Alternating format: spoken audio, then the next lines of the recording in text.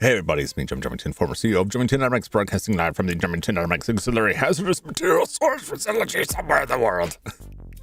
How's everybody doing this evening? What is today, Tuesday? I can't remember what day it is anymore. This fabulous Tuesday evening. What's up, Silas? What's up, Ryan? I will not kick your dog, Ryan. I will not. Even if I was physically able to, which I am not. Through this great distance. I guess I could fax my foot over there, but not really interested in that. What's up, Flash? What's up, Buttercast? What's up, Judd? What's up, Perhenmo? Oh, I see. I did not kick the dog. That's good. Not even have a dog. Oh, how did I know? I should have known. Well, I am tired. I stayed up too late last night trying to conquer the beast that is Hell Knight. And if you were watching last night, I had to leave before the end. I'll save you the rewatch. I didn't do it. I didn't do it. I couldn't get past the old Greg hybrid. And I finally had to give it up. So we'll be back.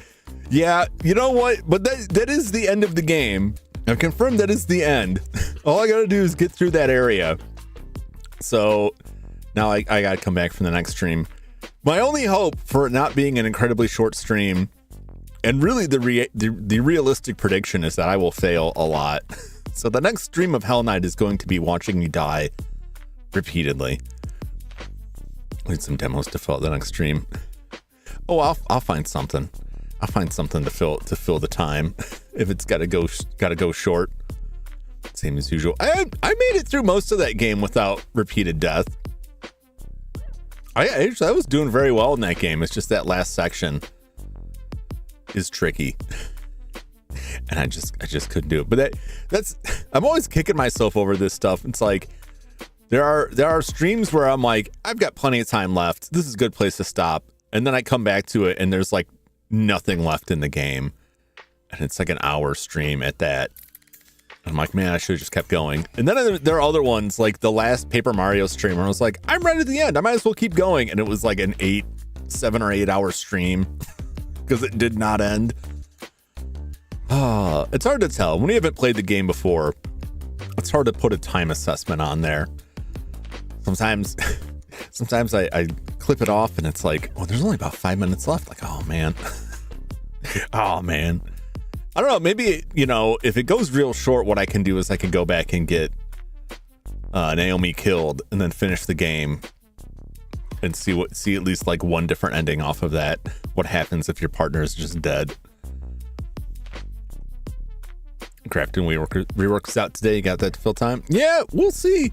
I don't know if I'll be able to play that beforehand. I would really like to return to Hell Knight before next week. And about the only day that I can come up with that I may be able to do that on is Friday. But I got to see how things shake out for the rest of this week with offline stuff before I can make anything. So I'm not going to schedule anything, but keep your eyes open. I'll know more the closer we get to Friday if I can come back for that or not. Unless RoboCop ends really soon, and I don't think that'll happen either. And Star Ocean, like, I think I could get through the whole dungeon, but I don't know. Good video game if you played it before. Carmen Sandiego games are a good game. I played the Carmen Sandiego way back when. In the old days, I played Carmen Sandiego games. I don't think I was quite smart enough for some of them, but I did enjoy those games. Do they still make those? Do they make new ones of those? What is the current status of Carmen Sandiego? Where in the world is Carmen Sandiego? That's what we all want to know. I wonder, this is a grim thought. I wonder if I go back and play the old Carmen Sandiegos, if it references parts of the world that no longer exist under that name. Like if it references like the USSR or something like that. Carmen Sandiego. There's right on top, Carmen Sandiego. March 3rd, 2025, a Carmen Sandiego game came out.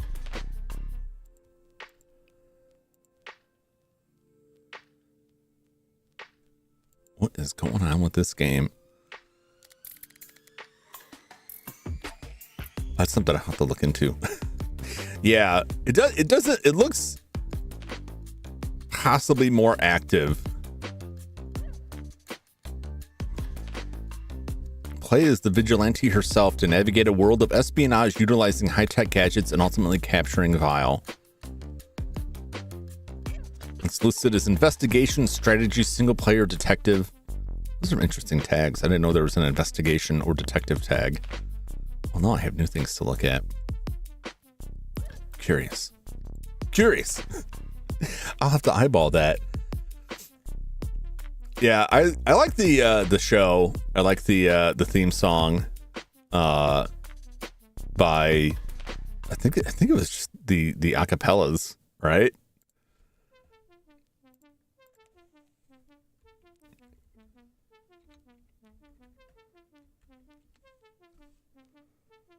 Or they had another name.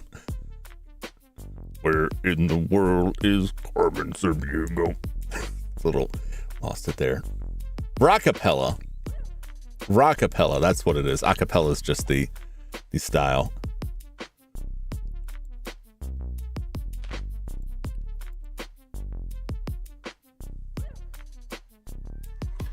Listen to it right now. I like the deep voiced guy.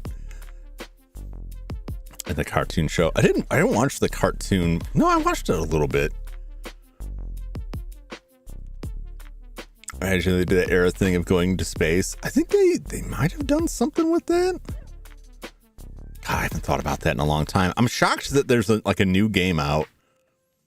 But I would go back and play the old games. Where in the cosmos is Carmen Sandiego? She's on the planet Pluto. It's not a planet anymore. It's not a planet. Carmen Sandiego, you're wrong.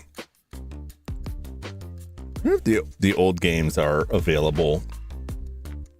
They would have to be on GOG if they're anywhere.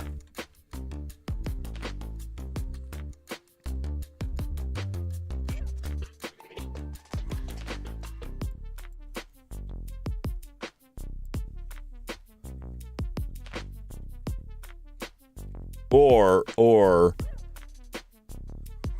they're abandonware.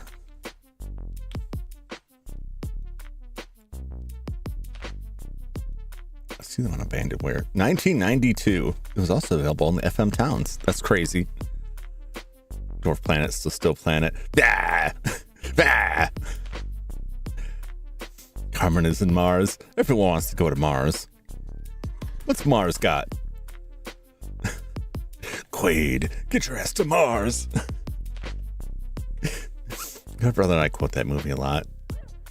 That's a line from that movie, Total Recall, with Arnold Schwarzenegger. The 2 weeks, and anytime, it doesn't matter what the situation is, which often doesn't work well for me. Anytime I hear 2 weeks, I have to quote that movie. 2 weeks. And a lot of times people have no idea what I'm talking about, and they just think there's something wrong with me. And there certainly is. But it's not related to the 2 weeks. Mars has radiation and microdust. Yeah, I mean, so does my cave. You don't hear me complaining about it. Aside from all the flesh that falls off. Well, tonight, I'm going to be playing this exciting game, the Crimson Diamond. I have not played a text interpreter game, a text parsing game. God, probably since my computer ran DOS. It's a style that like died out for the most part a long time ago. There's a tutorial. I saw there was a tutorial. I will certainly go through the tutorial. I didn't even realize until like 20 minutes before stream that I hadn't installed the game yet. It's like, oh, I thought I installed this. I must have been thinking of one of the dozens of other games I've picked up in the past year. So yeah, I'm very interested in it. The graphics, I love the graphics style. It's very old school, like low res EGA style, like very careful color count. The music sounds pretty nice. It gave me an option of the font, whether I wanted a sans or a serif font. And I looked at it and I'm like, I can't really tell the difference. Easy for Robot to say, at least the microdust doesn't pierce your lungs and cells don't mutate. Yeah, that's probably true. I mean, there's still some brain matter in here, but like, I still gotta worry because I don't have a lot of spare parts, and that stuff can really jam up the joints. It really works its way in there, and then it's impossible to keep clean. Plus, I work with a lot of other equipment. I don't want to be bringing radioactive microdust and getting it sprinkled into my Super Nintendo and have even more issues. Gotta keep these things clean and alive. Speaking of, I gotta clean my computer out sometime in the near future. It hasn't been so long that it's worrying, but it's been long enough that I know I should do it. Because no matter how clean I try to keep things, I still get a lot of dust in here. And everything looks fine, and then I open up the filter on the computer, and it's like, oh my. Everything looks nice and clean. And then I get the air and like blast out like the radiator, and it's like, wow, where's all this dust coming from? Cookie crumbs. Oh, I don't leave any cookie crumbs. That stuff goes directly into my mouth. I have a technique for that where I tilt my head back and just kind of let it all sprinkle into there. The worst it gets is into the beard, and that's easily combed out in a safe and clean environment. We have a clean room for that. I mean, it's not for that, but that's what I use it for. To get the food particles out safely and securely so that I can gather them up for emergencies. Just keep a jar of crumbs safely stashed within the walls. Or sprinkle it around to the raccoon traps. They seem to like it. Well, let's go to that game screen. Every calorie matters. Indeed. When you need that protein to keep the engines of your body going, like you need every scrap of it you can get.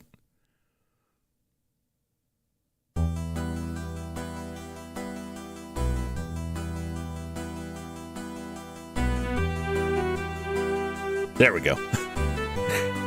It takes a while to get that up there.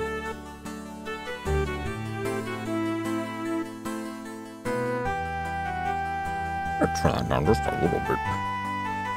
It's a nice tune. Yeah. I'm already excited. Look how big this mouse cursor is. Monstrous. Ginormous cursor. It terrifies me.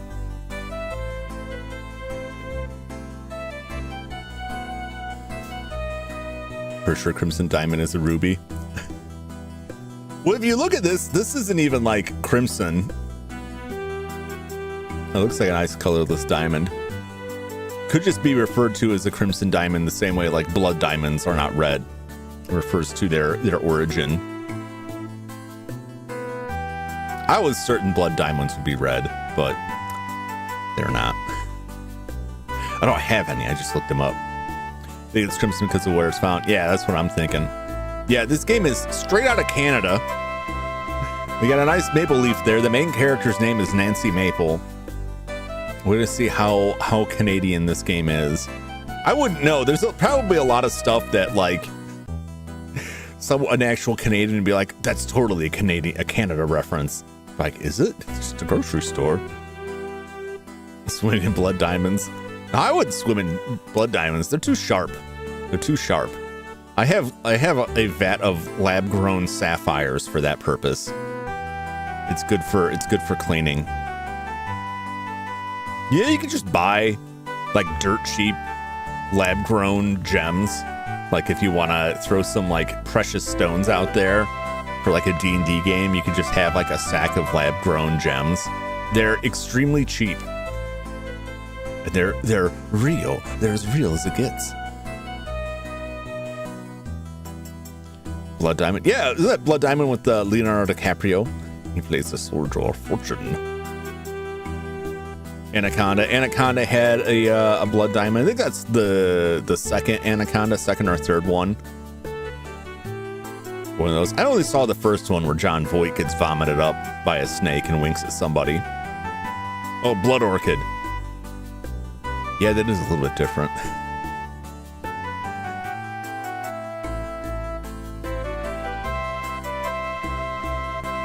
I miss the days when we had like good budget, like giant monster flicks. Like, here's a big snake, there's a big shark, before that stuff just got relegated to like, what is it, Asylum movies, like Mega Shark.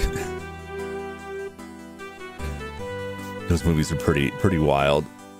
Fancy maple syrup, yes, because it's Canada. All right, let's check out the tutorial. Look at this artwork, it's beautiful. Welcome to tutorial room. My name's Nancy Maple. Delightful.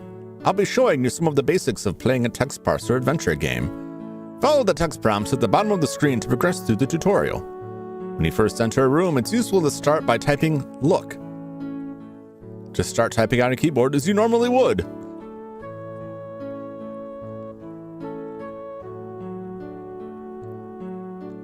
Look at that. When you type look in a room, the game will describe important features. You see a cupboard and a green door. The game will also list the other characters in that room. What are you talking about? How do I eat a hamburger? What did you think I was gonna type? No perverted son. I'm just talking about eating. What's perverted about eating hamburgers? Game will also list the other characters in that room. Jack is here. Type look Jack to learn about him. Look man or look person will work too if you're having trouble with names. Jack. Do I have to capitalize it? I'm not gonna. Jack is a tall, lean man with a shiny, bald head. He is Mr. Richards' employee and is in charge of the cooking, cleaning, gardening, and myriad other tasks the lodge might require. He's wary, but still seems to be in decent spirits. Jack is somewhere in his 40s. He's lost in his 40s. Jack is here to help with the tutorial. Well done. Excellent. How do you do? Looking at characters at different points in the game may give you additional information. Try to talk to Jack and see what he has to say. Hello, Jack. My name's Nancy Maple. Nice to meet you, Nancy. You can ask me about this tutorial. Type ask Jack about tutorial. Ask about tutorial also work. Keyboard's kind of like offset. I can't really move it because of the cables. It's a little weird for me. I don't usually have to type this much. Just like John Lawson's 40s. Unfortunately. There's one individual in Cecily's chat that constantly refers to me as the 40-year-old, and all I can think is, boy, I wish. Turn back the clock just a little bit for me. That'd be nice. Taking bets when the next cult will show up. They're already here, Flash. It's too late. The default movement method is click to walk, shown by the two footprint icons. The blue in the upper left corner of the icon indicates what the target spot is. You can also ask me about inventory.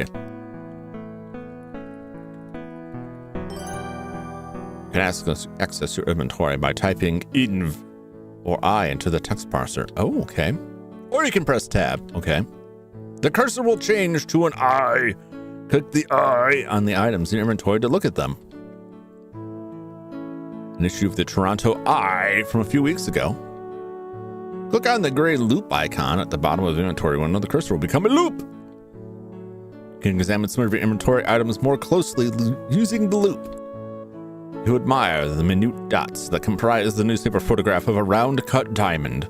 The natural diamond described in the article would be an octahedron, not a faceted specimen. What an embarrassing inaccuracy. What does that mean? Catch one of the thieves at a maple tree in the woods. There's a black market stolen maple. That's a big deal, man. They'll bust those guys when they try to get that truck across the border with all that syrup. You have a high-speed chase involving syrup because it's that valuable. How crazy is that? You can close the inventory window by pressing tab, the escape key, or enter. You can also examine objects in a room using the loop. Type examine the cupboard to learn more about it.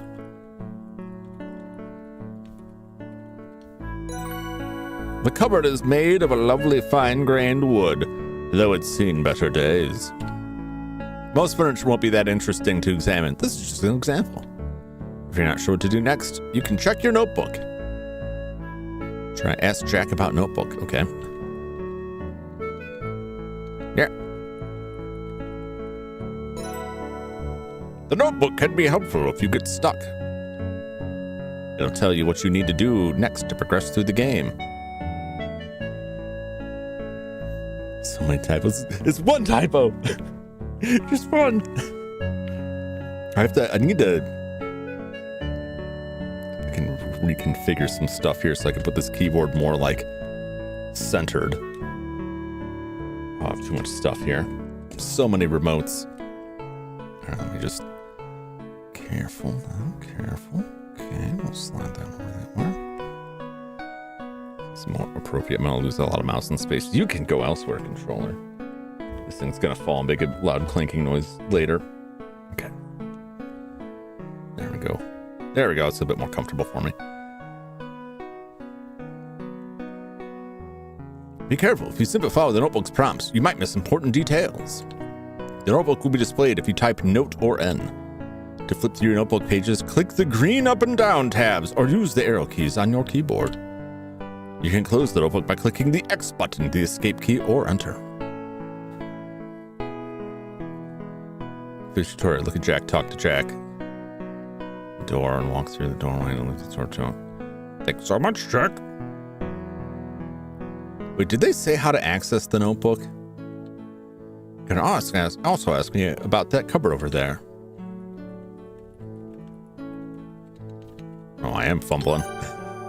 You can open the cupboard by typing open cupboard. If you type open door, it'll open the green door and not the cupboard door. Sometimes there will be more than one cupboard, in which case you might have to walk close to the cupboard you want to open.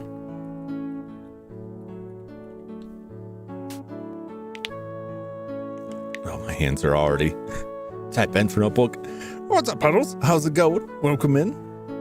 I was gonna guess that, but I just found it odd that they didn't say that. Open Jack. Let me get my knife first. Open him up and see how many children he swallowed. See if I can find a license plate in there. Knife Jack and take his kidney. Rob Jack. You open it. Looks like there's something inside the cupboard. If you look cupboard, the game will tell you what the cupboard looks like. If you look in cupboard, the game will tell you what's inside the cupboard.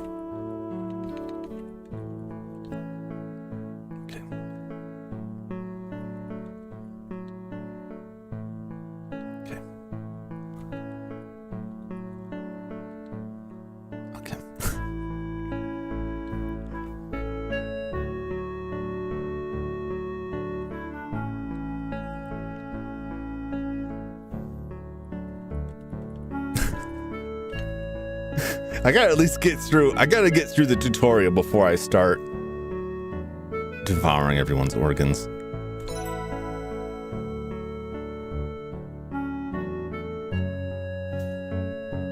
In some case, the bear did it. It's always the bear. You see a green hat in the cupboard.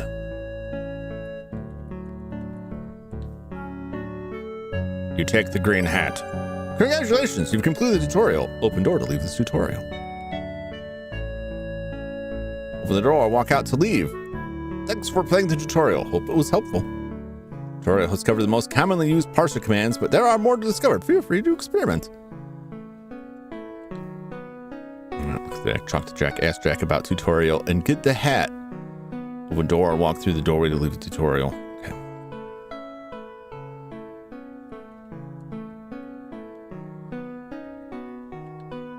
That doesn't seem to work.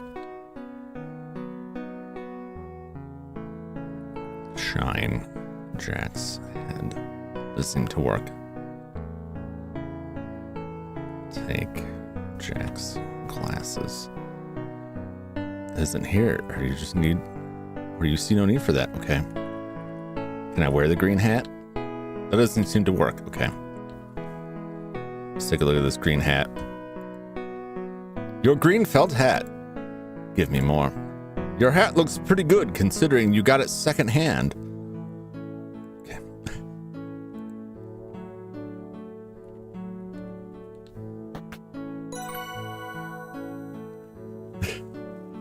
Shove anything under the collarbones? What do you mean? Gotta send a bear after you. Why?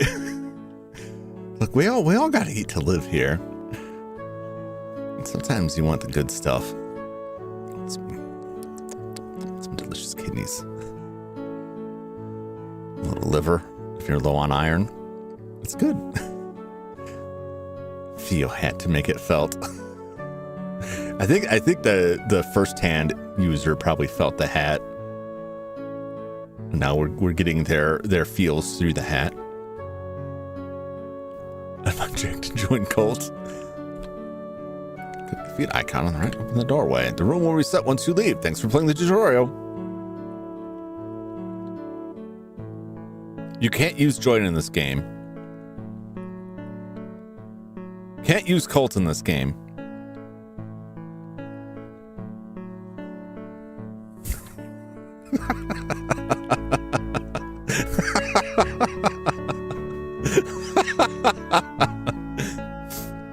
This game does not belong here.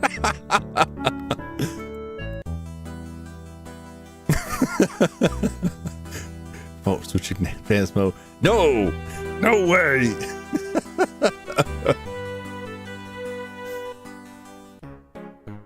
Crimson, Ontario. That's where it's the Crimson Diamond. We're in Crimson, Ontario. Is that a real place? For Headmo, is Crimson, Ontario a real place?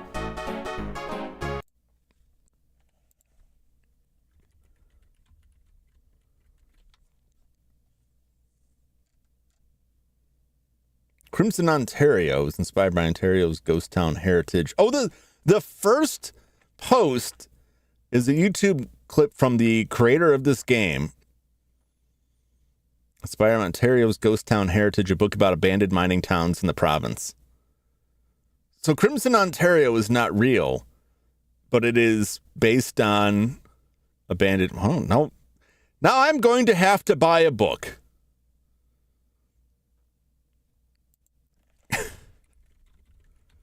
I do enjoy heritage. I do enjoy ghost towns.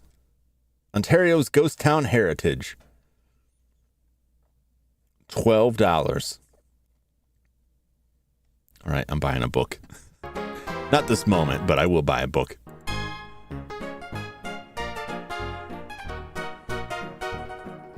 Well, I don't know you're from British Columbia, Petals. It's good to know. Is France a real place? We all know it's not. I also collect dust. No way! It'll sit on my desk and I'll thumb through it randomly. Support our flourishing book industry. I'm sure it's printed elsewhere. I shouldn't get into that. I do like books, even if they do collect dust and produce dust. And then eventually the mites will come and devour me and I can escape this mortal coil for good. But until that time, I will continue to stack them haphazardly across my mostly dry cave.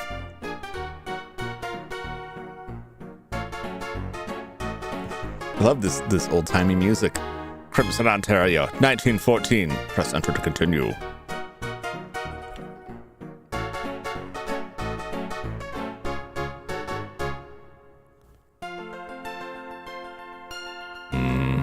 Oh, yeah. Oh! Would you look at that? I gotta say, nothing good comes from pulling diamonds out of fish. It's probably always gonna end badly. The Royal Canadian Museum, Toronto, Ontario. Canadians at Rio, figments of maple syrup induce nightmares. Toronto doesn't exist. I'm learning a lot. I'm learning a lot about Canada.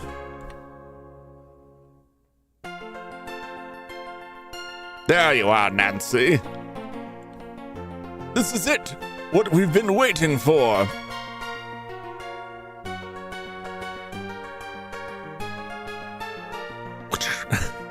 Far up north, the fishermen found a massive diamond in the belly of a fish. This could be a real boon for our mineralogy exhibit. We need something better than those dilettantes over in geology. I want our exhibit to be the talk of the town. It's too bad that we can't spare anyone to head up to the middle of nowhere on such a long shot. You could spare me. Let me go, Professor Plumber. It would be perfect. Everyone else is busy with the new exhibits. Well, I've just been learning the filing system. That could wait a day or two, couldn't it? I don't know. The filing system is very important. We really need you on those files. Very important files, that. She's cute. Look at those freckles. Delightful.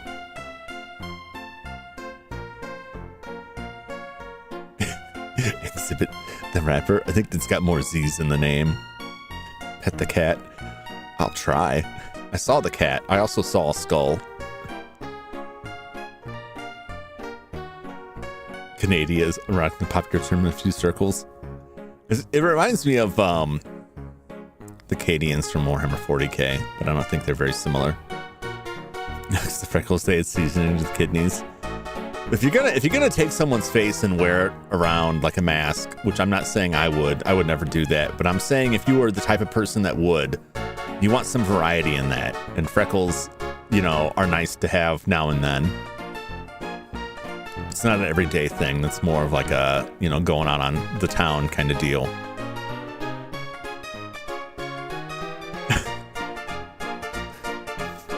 It sounds like a Canadian space colony. They're in space. They're too polite for space. I'm not usually in the habit of sending unsupervised young ladies into less civilized regions. But as luck would have it, the discovery was made near a lodge where I'm sure you could stay while you conduct your field work. You win, Nancy. Get on home, pack your bags, and catch the train up north. Hooray! Thanks so much, Professor.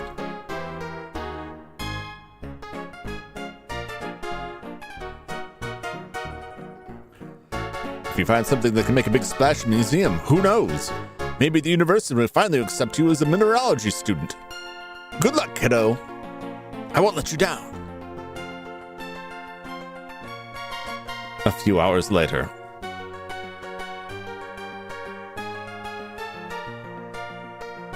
Here's my train. I really admire their commitment to the art style and the limitations of the EGA graphics.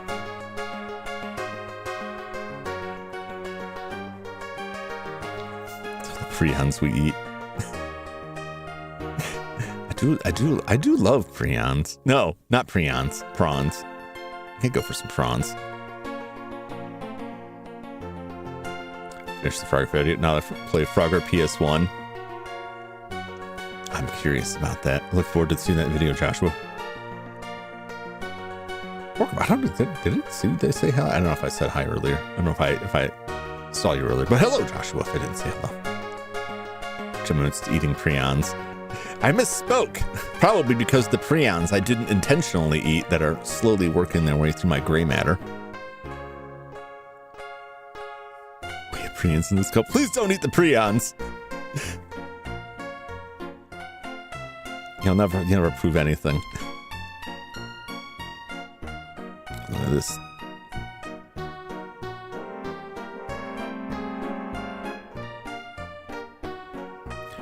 This music reminds me of when I first got a computer and it was Windows 95. And you know, Napster didn't exist, but it did have a CD player. But before I had CDs, I had a selection of MIDIs that came with it. I spent a lot of time listening to those MIDIs because there was just nothing else. This is it, my first time out of the city. I'm going to make the most of this trip. I can't wait to see the rocks of Northern Ontario. Goodbye, big city. Hello, adventure. A few hours later.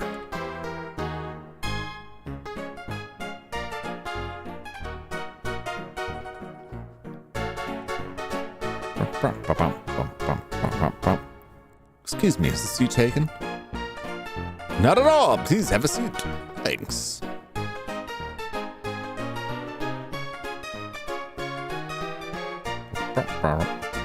My name is Kimi Kishiro. Where are you headed? Pleased to meet you. I'm Nancy Maple. I'm bound for a town called Crimson. Oh my, you've got some hours yet. I should know because that's where I'm going. I'm a clerk from the Royal Canadian Museum. My boss sent me to check out the diamond claim up there. I haven't heard of that discovery. Then again, I don't pay much attention to the news. It's a very strange story. Up by Crimson, a fish swallowed a huge diamond. A fisherman caught it, sliced it open, and there it was, the spectacular sparkling gem. Can you imagine? I jumped at the chance to investigate. This is my first time out of the city. I couldn't be more excited. Where will you be staying when we get to Crimson? A place called Crimson Lodge. Ah, I'm staying at Crimson Lodge. I'm a bird watcher. I hear there are nesting colonies of cormorants up there. That's what I want to see. I don't mind seeing the Sulaks while I'm up in the area. I'd love to see the big ships up close. Wonderful. We could be traveling companions. I'd very much like that. Hold it for 2 weeks. Need to break Magmatic's timelines can carry for a while. Yeah, that's not a bad idea. Hold off on the uploads. Don't want to overload the audience. This looks like the first Laura Bowl game. Does it? I'm gonna click on this for a second.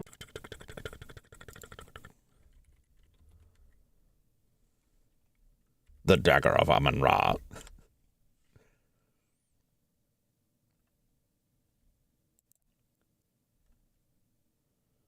Well, that's the second one. First was the Colonel's Bequest. First, a short-lived Laura Bowl Mysteries, which has used many elements from the game Mystery House. I'd like to play Mystery House on stream some point.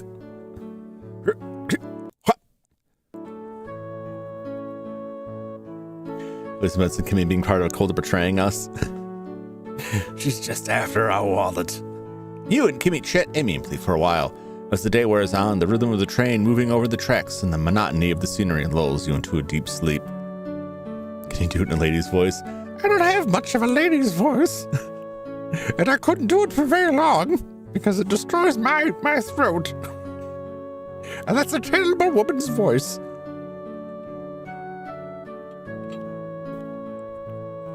I wish I could. It does feel weird reading all female characters. No, like, hey, my name's Amy. What's yours? I'm Susan. Good to meet you.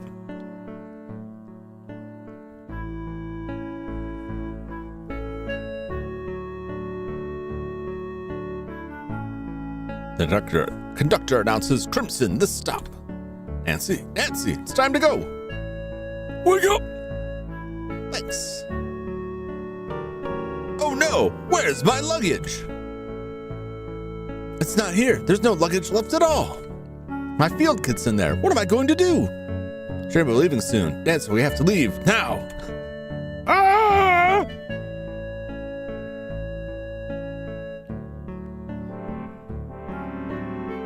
Look at this fancy fella. I had no idea anyone else was still on the train. Hello there. Hello.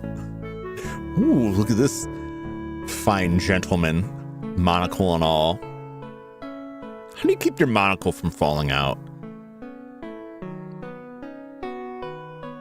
That feels like it would hurt your face if you're holding the monocle on all day.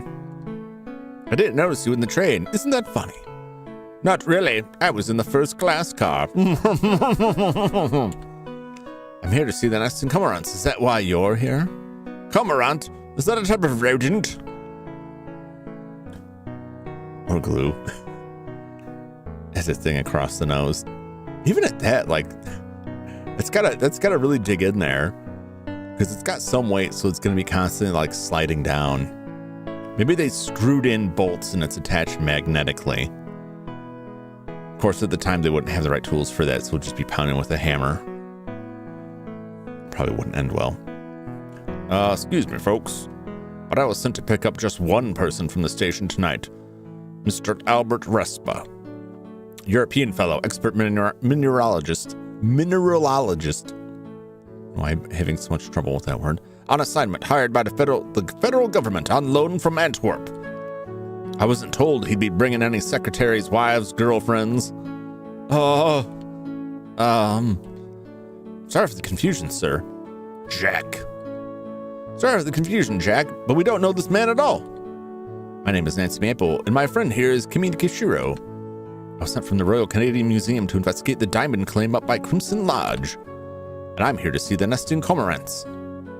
We're both here to stay at the lodge and go about our business. Do you know which way it is from here? Not the feds, they've come for us. I'm sure they know where it is because that's where I drove out from. But I'm sorry to tell you, ladies, the lodge has been closed to the public for months. You didn't hear? My boss, Mr. Richards, he's getting on. He's done with the lodging business. All he wants is peace and quiet. But then this whole diamond fiasco starts up. Folks are all up in arms. He's not pleased at all, I can tell you. This gentleman is here on the government's orders. Mr. Richards can't do much about that. But you two. Uh-oh. Well, that's unfortunate. But you only have yourselves to blame for being uninformed. Let's be off, Jack. You piece of shit. Good evening, ladies. The thing is, Thing is, ain't no one's coming by here at this time of night. And the nearest accommodation is a lodge, which is a few hours away by automobile, even still. Look here, I'll drive you ladies up to the lodge for the night. I don't know, I'm giving like a southern accent. Tomorrow morning, I'll bring you back here so you can catch the train. As it is, Mr. Richards is going to be peeved about hosting unexpected guests. I mean, even more than he is already. His sister's come up from the city to stake her claim. And she brought a lawyer to boot. Come along now.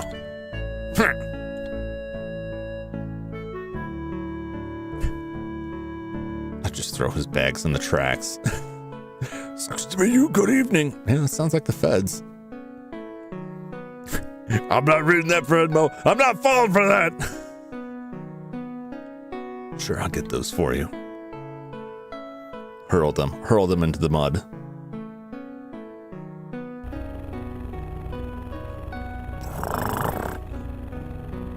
Sir, your trunks arrived a few days ago. Boy, they sure are heavy. Ah, yes, of course. My, it sure gets dark here at night. Lucky for you, I've made this trip many times. Used to be folks would come out here in the summers for recreation. Before my time, settlers came to this area in hopes of building lives for themselves. But once the mines were used up, there wasn't much reason for them to stay. The soil ain't that good. Have you seen any cormorants? I'm hoping to see some. Yeah, they nest up on the cliffside. Stay away, though. They don't like being disturbed, particularly during nesting season, which happens to be right now. So if you're so wild about birds, I'd let them alone. You do more harm than good. Besides, tomorrow morning I'll be taking you right back to the train station.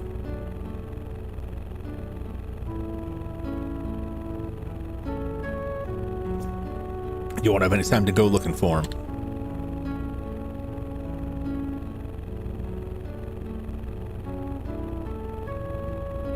That's all that Martian microdust getting in my nose. Any other diamonds been found in the lodge? First of all, no way to know if that rock even came from round here. I've lived in this area for years and ain't never seen any diamonds. So I know for a fact they didn't come from these parts. They say that man cut it out of the belly of a fish. That diamond could have come from anywhere upstream. You folks are wasting your time, sorry to say. Who cares about shiny rocks anyway? No use to anybody. Well, I don't know, diamonds got a lot of uses. You use them on drills and so forth. A lot of industrial equipment. Just saying. Or to, cut through glass if you're a cat burglar. Those are the ones that I can think of. I'm sure there's more, but that's all I have. We shall see it about that. Your travel-weary companions resist your attempts at chit-chat. It seems that Kimmy and Albert have fallen asleep, although in the almost complete darkness, it's hard to tell. Stop burgling. Look, we all gotta make our living somehow. It's possible for Jack to hear you from the back seat above the cacophony of the engine and the automobile rattling over the rough country road. You decided it would be best not to distract him anyway. Here we are. Wow, it's spectacular. You know what? I almost don't mind having more bodies in the lodge. Feels not so empty. Feels like old times. Make yourself at home while you're here. Thanks, Jack. Welcome to Crimson Lodge. I'm sure no crimes will happen here. I'm going to my room. Miss Kashiro, Miss Maple, your bedroom is upstairs at the end of the hall on the right. The bedroom across the hall from you, that's Mr. Richards' suite. Try to keep quiet and stay out of his way, won't you? He shares the suite with Margot. That's his lady friend. I'm in the bedroom right next to yours, along with Mr. Shaw.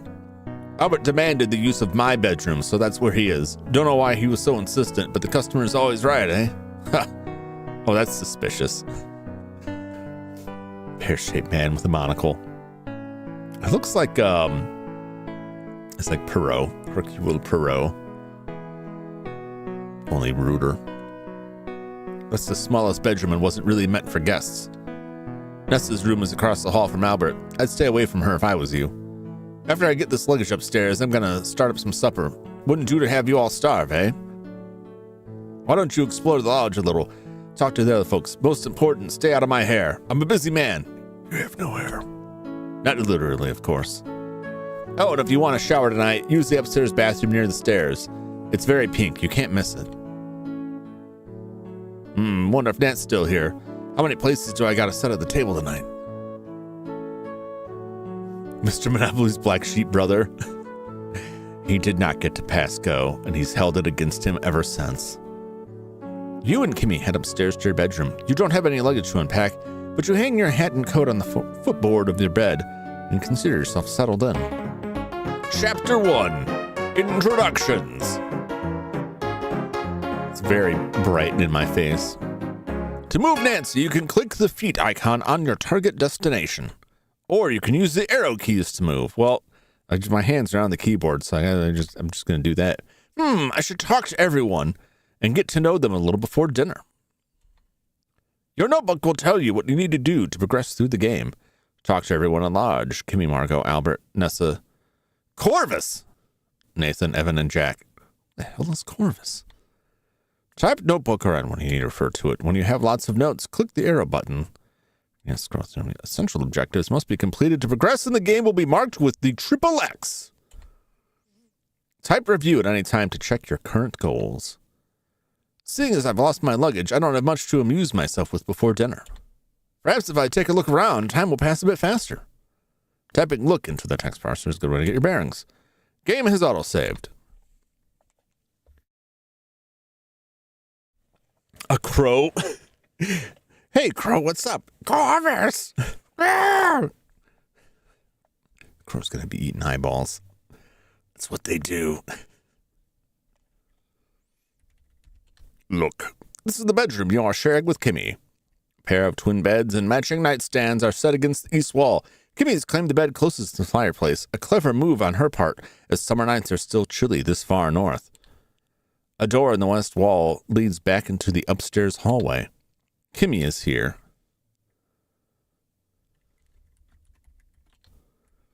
I've never been to a place like this before. I'm excited to explore, and I love meeting new people. Yes, you are the inquisitive type, aren't you? Jack did invite you to introduce yourself to everyone else, after all. It's only polite. I most certainly am. Would you like to join me? No thanks, Nancy. I'm exhausted. That bumpy ride from the train station has left me a bit frazzled. I'm looking forward to some peace and quiet before dinner. I can take a hint. I'll leave you be. Oh, one more thing. While you were asleep, Jack mentioned some old lodge brochures stored in the curio cabinet's drawer. They're meant for guests, back when the lodge was used as an inn. Even though we may not stay long, he said we're welcome to take them as keepsakes. Thanks, Kimmy. We'll track your progress through the goals. I've talked to Kimmy. It's marked with an X in your notebook. Okay. Open the curio cabinet drawer, then search the drawer and take the brochure. Okay. What's up, Dum Drum? I see MK Diddley Alliance, Netherrealm Girls Gone Wild. That aged like milk. Look, cabinet. The fancy glass-paned curio cabinet is full of fine items. A pair of intricately decorated silver steins catches your eye. The curio cabinet is locked, but I can see some lovely objects in there, particularly a beautiful matching pair of decorated silver steins. You open it. Oh, look in cabinet drawer. Your cabinet is stuffed with old brochures back from when the lodge was still being run as an inn. Take brochure. You pick one of the lodge brochures. You can also ask characters about different topics. Ask any about brochure. Just ask about brochure.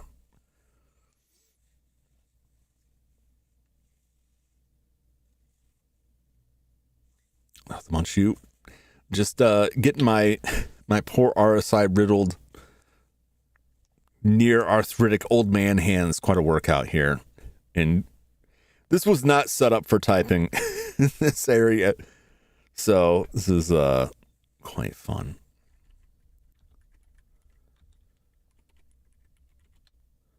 Sorry, Nancy, I don't know anything about that. Thanks for nothing. Fieldstone fireplace looks like it would come in handy on chilly nights. There's a fireplace tool stand next to it. There's some powdery soot accumulating in the fireplace. Take soot. Take some of the soot.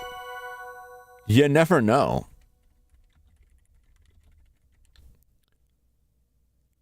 Holds a shovel and a poker. I don't think I want to take those just yet.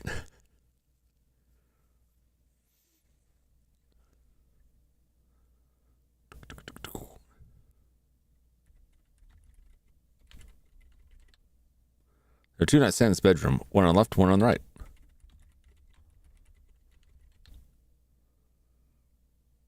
A pair of binoculars in the nightstand next to a small lamp. Is there like a...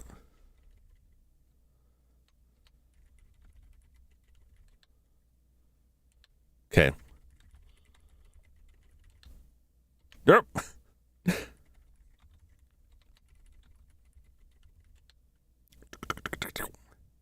Small lamp on this nightstand. Okay.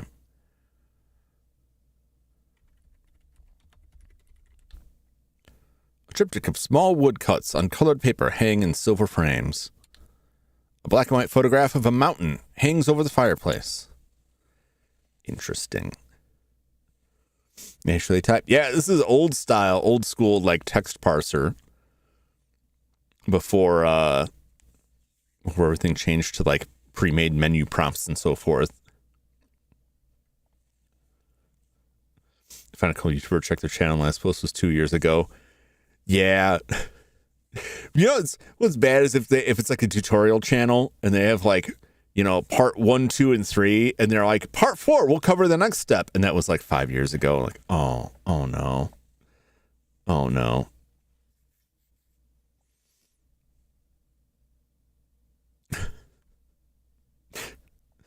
Why are you judging me, Bradmo? Why are you judging me?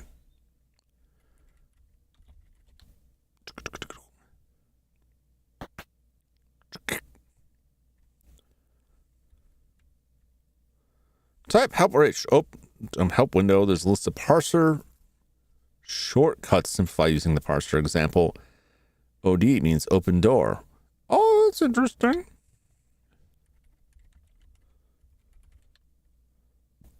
A masterful oil painting is framed and hung at the end of the stairs hallway. The plaque reads L. Harris. Do.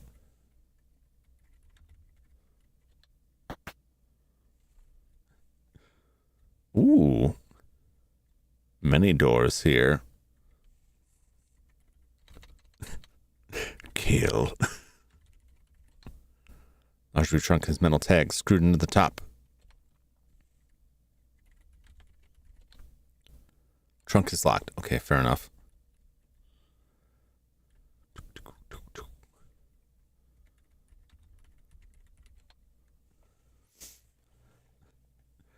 Game changes her hair to orange. Kind of looks like adult Penny Gadget.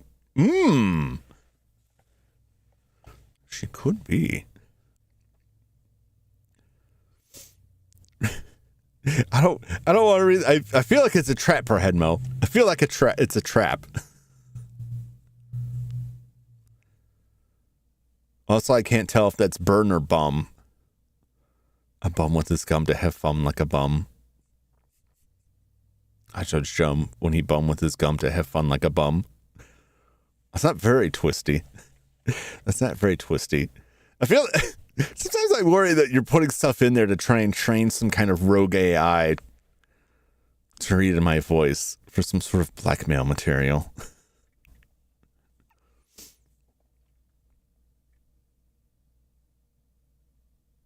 I'm not English. I don't know how these work.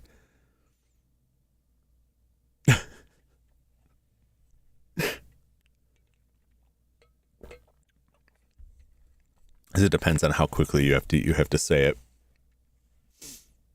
When we let me AI jump, that would be a nightmare. That would be an absolute nightmare. I don't know, how would you even fight something like that? I don't think you'd ever win. Bookshelf contains a variety of books on many subjects. Most of them are in French. We'll just in general that. This is the master bedroom. Mr. Richard shares it with Margot, I feel a little weird about invading their private space. No, I don't. There is a wardrobe and nightstand to the left and right of the bed. There are 2 doors on the south wall and a door in the east wall leading back to the hallway.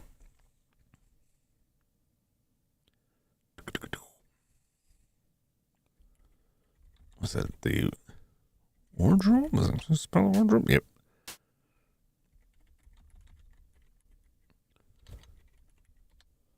Wardrobe contains a few garment bags and folded up pairs of overalls. Take overalls. The overalls are neither size nor style. I want them, though.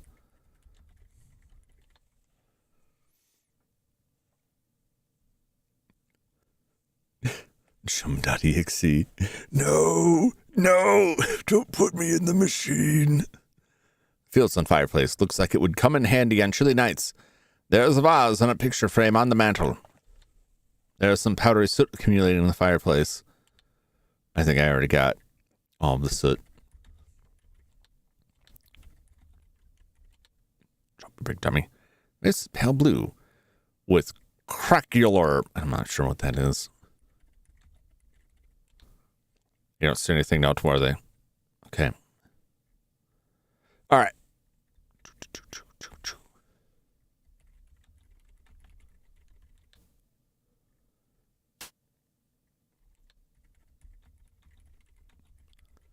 Rob them. There's a roll of white tape in the nightstand drawer. Take the tape. You take the adhesive plaster out of the nightstand drawer.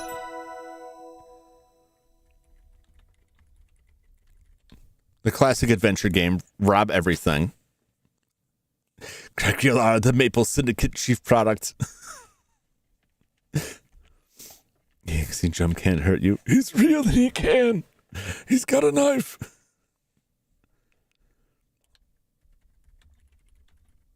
Look in. Okay. Do.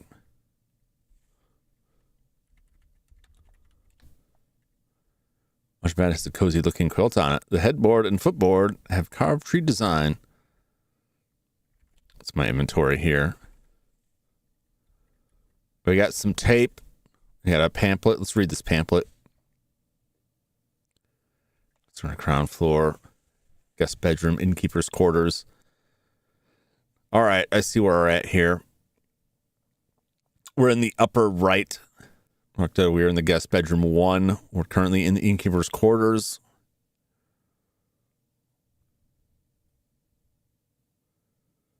Oh, there's a bar. And a powder room. Excellent. Poo-poo. Oh, this is just, space D. There we go.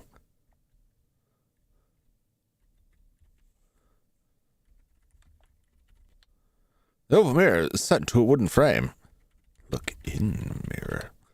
Gaze into the mirror. It's you, all right. Okay, I was just worried. Let's make it sure not a vampire.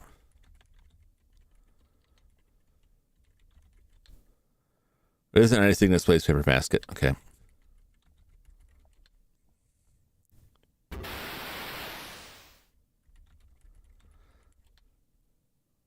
Isn't there, or you don't need for it. That could be there. Ensuite bathroom. What a luxury. You see a classy Victorian bathtub, a pedestal sink, a toilet, and a wastepaper basket. A door in the north wall leads back to the master bedroom.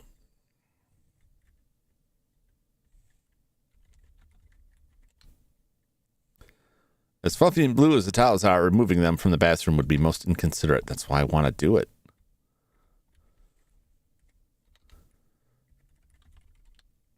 So the bathroom has a bath mat and one by the toilet.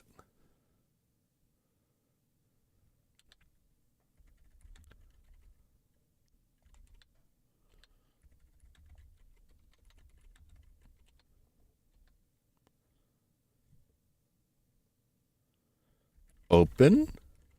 Maybe there's something underneath it. Doesn't seem to work. Move. Okay. Could be. Oi! Open the door. Well, hello there. It's a lot of powder you're putting on there.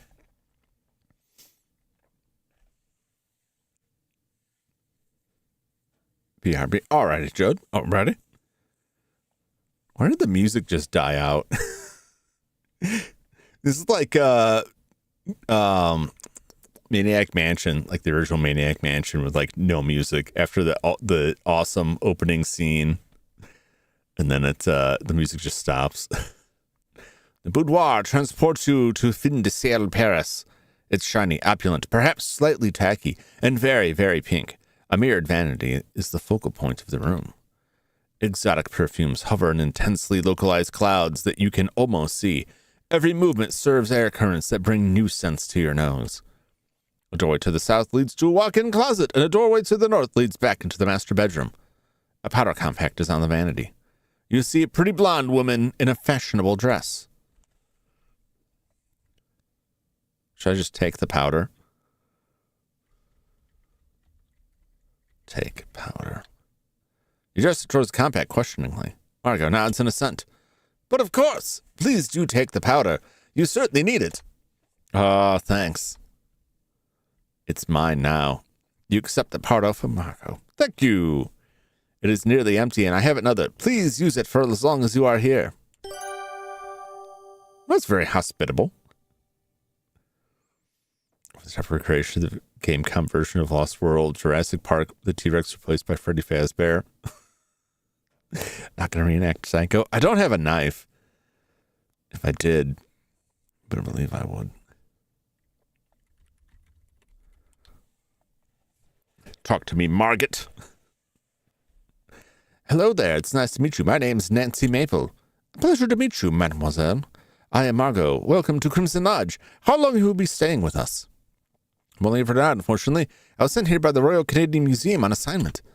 But Jack says I'm due to leave on the train tomorrow, according to Mr. Richard's wishes.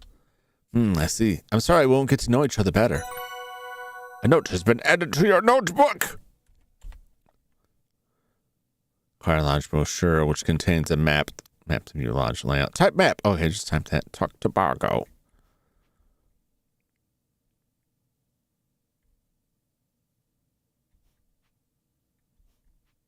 Clear your cabinet, then search the drawer and take the brochure. But I did. Do I have to search the drawer? I did take the brochure. Oh, it's marked there. Okay, never mind.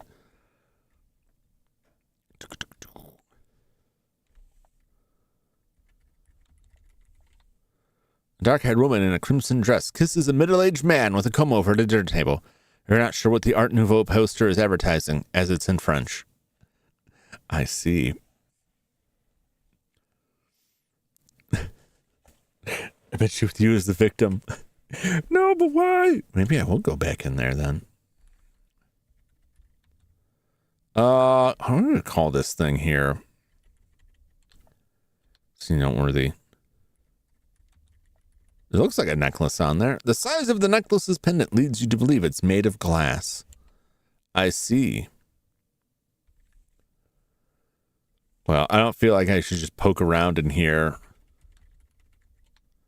I don't see anything noteworthy. But I will go in here.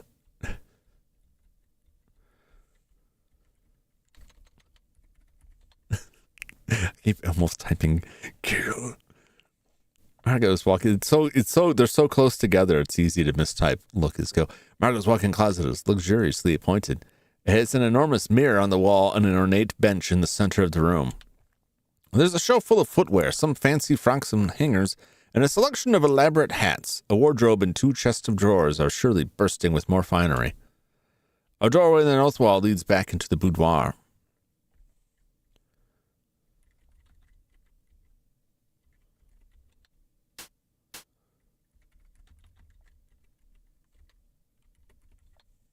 Wardrobes full of feather boas and a rainbow of colors. Stop murdering furniture. You wouldn't hurt a fly.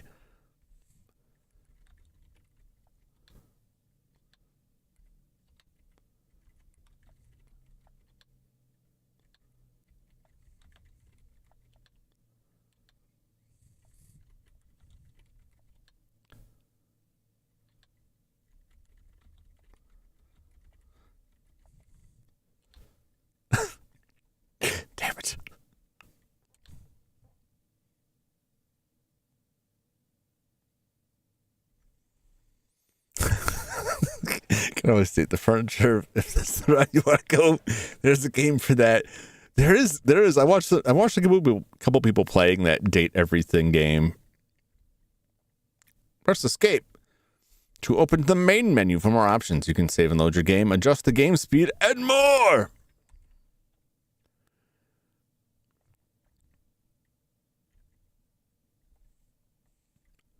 What?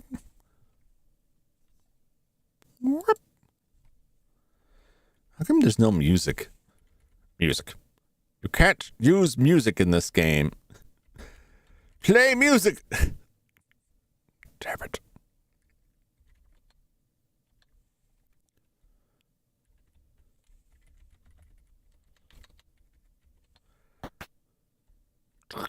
It's very quiet. Did you check settings? Yeah. Inventory, hold arrows. Yeah, there's just volume. I think it is just like check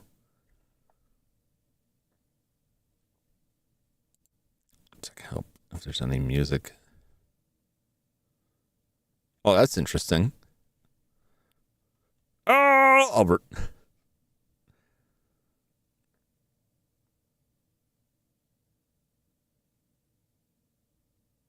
Yeah, I think it's just like a lot of older adventure games like didn't have like a loop of music. They would just play music at certain times.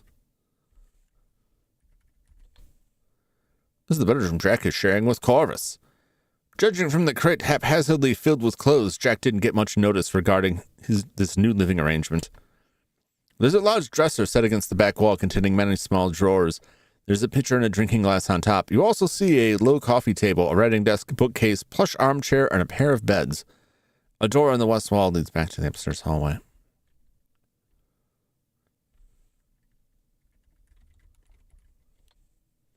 Oil paintings are hung over the two beds in this room. One features a majestic mountain range, and the other depicts a tuxedo cat lying on grass, surrounded by flowers. That cat reminds me of the sweetest stray I've ever met. A tuxedo cat, just like that.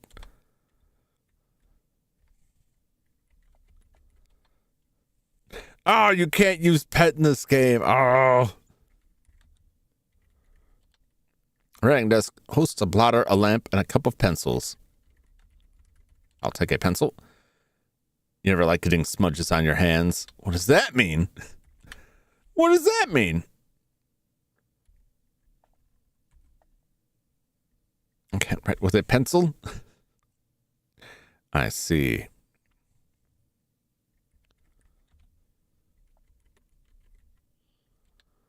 Place of rest is a gray metal receptacle similar to others around the lodge.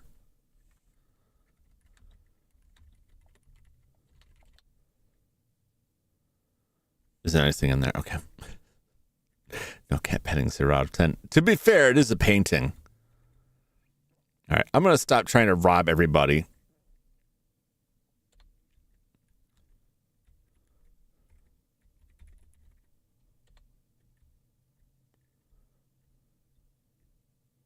That's a little bit trippy.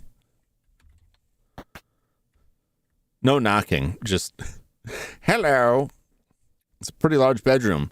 There's a love seat and an armchair arranged around a low table. There's a wardrobe, dresser, and painted cupboard. Door in the east wall leads back to the upstairs hallway.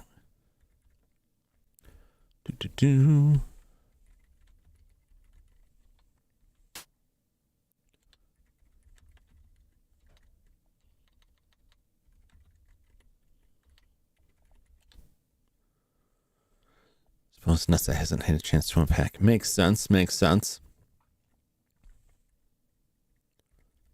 What is this? This box is like a jewelry box made of fine wood and has a brass lock.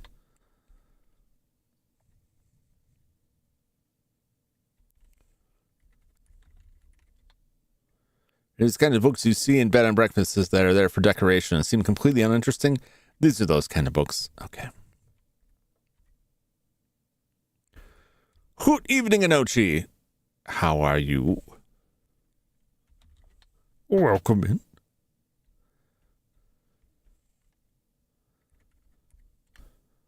Small bedroom, humbly furnished. Albert insisted on getting a room to himself, despite its size.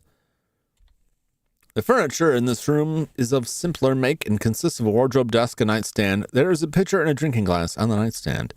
A door in the west wall leads back to the upstairs hallway. Albert is here. Hello, Mr. Respa. How are you settling in? Please, miss, I'm busy at the moment and can't... Okay.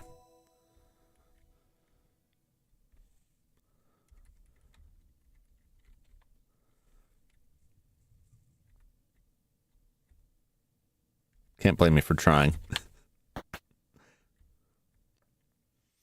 Have you been to bed and breakfast? I have not. I don't travel much. A few times I have has just been like at a hotel. A bed and breakfast seems like, it doesn't seem like the kind of thing you do by yourself.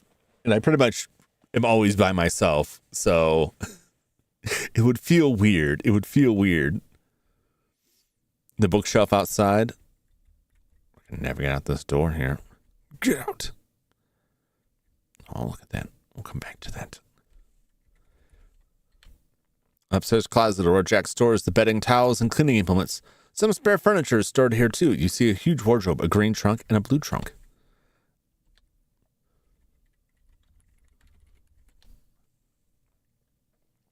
Blue trunk has a big padlock on it that requires the key, which you don't have. Okay. Green trunk still looks sturdy, though it looks like it's seen better days. The green trunk is locked. Okay.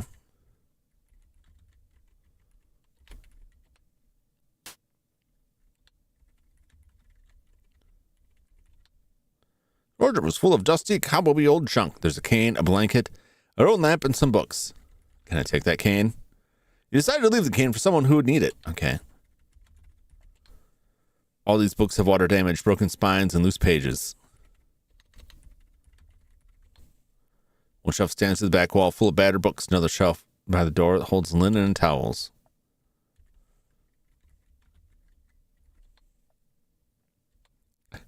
Just look at the towel.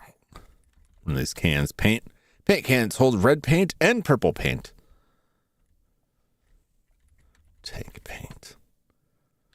Drink paint. Okay, fair enough.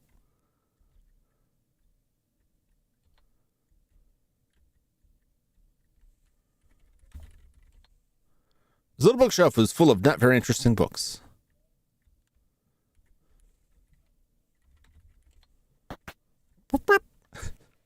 No suicide. I'm just thirsty.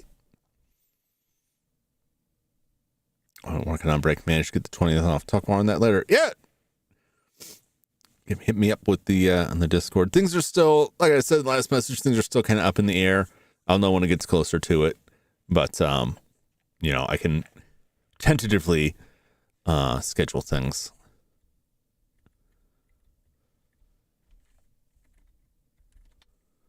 The episode's bathroom is decorated in shades of pink, green, and purple. It's a little garish. There's a medicine cabinet mounted above the sink.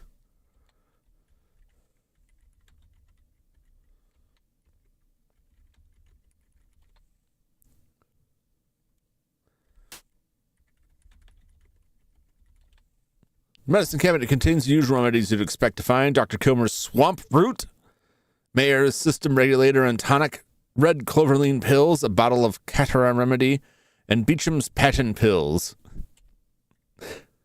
I see.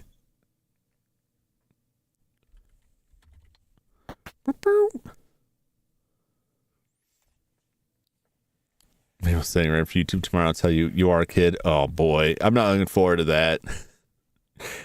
Nothing like automated like that ever really works well.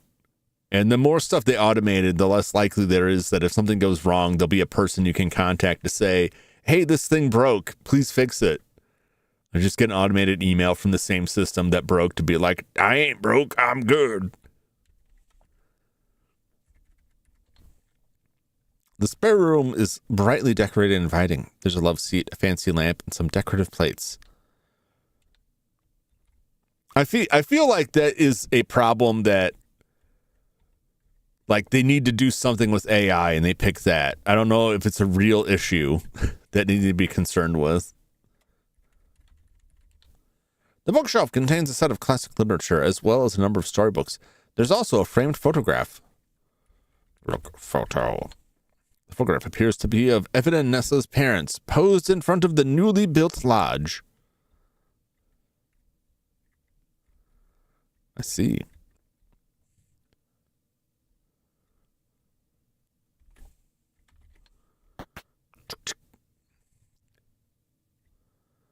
Now the bathroom.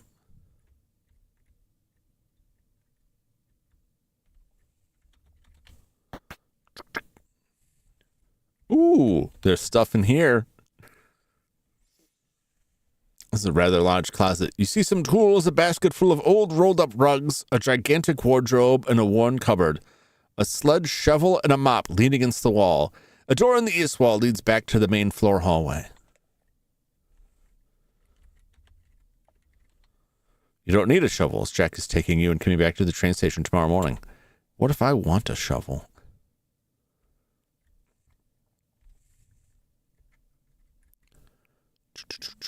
What is this? Is this a cabinet? Is this a wardrobe? You don't see anything noteworthy.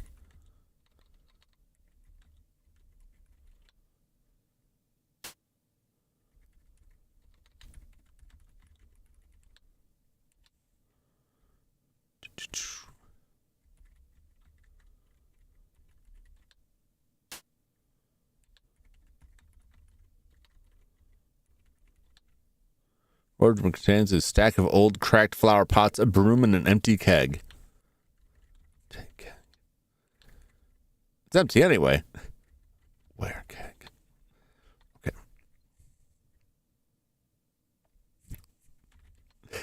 Gee. This is shuffle I'm gonna bury Jum with. Why? What have I done? I'm just exploring the options. This is a cozy bar decorated in warm hues of crimson and coral. A trio of stools are stationed in front of an elaborately curved bar. There is an oversized armchair and a striped love seat. A door in the west wall leads to the main floor hallway, and you can see the dining room through a doorway in the north wall. You want to lush? I might be. Drinking liqueurs is a bit much. I prefer a nip of whiskey myself. Take whiskey. There isn't any whiskey here. No!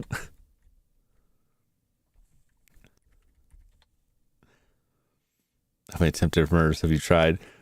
To be fair, the game has done fairly well to stop me. And once I get a firearm, that's all bets are off. The dining room is an impressive sight. A massive Persian rug covers the floor, on top of which stands an elegant dining table and matching chairs. There's a buffet and a display cabinet set against the north wall, and a pair of elaborate oriental jardinières are an opposing quarter. A door to the west leads to the main floor hallway. You can see the kitchen through a doorway in the north wall and the bar through a doorway in the south wall. What door is this?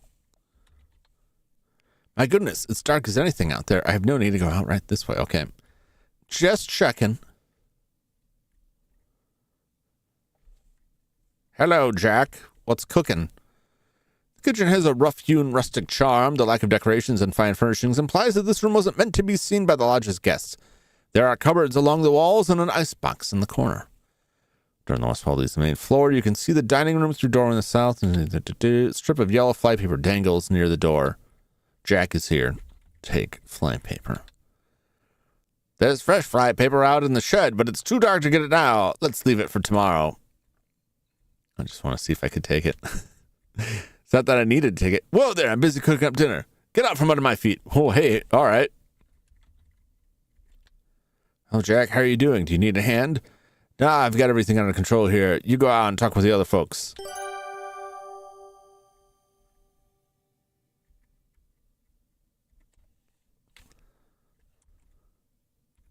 I wouldn't let me if I wanted to. You don't see anything noteworthy? Sorry, I got my hands full. I can't chat right now.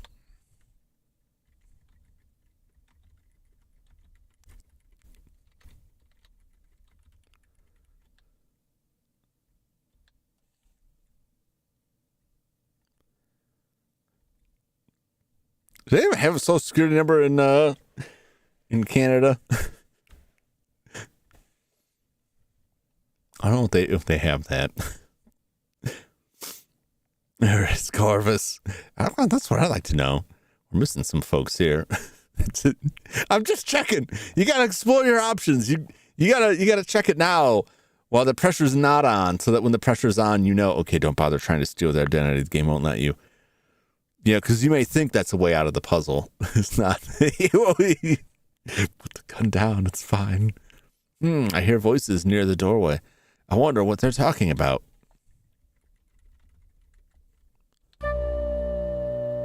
Ooh! So what are we going to do about this? We're spying. What are we going to do about it? We aren't going to do anything. I'm going to stand out of everyone's way and wait for all this to blow over. But what if they find... Shh, listen. If you want to talk, we'll do it privately. Later. Meet me in the study after dinner.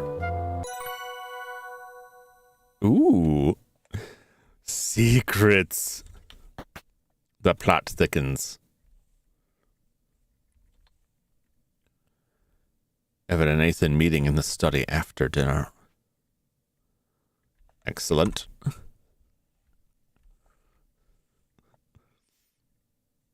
Let's take it the immortal from Invincible's voice. Listen to the Maple Mob. We gotta figure out what their cult is up to. How do we know it's a cult? We don't. But it could be. This is Evan Richards' well-appointed study. Next to the ornately carved fireplace, there is a fine tapestry depicting a forest scene. There is a display cabinet beside the fireplace. A fancy desk with brass fittings sits on the plush carpet. You surmise this room was once used by Evan's father, as it doesn't seem to be to his taste. A door to the west leads outside, and a door to the east leads to the main floor hallway.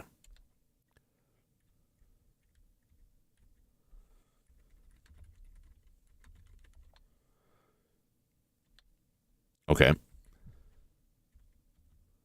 I don't know what this wouldn't be called a cupboard. It's a display case, isn't it? Glass paned cabinet.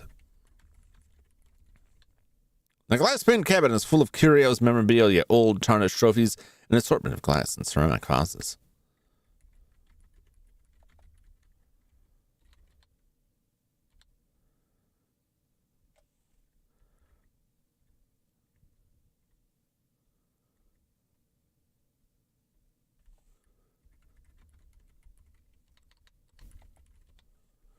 The little tapestry is a little faded with age. There are still rich colors woven into it. The detail is exquisite.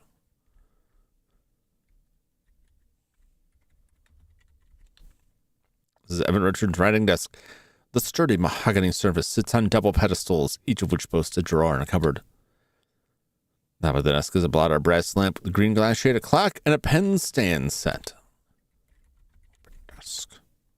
The desk is locked. Bookshelves contain a set of encyclopedias and various books of general interest.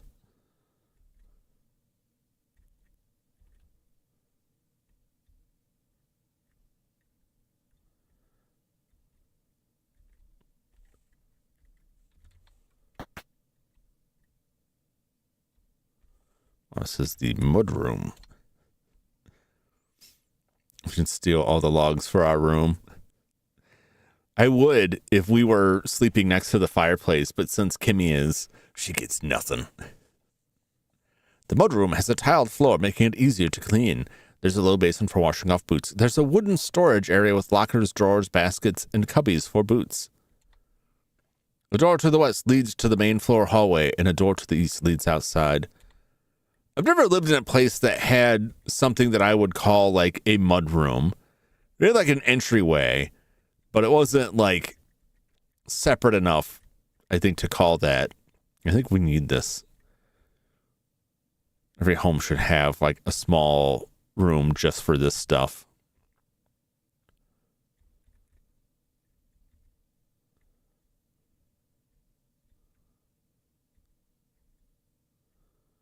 I feel like I talked to everybody here.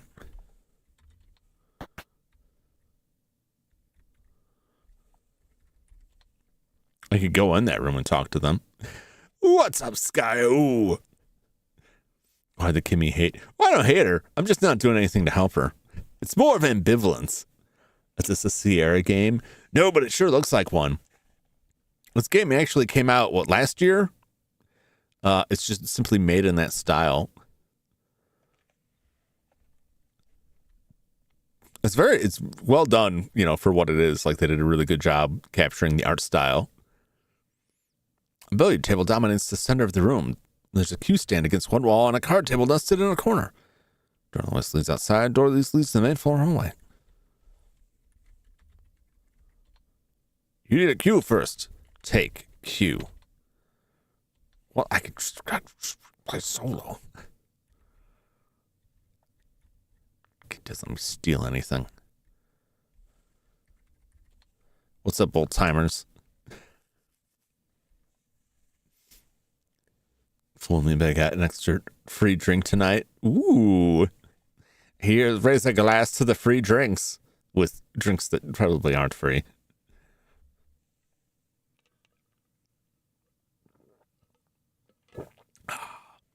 Delicious. The conservatory is a stunning showpiece of a room. Surely the expense and trouble to bring this many panes of glass this far north must have been enormous. With the door on the south wall that leads back to the main floor hallway, you see a husky older man wearing beaten-up denim overalls. You see a tall, broad man with long, dark hair and a fringed jacket. Talk, old man. Fortunately, that doesn't accomplish anything. Okay. Talk, man. Hello, my name is Nancy Maple, and I'm a mineralogist. Mineralogist. Like, added an extra L in there somewhere. Mineralogist on assignment from the Royal Canadian Museum. I'm Evan Richards. Look, you and your friend can stay the night, but tomorrow morning Jack will put you on a train back to the city. But my boss sent me up here on behalf of the Royal Canadian Museum. I'm a mineralogist. I've got too much on my plate as it is. What with my sister and that lawyer of hers, and one mineralogist is already one too many. Hello, my name is Nancy Maple. How do you do? Hello, Miss Maple. I'm well, thank you. My name is Nathan Cardinal, a family friend of Evan's. How do you know him? Oh, I don't actually know Mr. Richards at all. The Royal Canadian Museum sent me here on assignment. I am to survey the land and find out if there are diamonds here. A discovery like that would surely make a splash when the museum opens to the public. You're wasting your time, I'm sorry to say. My family has lived in this area for many, many years and have never found diamonds here. Small red garnets are still plentiful, but of little value.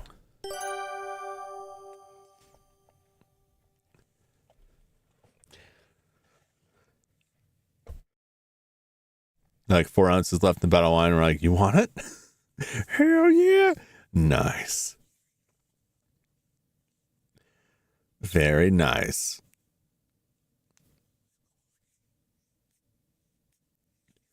Welcome back, Judd. Well, I guess we're just not. No one wants us around here. Okay. Kimmel Margie, Nessa Corvus, Nathan, Evan.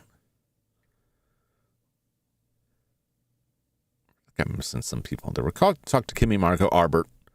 This is Nathan, Evan, Jack. I don't think I've seen Nessa and Corvus.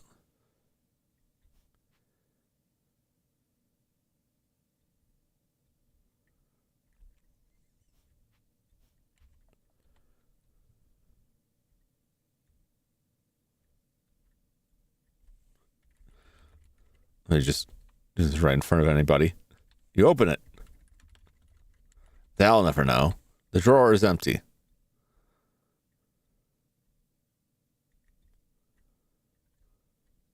Okay.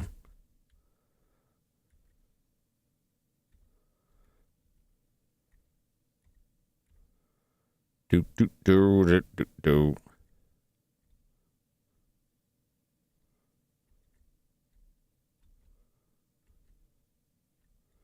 I haven't seen anyone else.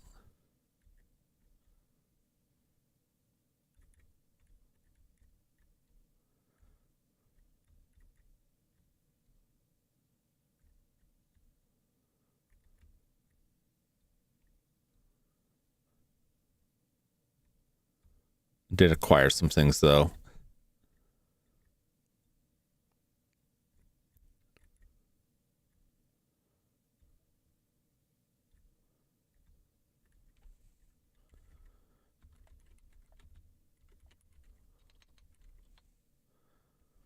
Oh, Mademoiselle Maple. I wish I knew.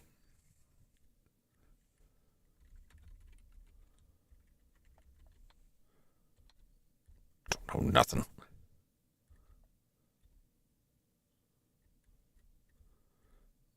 Well, Jack said he doesn't have time to chat.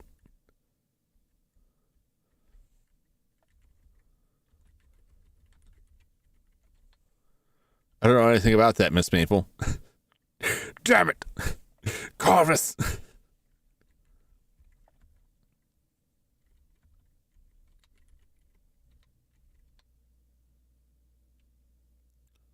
Oh, that's Ranger Murdoch.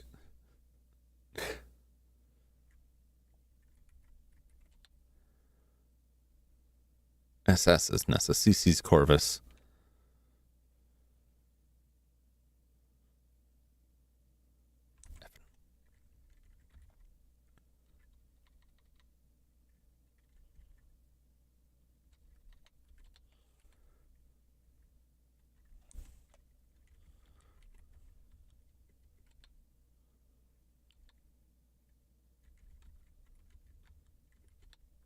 What?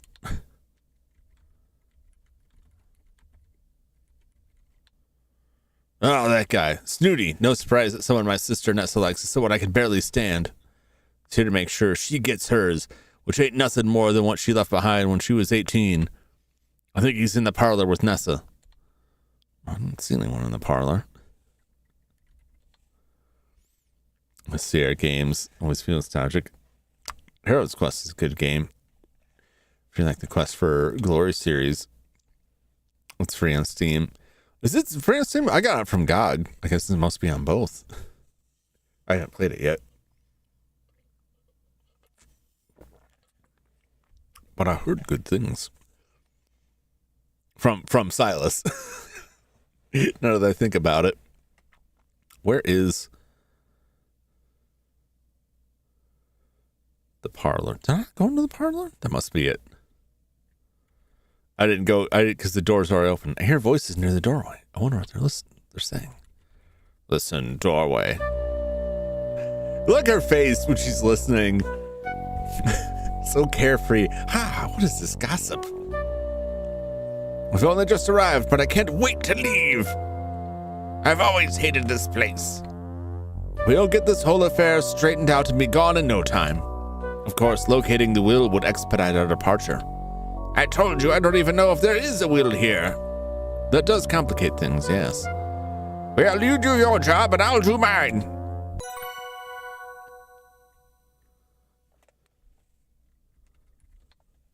The parlor is fussily decorated with elaborate wallpaper and a cushy carpet. A cut crystal bowl of Jordan almonds sits on a low table. There's a fancy pair of armchairs and a camelback sofa. A small brown sculpture stands in an ornate cupboard. Door to the west leads outside the lodge, and a door to these connects to the main floor hallway. You see a stern older woman with gray streaking her brown hair. You see a tall, natty man with brown hair and a striped vest.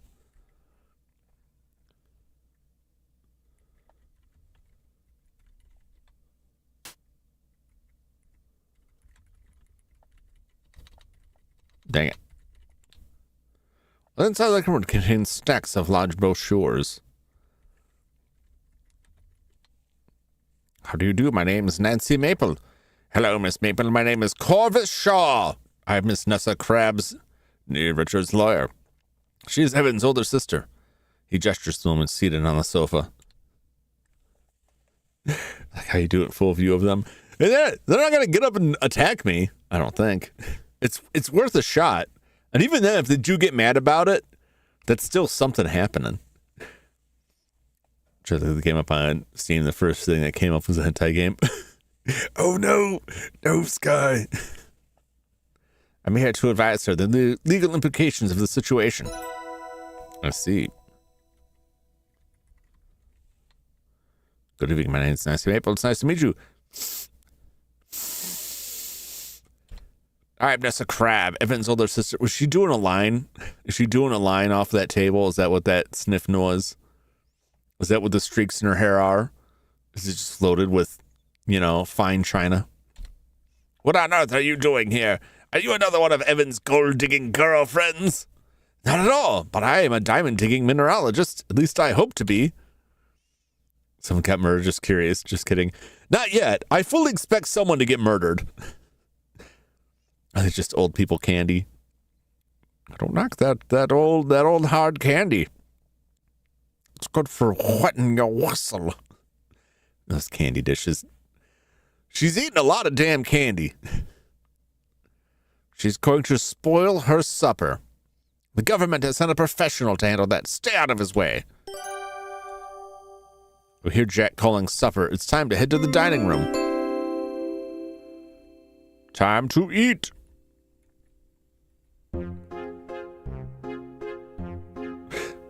Oh, this music. It's all stuck together. You know that Simpsons where he's helping that old lady. He goes to pick up a piece of candy and it's just like the whole bowl.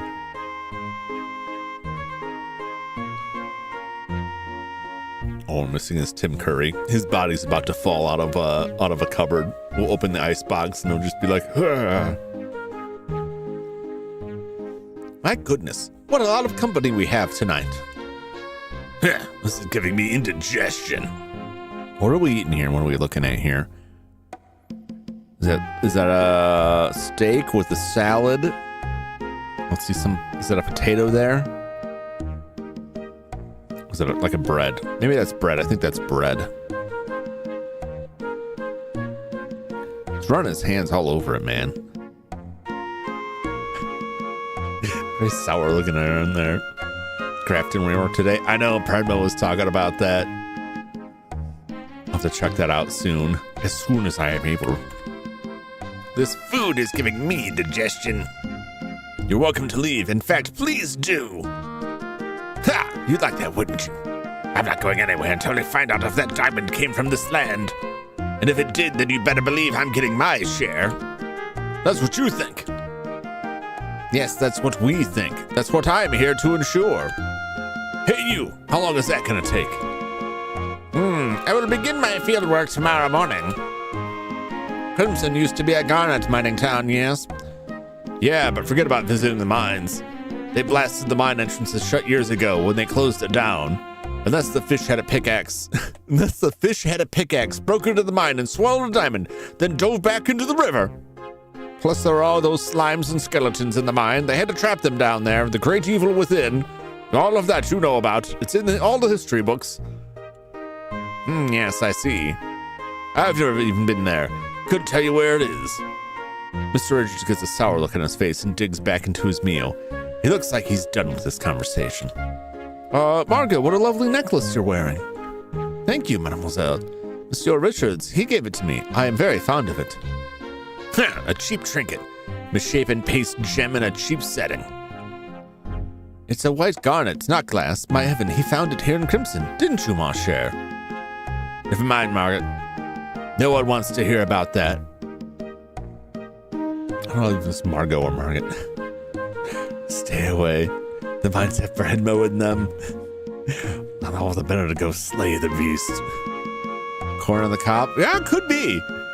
That's true. It looked like bread, but it could have been corn. It's hard to tell at that size.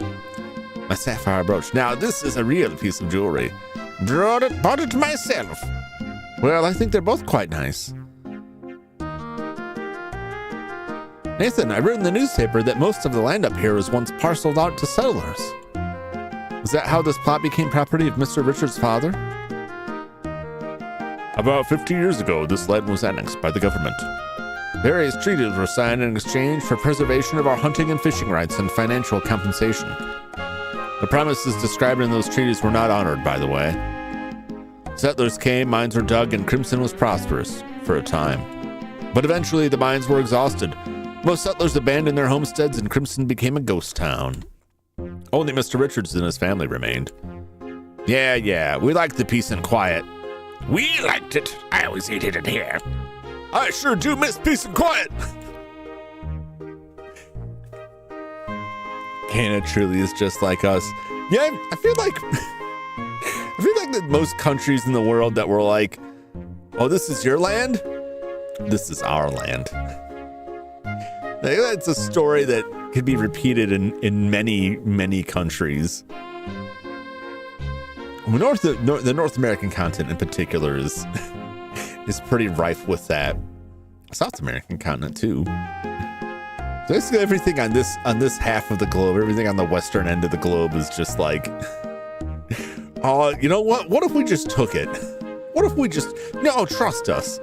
Have some blankets. Don't worry about it. It's bad. Nessa and Corvus are the first to excuse themselves from the table. They head to the bar for a nightcap. Albert follows them for a snifter of brandy and one of his cigars. Jack clears away the dishes and goes to the kitchen to wash up. After eating a minuscule portion of supper, Margot heads upstairs to draw a bath.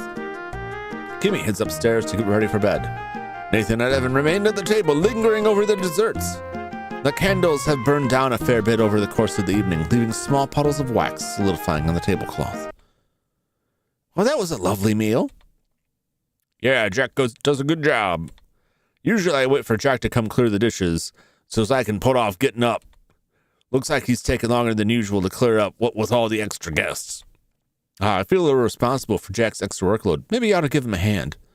He'd appreciate that. About time someone made themselves useful around here.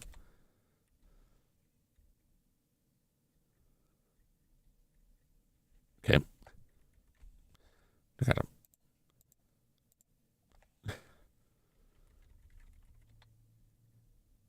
There we go. Like, why won't you go?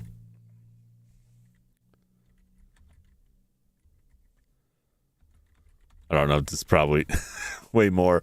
Can't say I got much to say about that. Okay, that's probably. We'll just talk to Jack. Hello, Jack. Miss, I'm busy with these dishes. I can't talk right now. Can I help Jack?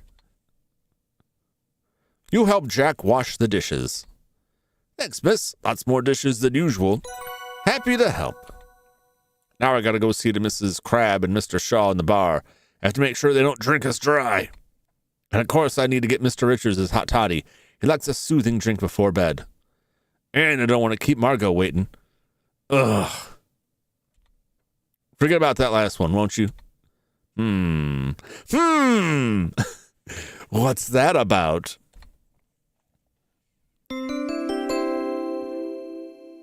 American lawyer did go off on an adventure and overthrow a government. What? Which government? I feel like I know this story, but I'm drawing a blank. I feel like I should know the story.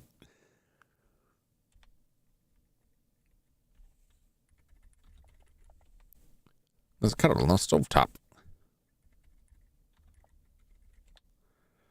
Blue granite ware kettle boiling water on the stovetop. He eats his drinks. To the bar. I hear voices near this doorway. Let's listen. Ooh, a fresh angle. Have you asked anyone about the brochure? I haven't asked anyone about the brochure. I asked Kimmy about it, but looking at it, it looked like it was just a map of the building. So I don't know. I could ask them about the brochure. I don't know what that'll get me, though. Father's will has to be around here somewhere. Things would be so much easier if we could just find it. If the will can't be found, we might have to proceed as planned. Take our chances. That little gold-digging hussy complicates things. Speaking of that, I found out something interesting recently. It could help us deal with her, but we'll talk about that another time. Good night, Mr. Shaw. Good night, madame.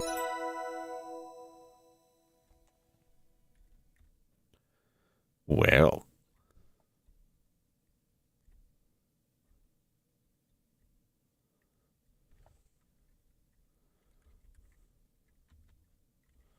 See, this is a lovely lodge, Mr. Richards, especially this room. My pa did all of this. Had nothing to do with me. Glad you like it, though.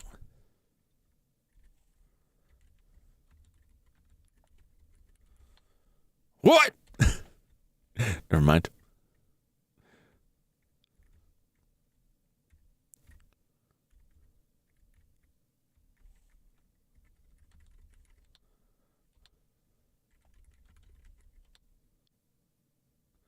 Never knowing when a confection that could double as small caliber ammunition might come in handy. You take a handful.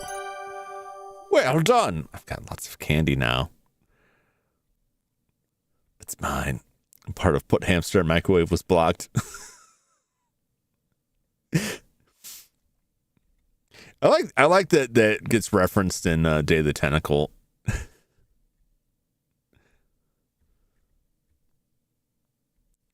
I also like how you could still do that in the I believe you could still do that in the NES version, and that they were very upset about that.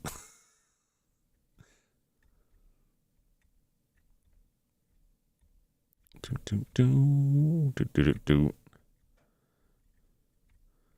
no longer in the bar.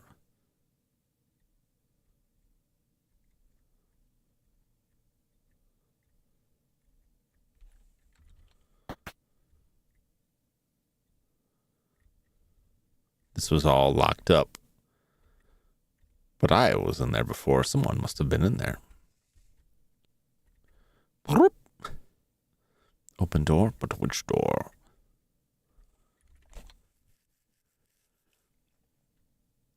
Margot would be in the innkeeper's quarters.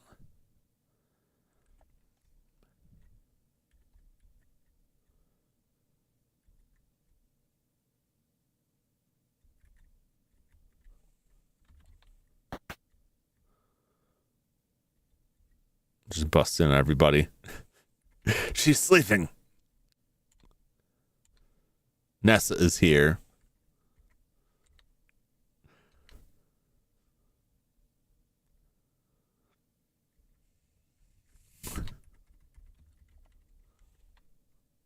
She did. Nessa Crab is Evan Richards' older sister. She is a stern, matronly woman with a look of perpetual displeasure etched into her face. Back in the city, you've seen plenty of women just like her, well-to-do and disapproving. Nessa is gently snoring and fast asleep.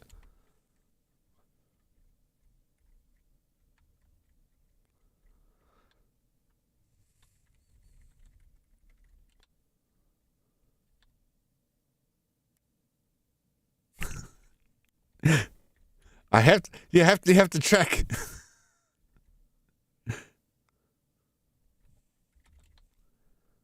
I'll find a way. The door is locked.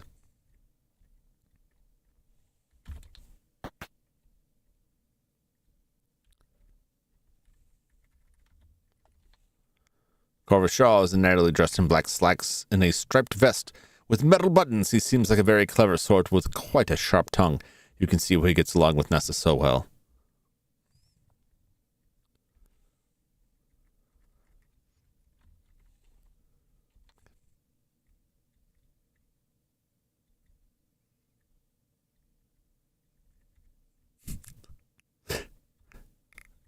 Let's see here.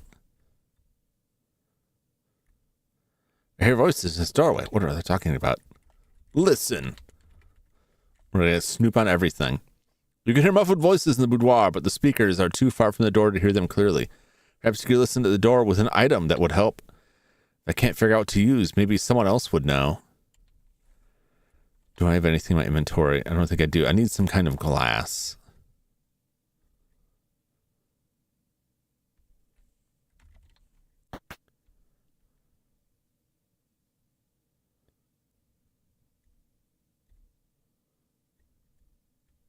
Let's go downstairs and see if we can find a glass.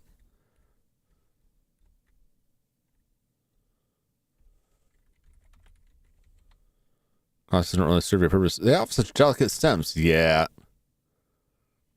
Used for all sorts of things. Can I take a tumbler? In the kitchen. Okay.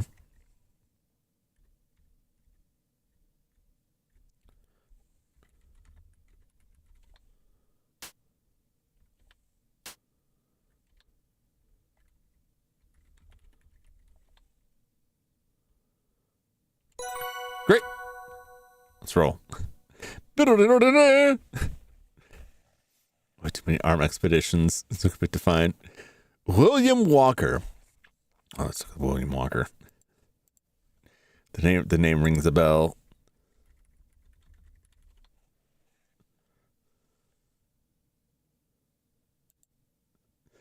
American physician, lawyer, journalist, and mercenary. Organized unauthorized military expeditions in Mexico and Central America with the intention of establishing colonies.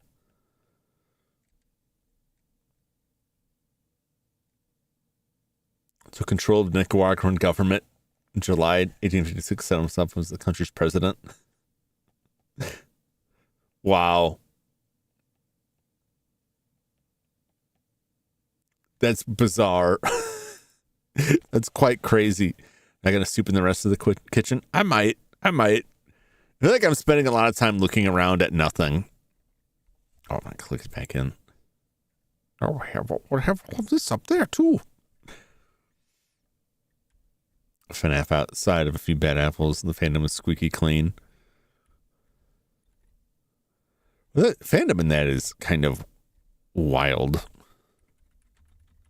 Fandoms in general can get pretty crazy. Bottom cover is pots and pans. Take pot. Pots, pans, cover. Pot, stove, or 2 large buckets to carry with you. Okay.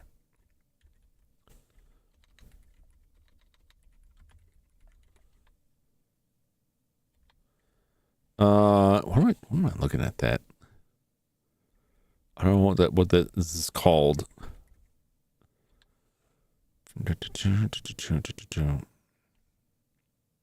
Oh, that's the ice box, isn't it?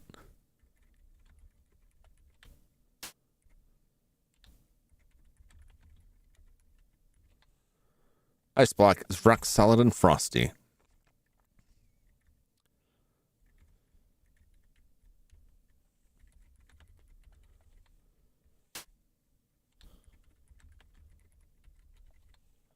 Saucepan.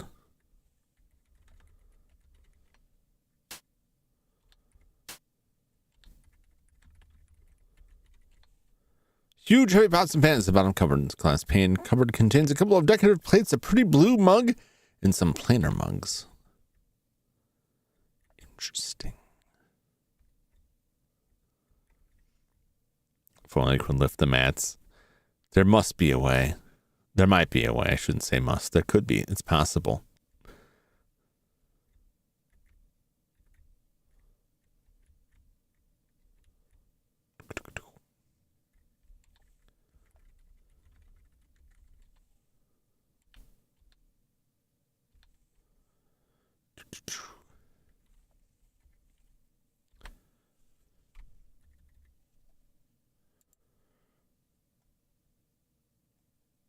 Glass you got from the kitchen. Spotless. Jack is quite fastidious. You admire the brilliant shine of the squeaky drinking glass. Okay.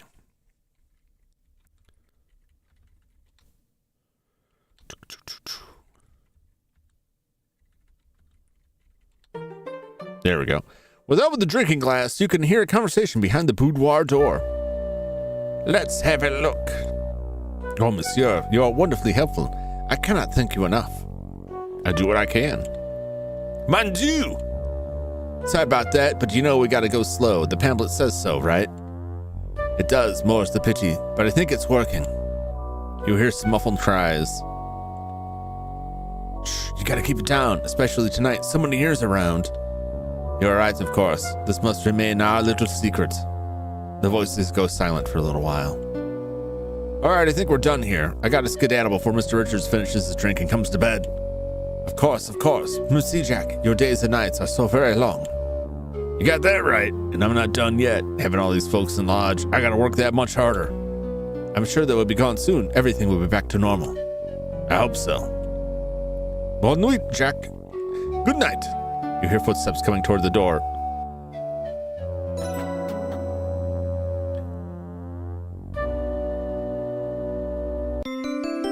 Shortly, a few minutes, Margot leaves her boudoir and heads downstairs. You manage to sneak across the hall to your bedroom. What a long and intriguing night this has been. Excellent job. Kudos on your thorough investigative technique. Oh, I'm exhausted. What an interesting place this is. It's too bad Kimmy and I have to leave on the train tomorrow. Later that night, the bridge... Oh my God! I was just joking about that, but the bridge, I guess, exploded. Chapter 2, Excursions. You know what? My honest first thought, and I don't know if this would be appropriate for the time frame. I don't really know about this. He's talking about going slowly and checking the pamphlet. But before she said, like, it seems like it's working. I don't know if it was like helping with some kind of dress or something. My first thought was like a breast exam. And I don't mean like in a dirty way, like for cancer. That was the first thing that came to my mind. But then she said, like, the rest of her language seemed like it was, it's working.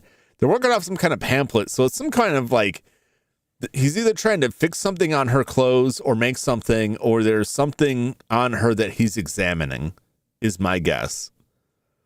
Not in a dirty way. No, in a most serious way. Like, breast exam is like, but I don't know why I'm telling you this. I'm pretty sure you know, but like checking for lumps for like cancer, like that's not fun times. I've had girlfriends that have asked me to help with that, and like it definitely wasn't like a sexy time thing. It was, I need you to check and make sure you like give me your opinion on this lump I think I found. Men got to do it too. Men can get breast cancer too. Did you know that?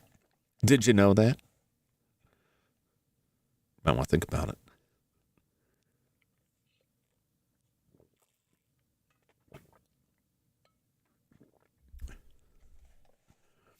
But yeah, that's Richard Roundtree had breast cancer. Did he really?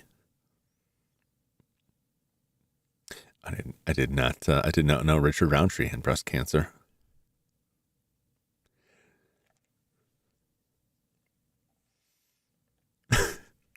Ryan, no.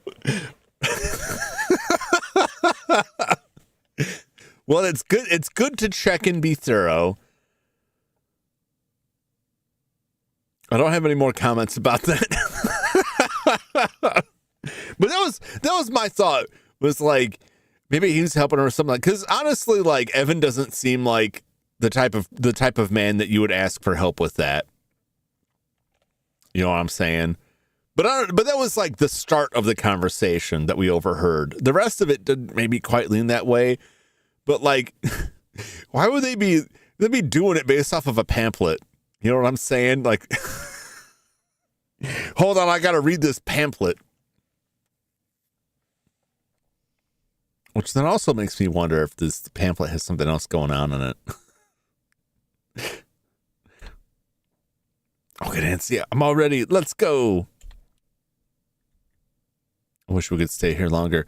It's such an interesting old place and such intriguing folks.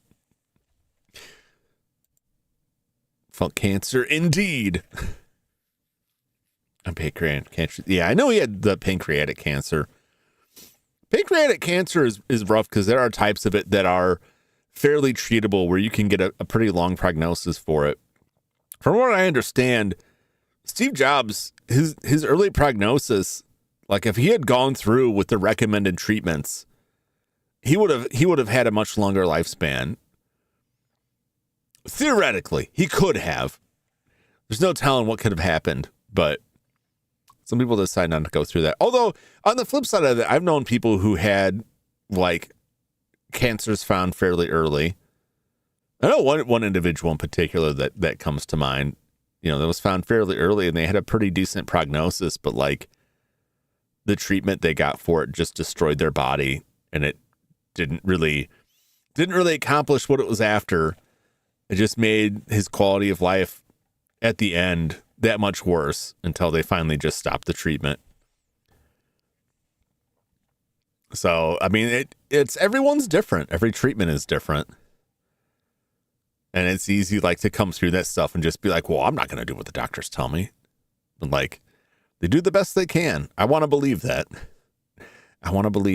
No matter how many times I go through situations where it just feels like something more could be done. But yeah, modern medicine is doing the best that it can. Cancer's rough. Cancer's like difficult. That's why anytime they talk about something like, they'll find the cure for cancer as though cancer is like one thing. Like there's one type of cancer. It's one thing. It's just this one thing that we just have to find one magic cure for all of it. It's like, well, there's lots of different types of it and lots of different stuff to try, lots of different stuff to work, and a lot of different stuff for different types of cancer, different locations, different treatment options. I've heard that like the mRNA stuff had some promise for certain types of cancers. Who knows where that will go? This is getting very heady. This is getting a little too serious for this silly game here. I'm going to take a very quick break here. Just looking at the clock, and I will come back and continue to aggravate my weak, arthritic, barely functional robo hands to continue typing on this. I'm enjoying this. I think about the fact that cancer is just a cell that doesn't want to die.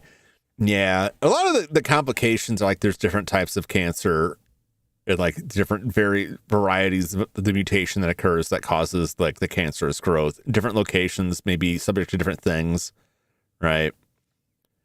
Like if you just had a tumor that was like on the outside of your arm, in theory, you could just like cut that off, right? That's a lot of the skin cancer, early detection of skin cancers. They just kind of scoop it out and then close it up and like go back and check it. And that's like in the early stages, fairly easy to treat, right? Now take that same thing and put it like right in the middle of your brain. And it's a whole different animal then. Put it on your lungs, put it on your heart. Like you can't just go in there with an ice cream scooper and dig that stuff out of there as much as you might like to because you're hungry. And on an unrelated note, I will be right back. I shouldn't lead with that because now it seems like I'm going to go ice cream scoop somebody. There's nobody here for me to put an ice cream scooper into to take a bite out of. Not today anyway. But I will be back in just a moment and we will continue with the Crimson Diamond. Stay tuned.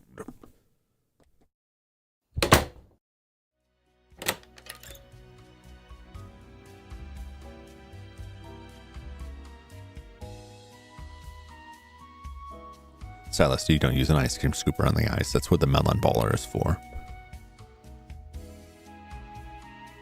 Catch you later, Joshua. Thanks for dropping by.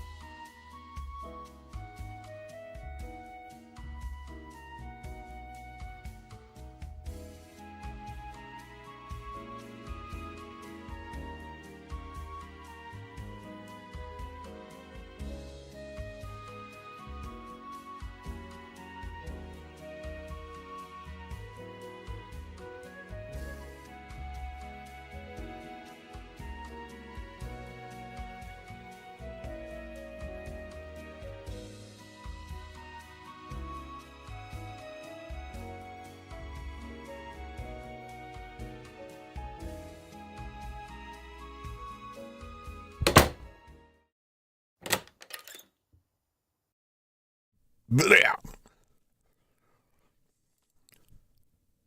we go. Every time I come back and the game doesn't show up, I'm like, oh no, what happened? Back. I've acquired myself a brownie.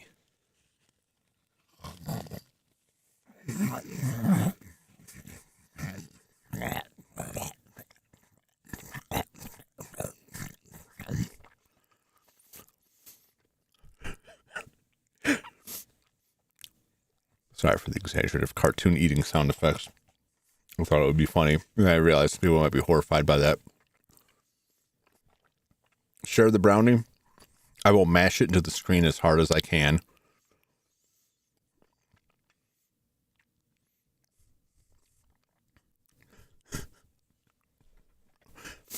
No, not me. No, not me. Brownies are easy to acquire.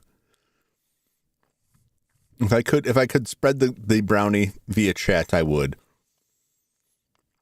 Unfortunately, I found that typing out brownies, printing it out and eating it just takes like paper and ink. It's not very appetizing. It is very good though. It's a delicious brownie. Just sharpening my knife on your bones. My bones! Well, they are mostly metal, so it might work well for that. I've never tried it.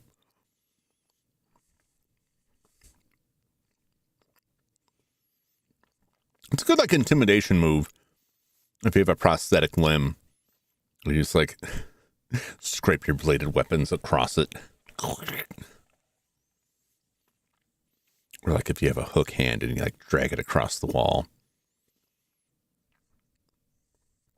I always like that movies when a villain has like a hook hand and they're just like cutting random stuff with it. That seems like it'd be very impractical. They have a very sharp object permanently attached to your hand. Sooner or later, you're going to like reflexively try and like scratch an itch and you're going to stab yourself. Doesn't end well. Anyway, back to the game. I wish we could stay here longer.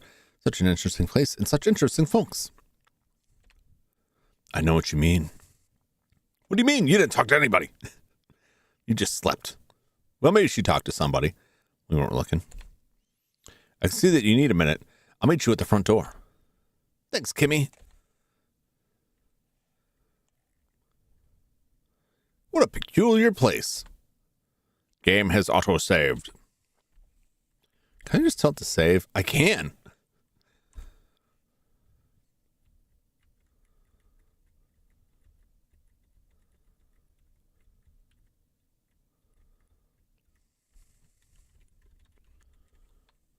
Curio drawer stuffed with old brochures, back from when the lodge was still being run as an inn.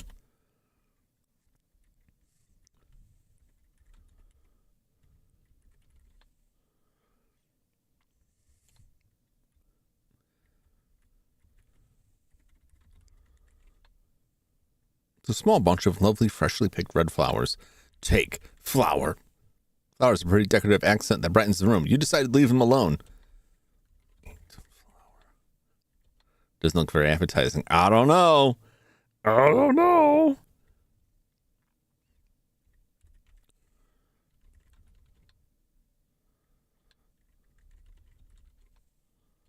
Don't need to wear your hat. Maybe I want to wear my hat.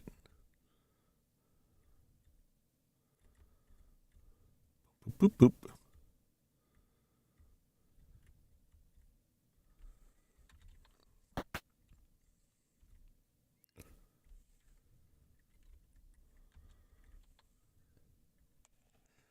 How are you doing today, Margot? I'm feeling a bit under the weather today, mademoiselle. My body aches a little. I'm coming down with something, perhaps. I hope you're feeling better soon. Merci. Yeah, it was some kind of like massage, I imagine. Anyway, let's rifle through her things here. Oh no, she caught me. Excuse me, mademoiselle. These are my private things. Oh, of course, how silly of me.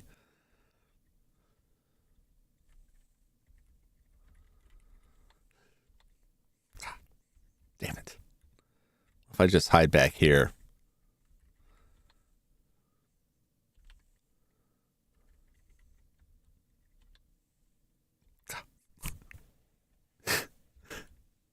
Look, you gotta try. Nobody said anything so far. Well, let's go. Nancy, are you ready to go now? Yes, I think so. You and Kimmy follow the dirt path to the carriage house. You find yourself falling behind as you marvel at your surroundings, the first time you're seeing the grounds of the lodge in daylight. You're surrounded by greens of every shade. The trees are taller than most buildings back home. They stand densely in countless numbers as far as your eye can see, swaying slightly in the breeze. As you near the carriage house, you can hear the distant roar of a waterfall. The land feels alive. There you are. Come on now, we gotta make this train.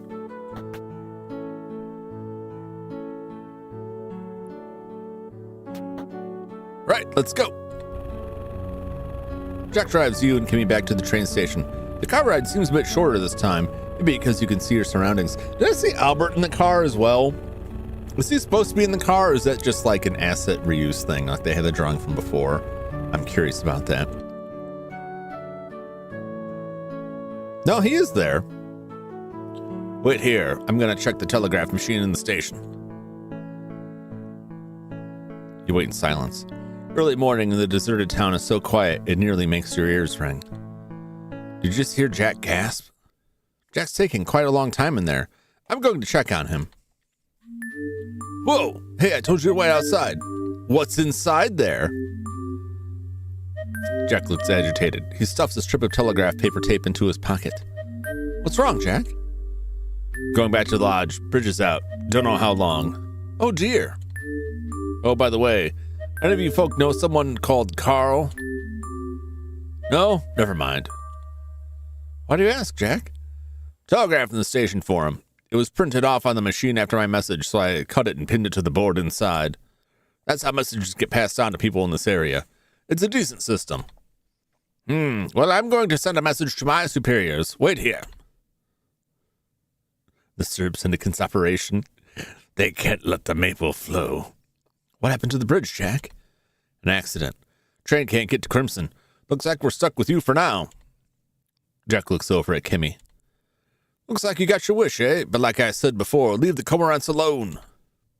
Kimmy flushes but keeps quiet. You stand in tense, awkward silence until Albert reappears in the train station's doorway. I'm ready. Let's be off. The journey back to the lodge is so rushed and bumpy. There are times where you're afraid you'll bounce right out of the automobile. It's far too noisy to even attempt conversation. Albert leans back in his seat, impassive. Kimmy, whom you'd come to believe was a kind and quiet sort, looks pretty nervous, and maybe even a little angry. Jack is mostly silent, white-knuckled hands wrapped around the steering wheel. Must have had the operations near the cormorants. That's where the diamonds are. You realize you don't really know any of these people. I can't let myself be distracted. I have a job to do. When I get back to the lodge, I'm going to start my field work. It's been a long morning. I'm going to put the kettle to boil if any of you want some tea. You hear Jack mutter something under his breath about needing to see Evan. After I fetch my field kit and change into my field clothes, I'll be commencing my field work. Please do not disturb me. I'm going out to stalk Lenny and Carl. I'm going out to get a breath of fresh air. Nothing suspicious about that. Well, I guess I have my work cut out for me. I still wonder what happened with my kit on the train. Well, I certainly can't dwell on that. To obtain samples, I'll need a few basic tools. Geologist's pick, or something similarly sharp and strong. A hammer that, when used with the pick, will help me chip off samples of rock. A small shovel to dig into the riverbed, and a streak plate to test the hardness of the minerals I find. Something made of porcelain would do the trick. Kimmy is totally not sus or plotting Jack's demise. Yeah, at this point, like, everyone's kind of suspicious for various reasons. I think Jack mentioned the cormorants like to nest on cliff faces. That might be a good place to get a sample. I should also check on Albert's field work. Maybe I can learn a few things. Oh, I hope I can finally do a bit of digging. Literally.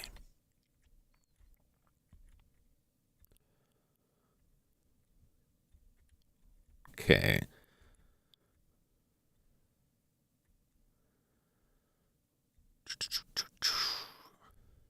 What's a shovel? Well, that's kind of big. Is there a hammer? Variety of tools are hanging from nails. Jack must use these for maintenance around the house. Take hammer. Is there a hammer? Either that isn't here, or you see no need for that. I think a shovel's probably too big. This shovel may be useful, but it's way too big and heavy for me to carry around. Maybe I can find something smaller that will suit my purposes. Probably by the fireplace. Inventory's hammer space. We have room. Yeah, you'd think they're being sensible about it. No, you can't take the giant hammer. Shovel is needed for proper care and maintenance of the fireplace.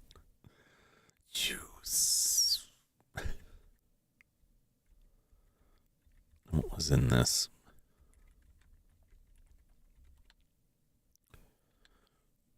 I see lovely objects in that particular beautiful matching pair of decorative silver stones. That's right. That's right. I need shovel to bury Jum. Who said that? It's right in the text. They won't mind. As peelings you find this file, you doubt its owner will welcome such action. Oh, you sons of bitches. But I need it. Don't you understand that I need it?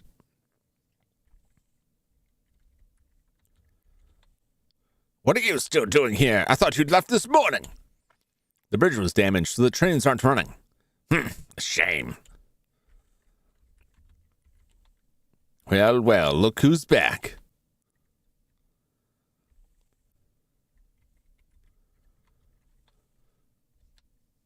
Okay.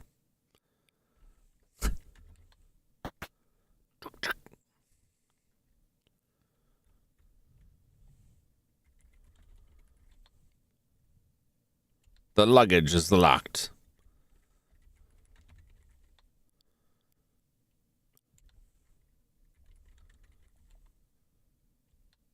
Okay.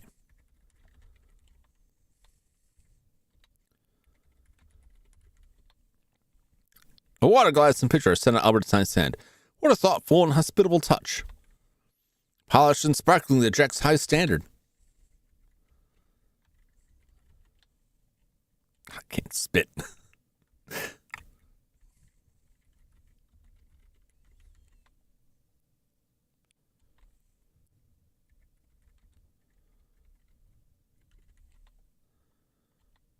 Two identical large chests at the foot of the bed.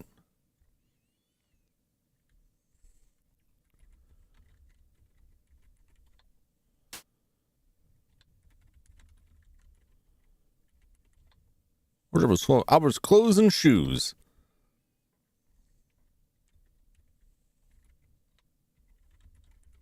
See what's in the nightstand. Nightstand? The nightstand is empty.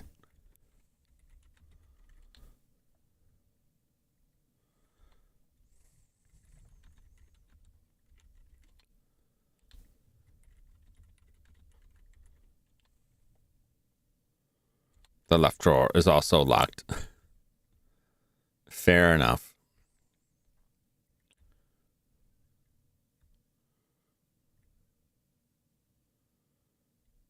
There was another fireplace.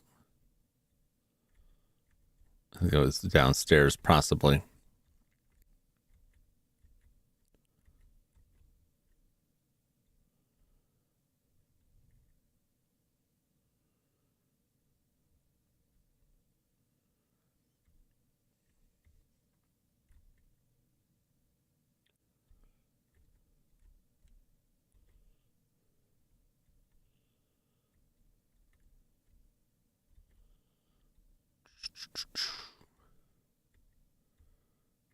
The kitchen probably has something that's porcelain. No, buddy. Parlor, maybe? Oh, that could be in the parlor. We got pots and pans. What's this plate? Now that I think of it, a dinner plate might work as a street plate as long as its bottom is unglazed. I should take one and take a closer look. Take plate. As lovely as the Ceylon plate is, you decide the best way to enjoy it is from its little shelf.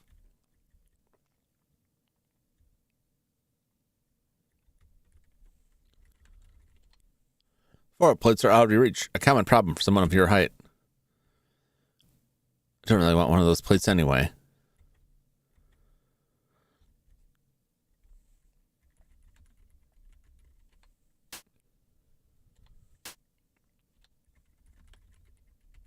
Looks like plates to me.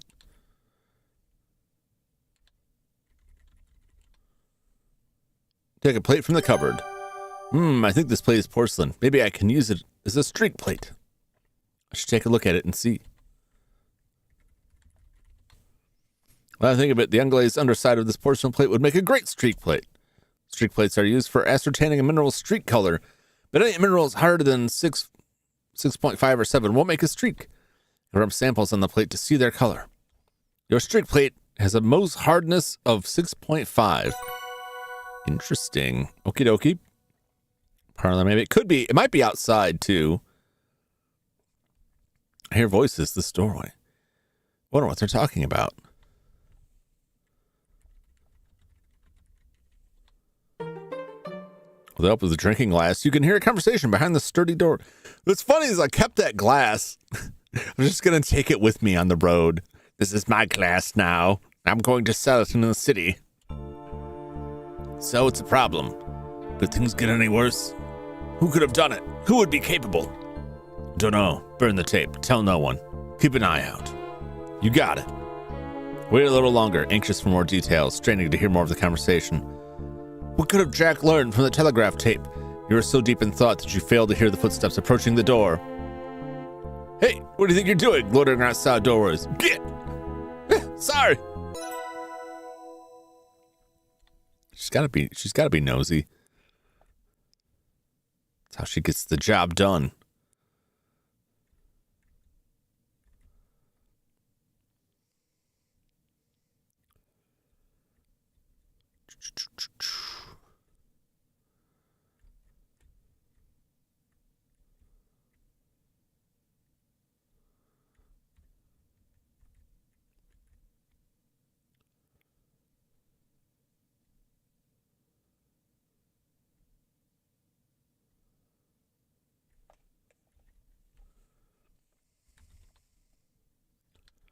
This door. Open it. You open the door leading out of the mudroom. Ah, it's so lovely out here. Mudroom maybe. I wonder if there's something in there. I think I checked the cabinets and there's just cloaks, but I'll look again. Never seen such a sight. The lush green land spreads out in all directions, rambling up and down in gentle hills. You can hear a swift river nearby and bird calls. The air smells fresh and new.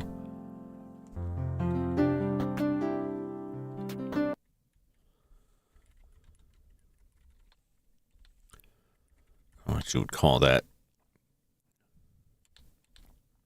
A locker?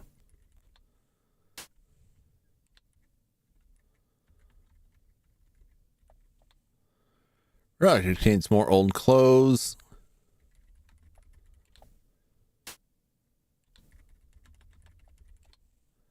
There's an old red shirt hanging on the hook in the loft locker.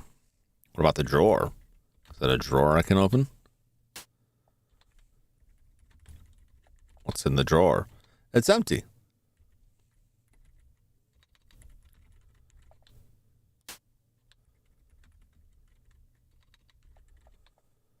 Red drawer contains some dried mud and part of a broken shoelace. Well, that ain't it.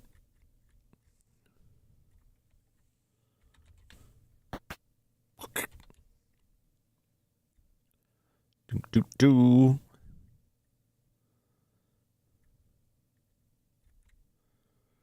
We'll look in here.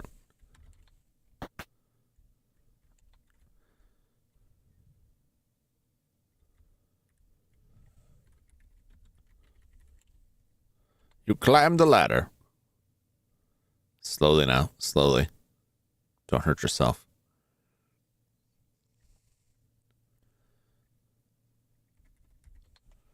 It appears that the carriage house was once used as a stable. The stall is empty, but there are some old hay bales being stored on the upper level. North leads to a gazebo, east to the lodge, and south eventually leads to the river.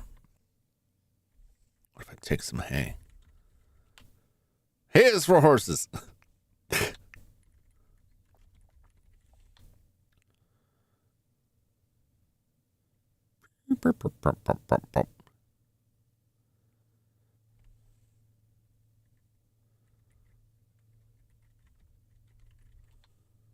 Don't need to open the stable. Okay. Fine.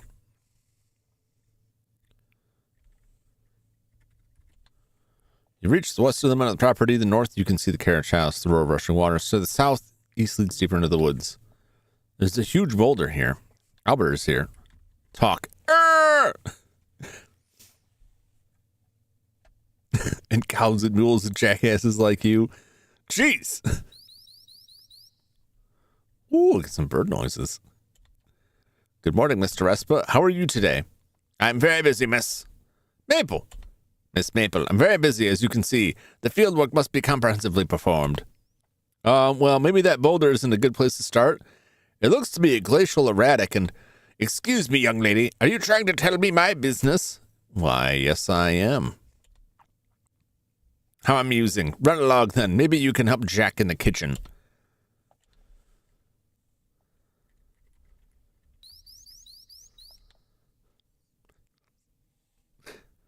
No one would know. What's in the case? You can't use case in this game.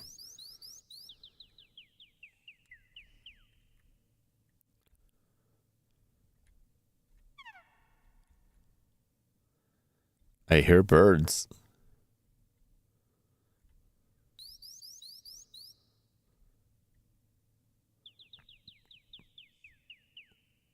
There's some decent bird noises. Oh, what's this? You got funny ideas, Nancy. Besides, you doubt you can pull it out. Okay.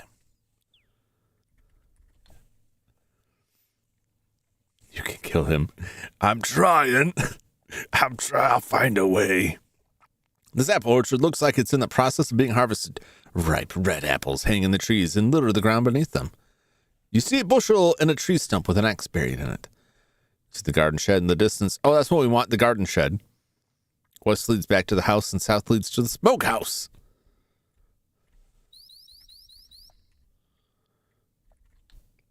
Bushel made of wooden slats and a long handle. Look in the bushel. Bushel's empty. Suppose Jack's been so busy he hasn't had a chance picking apples. What if I take an apple? These look like those very tart apples that hurt my teeth. Good for pies, but not for eating. Good for making alcohol. I need smoked meat. It's gonna be smoked people, just like in Motel Hell. Which, honestly, I wouldn't mind. There's a garden shed here, as well as a well-tended vegetable patch and a water pump. Bird amenities include a bird bath, bird feeder, and a birdhouse. North is a passable wall of dense forest and bush. East is a passable wall of dense forest and bush. When you look west, you can see the lodge. When you look south, you can see the orchard.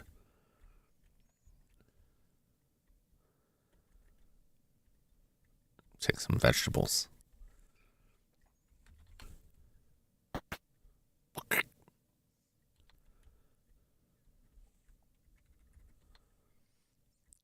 Long pork.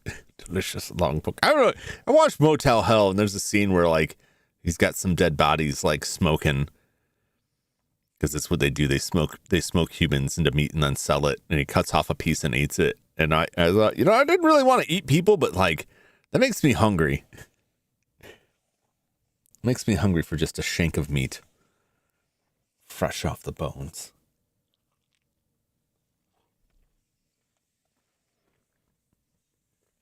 I'm not saying I do eat people, but I'm saying I would eat people. The interior of the shed is clean and well organized. There's a table and a stool. A shelf at the back holds various garden tending tools. A length of rope hangs from a nail in the wall. When aren't you hungry for human flesh? I gotta sleep sometime.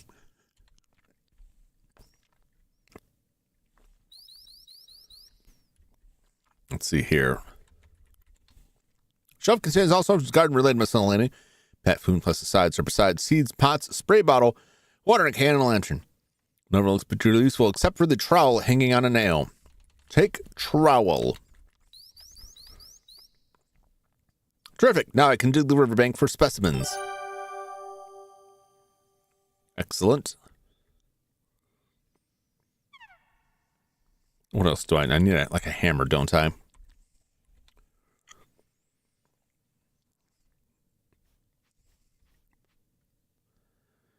A pick, a hammer, a small shovel, a streak plate. I got a streak plate and a small shovel.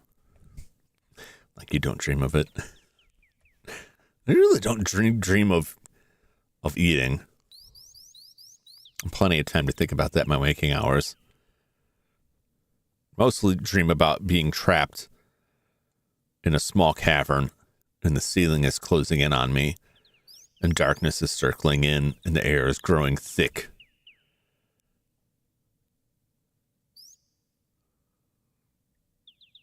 It's not bad. It's pretty pleasant.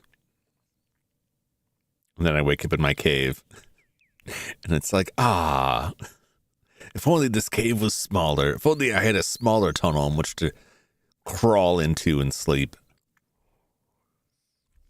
I should really just construct myself some sort of coffin to sleep in. As long as you ventilate it, you're fine. Just put a little fan in there or something.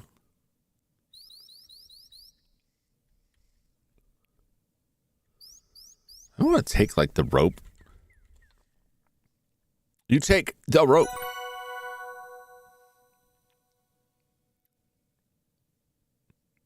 It's like real life. I think they'd be warning you your house is collapsing.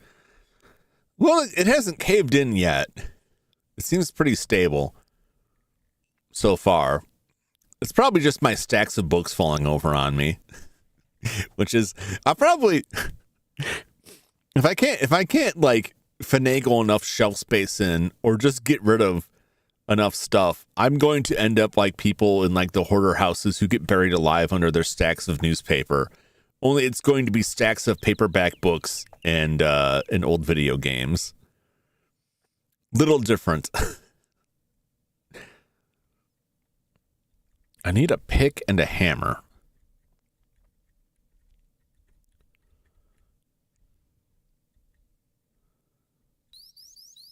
I mean, there's the shovel, but that's probably going to tell me it's too big.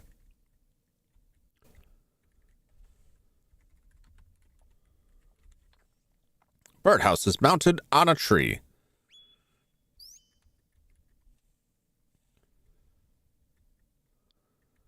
Oh, what's this?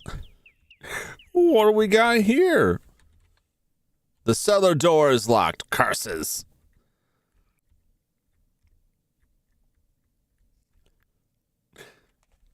Vintage smut. What kind of paperback book? Bodice rippers. It's like fantasy stuff and a lot of history video game books, many of which I've received as gifts. Art books from video games. There's a lot of programming books that I haven't really gotten through. And then I end up with a lot of books. These I need to get rid of. Books on software that I needed for jobs I've worked or things I was trying to learn that are now massively outdated and serve no purpose.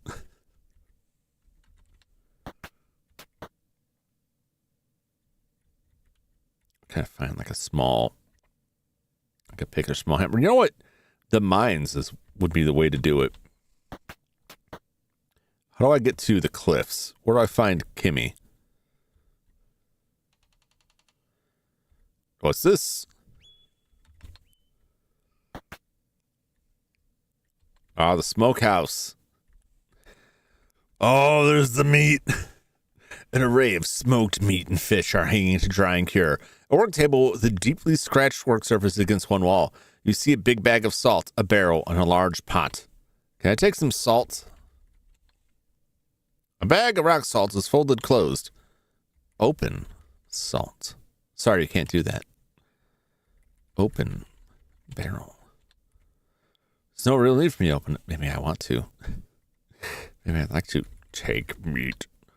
Temptation to take the meat and snack on it constantly is very strong. You overcome it.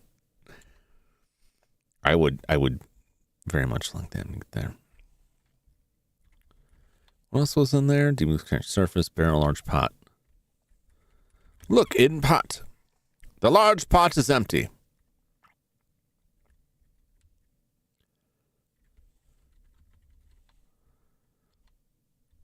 I just want to eat it. What did that say? Such enjoy meat. These ones are securely hanging from rods and too tough to eat with your hands. I see. What if Jeff could fit in that pot? I imagine I could. I'm pretty flexible, and I can remove most of my limbs, and that makes it pretty easy to fit into small spaces. If you just snap them off, and then you just kind of stack them in there. Oh, I better be careful and not stray too close to the raging river. Oh!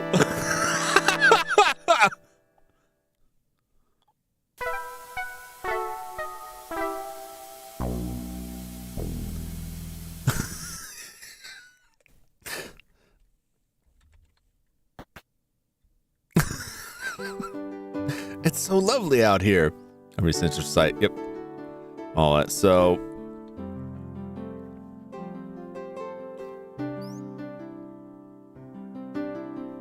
Okay, I did not get a plate. Let's go get that plate.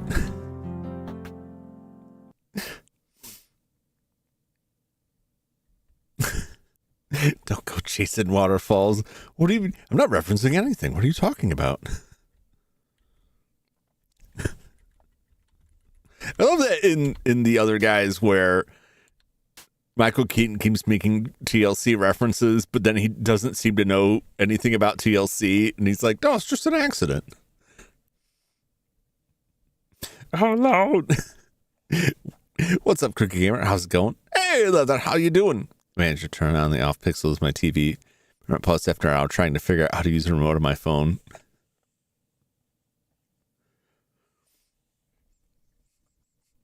But why? Welcome in to both of you. How y'all doing?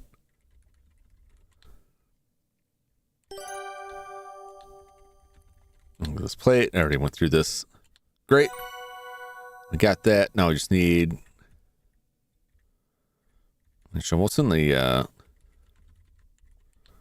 drawers here? Drawers are full of all the random bits and bobs one usually finds in kitchen drawers. Is it like a hammer? Okay, there isn't.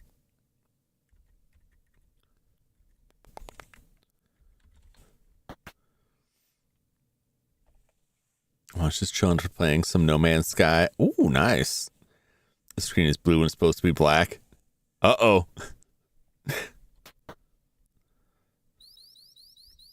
You definitely don't want that. Okay, this had it. This had the shovel. The trowel.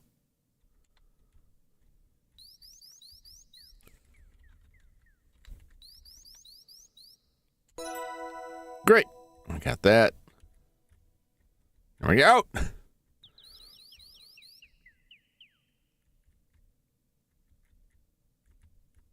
I don't know. They said they couldn't take me to the mines, or I wouldn't be able to reach the mines. We should talk to this. Oh, yeah, we gotta listen to that door too. Dun dun dun dun.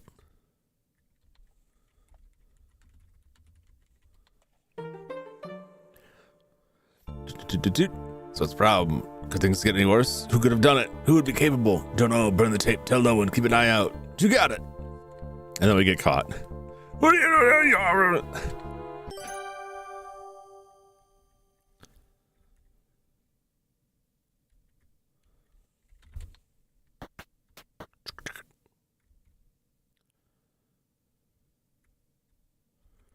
Wow, the gazebo.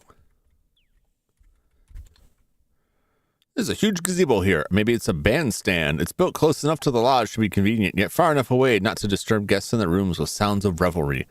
The lodge is to the east and the carriage house is to the south. We're in the carriage house. You reach the western limit of the property. And we're just here. Look at the boulder. Even at casual glance, you can tell this is a glacial erratic, most likely granite. Glacial erratics were deposited millions of years ago by receding glaciers, like the Bleasdale boulder out in Trenton. I've read about it in a book. Granite forms at 30 miles below the Earth's surface at most. Diamonds form around 100 miles down in the Earth's mantle. I'd say it's pretty unlikely this boulder is geologically relevant to my field work. However, scientific rigor behooves me to take a boulder sample. I need like a pick and stuff. I just fixed the TV. Nice! What's wrong with it? Never talked to the Corvus and one lady. Oh, that's right. They didn't have much to offer me, but I will talk to them again.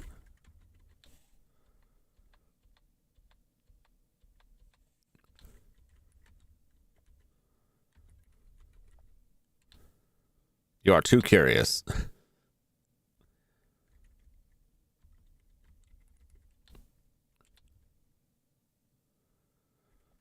Damn.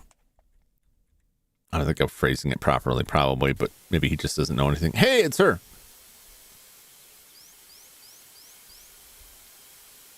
There's a steep cliff here with a rather scenic waterfall flowing from hidden crevasses.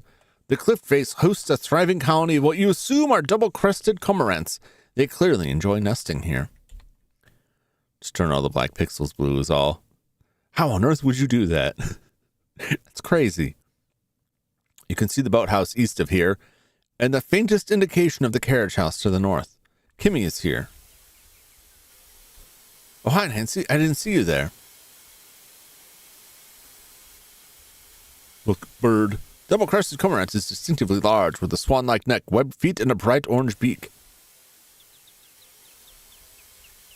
Ask Kimmy, bird. Sorry, Nancy, I don't know anything about that. Okay.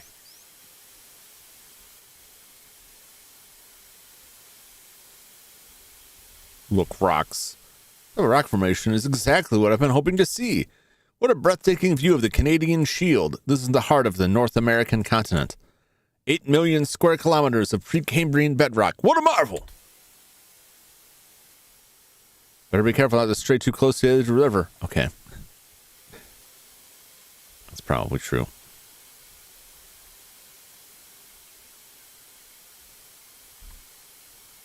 Did that save? That did save. There we go. It's just, usually ask, like, you sure you want to look over this? But it didn't. The waterfall seems to originate from deep in the mountain. The water looks fresh and very chilly, even in the heat of summer.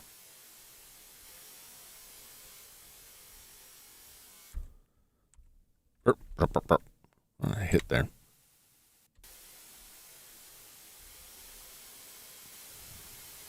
Dig. Please be more specific. Dig river. Sure, the riverbank looks slippery and dangerous. I should look elsewhere. Okay. Boathouse.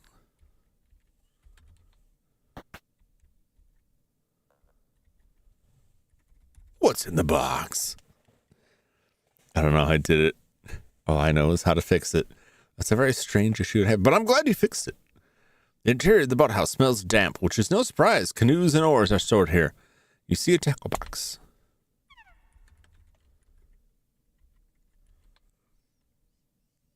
There's a hammer inside the tackle box. Oh, I suppose this is a toolbox. We have our hammer. You take the hammer.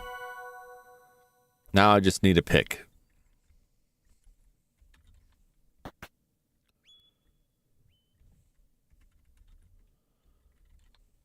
The canoe appears to be made of animal hide. The river's current may be strong, but the canoe looks up to the task. I don't think I want to do that just yet. I don't know where I would be headed.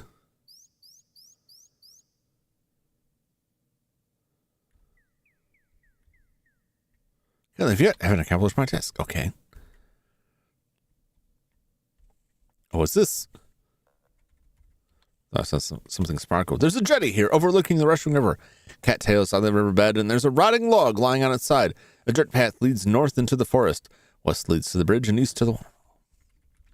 Look, log. Our log is well on its way to returning to the earth. It's covered in moss and is starting to cave in. Look in, log. Rotten log is full of moss and gross bugs. And a little metal whistle. Take whistle. You take the duck call from the rotten log. Ooh. Use whistle. Use isn't an option. Below whistle. Put the duck call to your lips and blow. We can get those Atari ducks. We're having duck for dinner. Delicious duck. We were in the smokehouse. There wasn't anything in there.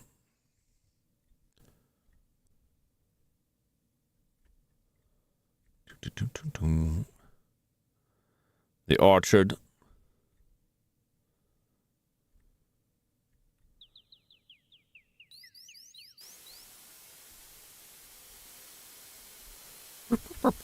A roaring waterfall flows speedily off the escarpment.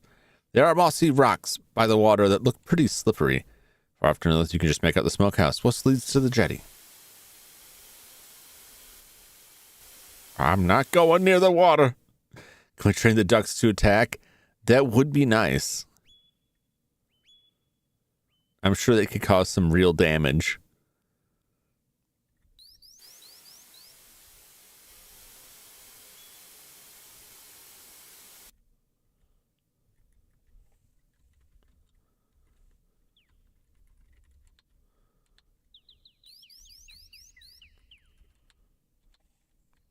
Damn you.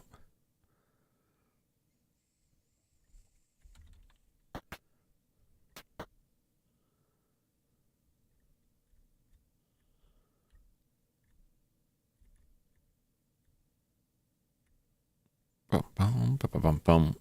What do we got here? Fireplace stand holds a shovel, brush, poker, and tongs. I take the poker. Poker might poke through your pocket and puncture your leg. Well, the whistle there for funsies. Oh, that seems really mean. Like she's trying to get a good look at them, and I just show up there and like duck call them away. Maybe I will. Maybe they'll come after me. I'll get murdered by birds. Hey, Jack, you look a little bothered. Anything I can help you with? Never you mind, miss, but if you want to busy yourself, I've been missing my ice pick for at least a week. I don't need it right now, but it's just been on my mind, you know? Can't say I got much to say about that. Okay.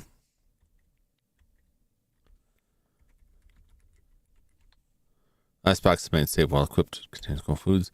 Puddle of water beneath the icebox. Oh dear, looks like the ice is melting and leaking out of the icebox.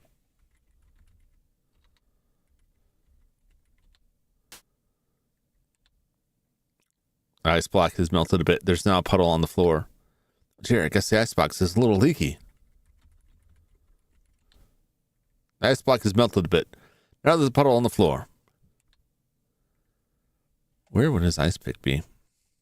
Say first, just in case you die. I will.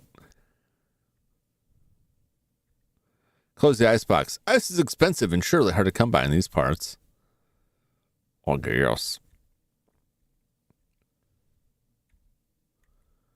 Where would the ice pick be?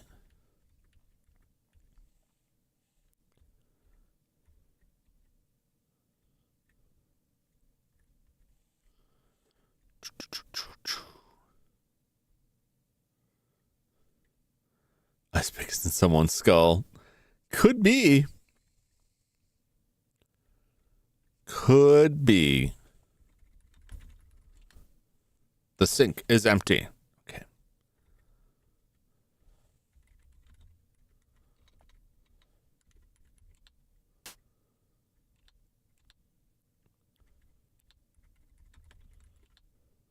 scrutinize the ice. We can only see an indistinct outline inside.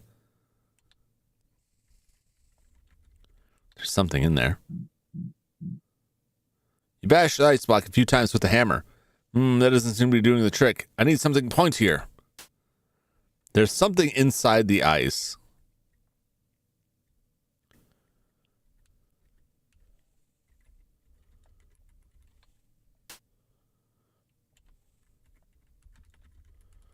Where would it be? Glass pane cupboard is some nice porcelain dinnerware inside.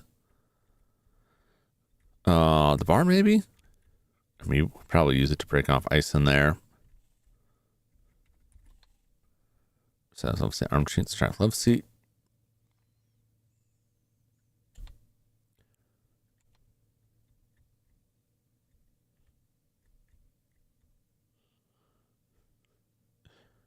A human head? Could be. Could be.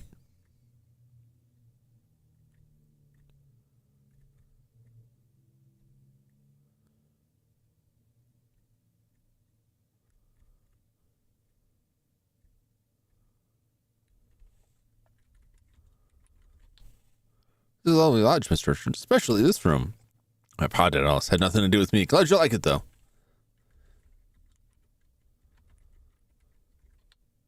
What? Okay.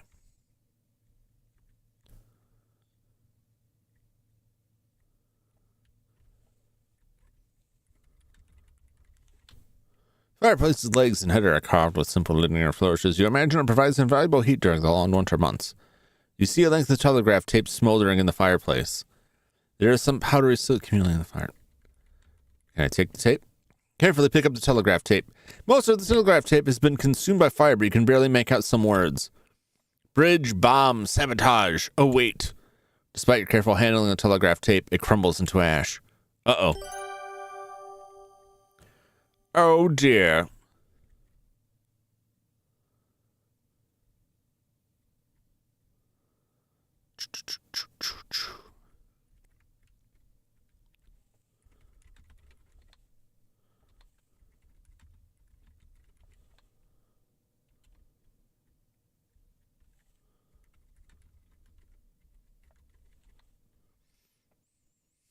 The Serp Syndicate bombed the bridge. Their door is in there. Perhaps it drains the sink.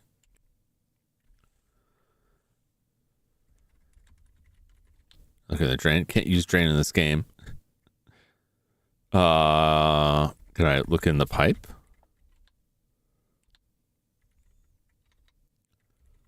Remove pipe.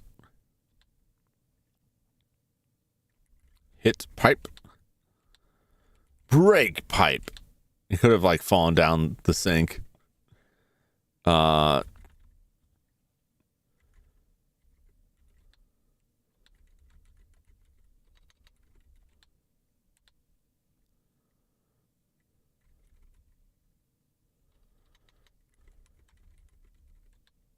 look faucet. I assume that worth it. I was just wondering if it like went down the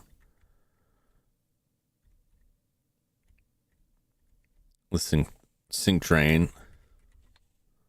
Probably into the icebox. Look under icebox?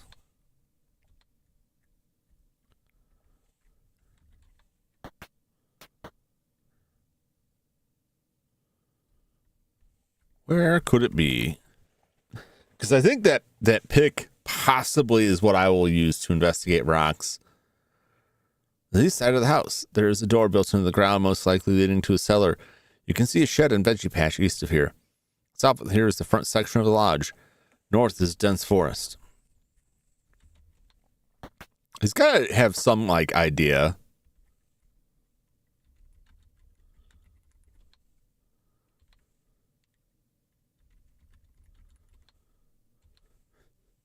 Damn you, Jack. Damn you.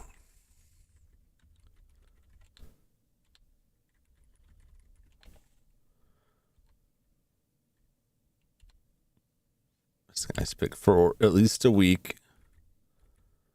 Running through all my in my mind, like all the places it could be.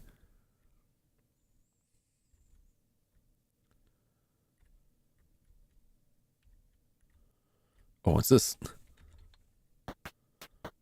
Ooh, fancy.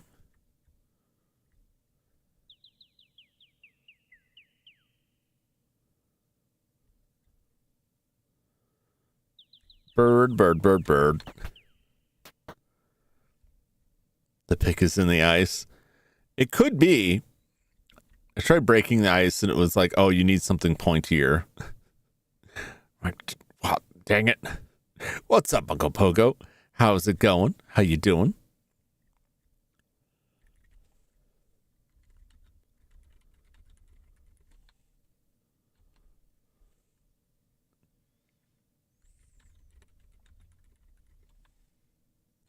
Oh, nice, but if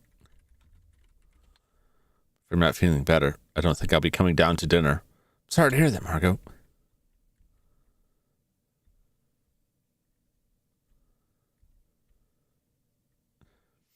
I could be less sweaty. That is trouble. Why are you? No, I don't want to know. Just gotta ask, why are you so sweaty? But I don't think I need to know that.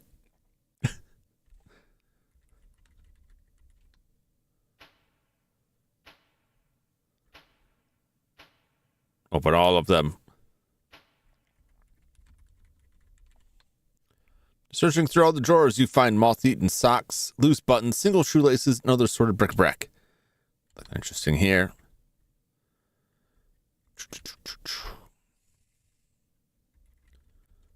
Was that like a bag, like a briefcase there? Okay, recently filled with clothes. Too much regarding new living arrangements. Glass drinking, little coffee table, writing desk, bookcase, plush armchair, pair of beds.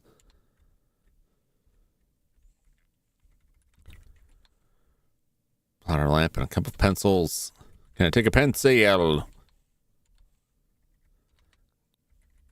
Open. Is there anything open? The desk doesn't seem to work. Okay.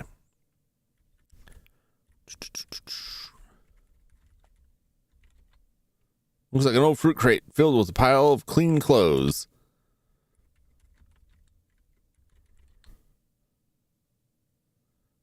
If the crate has secrets, they will remain a mystery.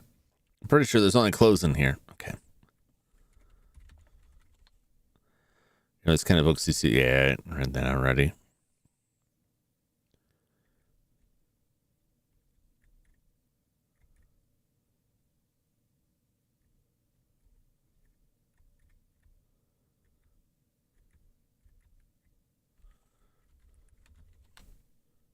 What are you still doing here? I thought you left this morning. The train is damaged. It's a shame. Well, look who's back. Well, they wouldn't know. They haven't been here that long. I wouldn't imagine. We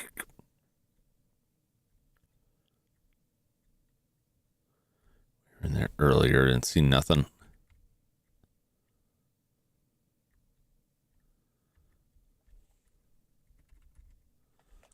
Bucket, maybe?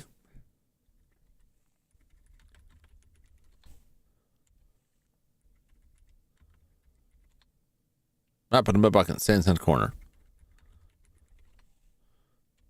Okay, that's all you got to say. That's all you got to say. You can't just melt the ice with whatever is in the kettle. Oh, I wonder. Could ask anyway. I could. I don't know. I feel like nobody has much to say. I'm not getting much luck asking people about stuff.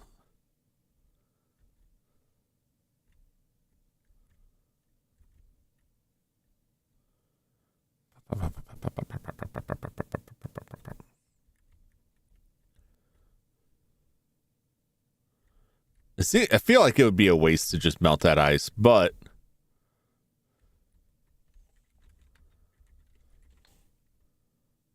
you take the kettle, but you resolve not to leave the kitchen with it. You can't imagine someone just walking away with your kettle. That's a good idea. That's a good idea, Pogo. I suppose melts a little bit. Does not puddle on floor. Melts ice kettle. You usually pour some hot water onto the ice block. Aha! Some of the ice is melted away, revealing a wooden handle.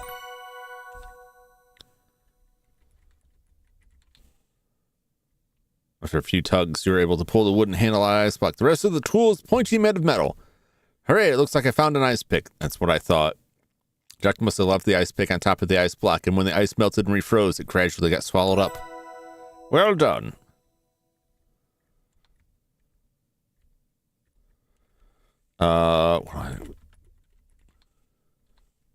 Drop kettle. Eat kettle. Okay. Weird thing, have ice. Okay. It makes sense. An explanation makes sense too, with the way that kind of set up that it melts and refreezes, and anything that's near it will just get frozen in it. It's kind of like in modern freezers. If you let it go for too long without defrosting, ice will form on top of stuff.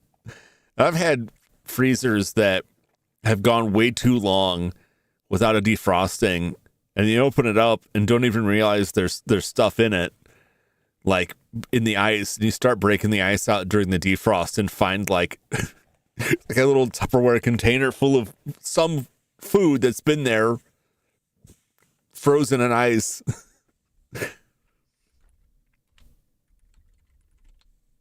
Jack, I found your ice pick. Nice work, Nancy.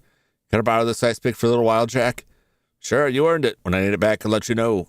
Thanks. I'm not about to haul this hot kettle around with me. Before you leave the room, you return the kettle to the stove. All right. I think I have everything now. I got the pick. All of this stuff. So now let's go check some stuff outside. Let's go look at this man. This man is rock. We got some stabbing to do.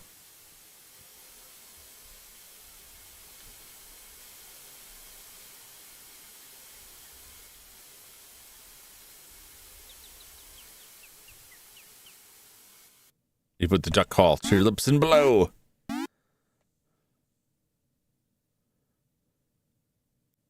A duck? Where? Oh my God. Don't fall in the river. Well, she's gone. What is this case? Can't use case in here. What I got there? Thriving colony. Clearly enjoy nesting here. You can see boathouse east of here. Shoe prints by the riverbank. I don't know. What is it? Luggage? Looks like Kimmy was so anxious to see the cormorants that she brought her suitcase with her to the cliff. Open luggage. Could be back at any moment. What if she caught you going through her things? It's probably locked besides.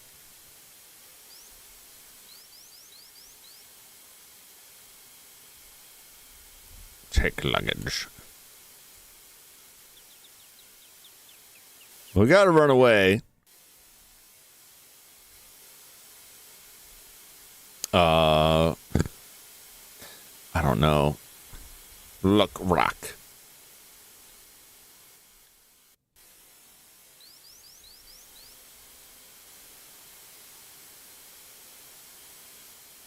I don't even know what how we would sample this stuff.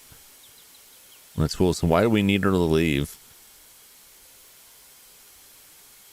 I'll keep that in mind. Probably have some reason to need her to leave. Yeah.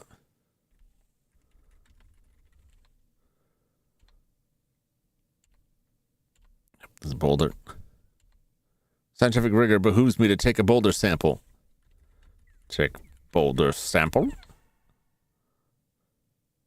Do you mind, miss? I'm busy here and cannot be disturbed. Oh, sorry. Can make Albert leave so I can get a sample of the boulder. How do I usually annoy people? You just kind of talk to them. Good morning. I'm very busy. Yes. Saw all that. Let's stab him. Okay. Will it work for him as well? Stop calling your lips and blow.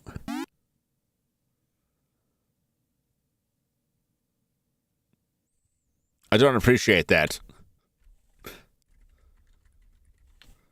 I'll just keep doing it.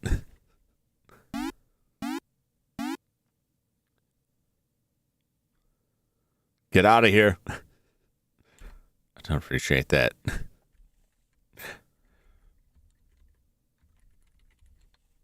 You are too curious.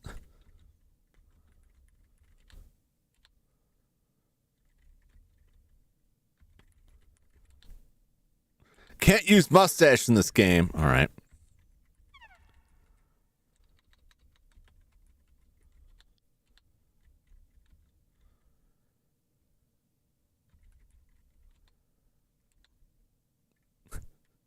Bludgeoned to death. Take a sample of him. Okay. Good morning. I'm very busy. It's the same thing. Over and over again. All right.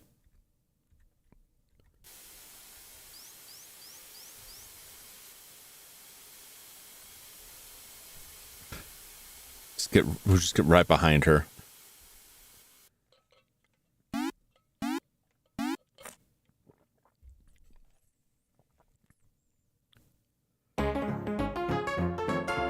A truck where?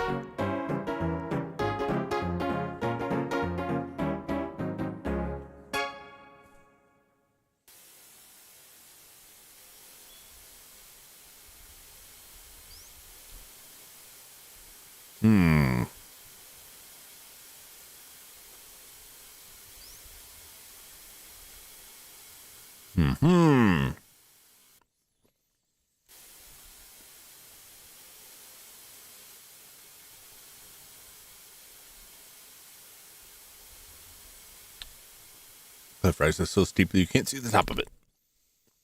Stop rack from rushing exactly what I've been hoping to see. What I think the Canadian shield is harder than the North American continent. 8 million kilometers. 8 million square kilometers of Precambrian bedrock. What a marvel. Which are incredibly dense and impassable. This species is favored in hegemonies as in topiary. Let's see. It should just be back there.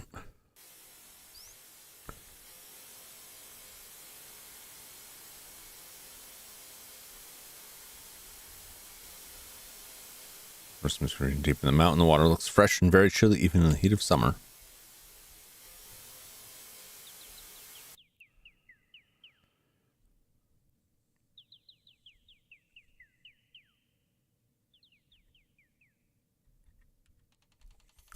I got my inventory here.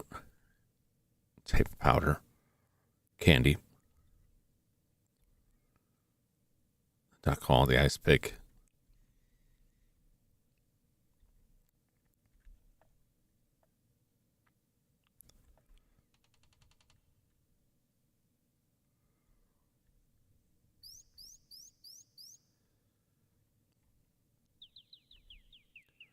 There's also like the possibility of like digging stuff up.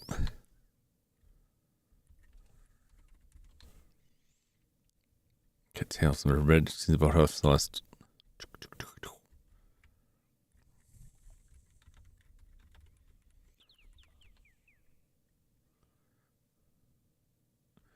You dig a lump of dirt out of the riverbank.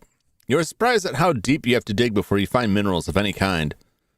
You take advantage of the handy day in the river and wash the dirt away from your sample. Wonderful. Looks like I've obtained a good sample from the riverbank.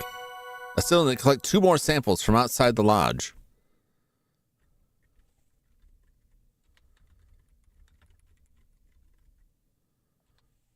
Alright, taking a river sample. Okay.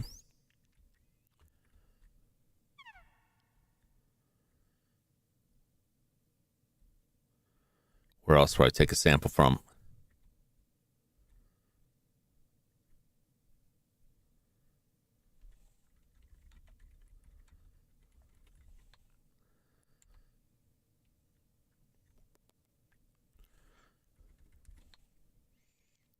Smokehouse.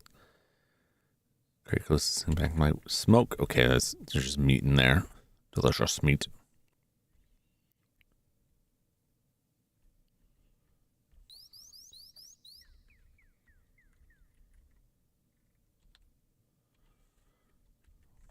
Where else do I find a sample? Cliff still think is good bet. Oh yeah. And then she might complain about that. And then the boulder is probably the next one. What if I start the car and run him over with it? Would that work?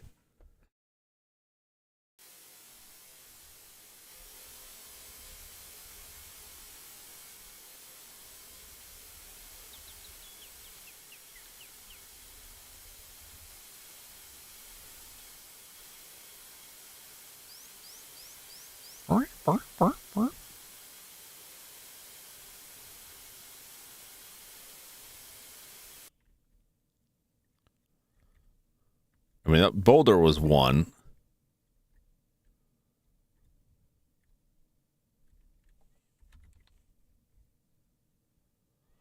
The doors are locked. Okay.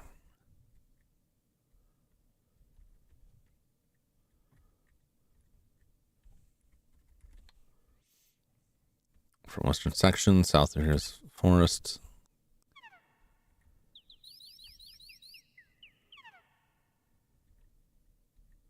The garden, you're actually at the top of the waterfall.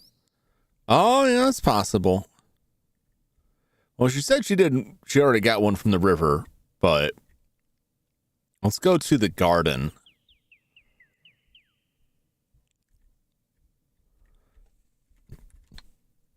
Deeper in the forest, luckily there's a path to guide your way. Looking north, west, south. Okay. Do.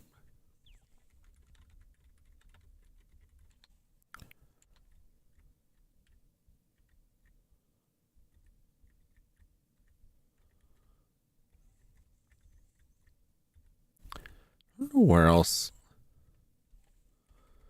She want that? Watch the Sonic movies and Knuckles.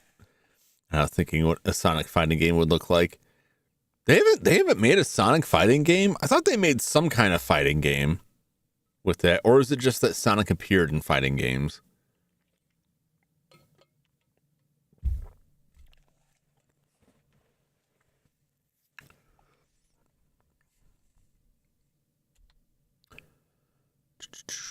Orchard.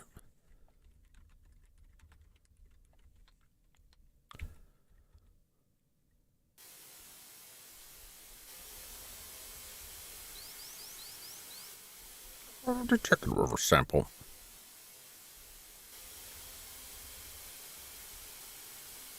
Okay. It's all river time here. That's fine.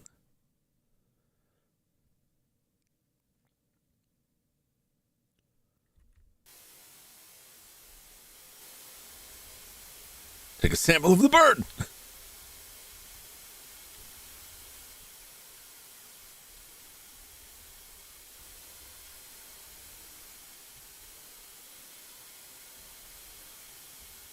Look, rock.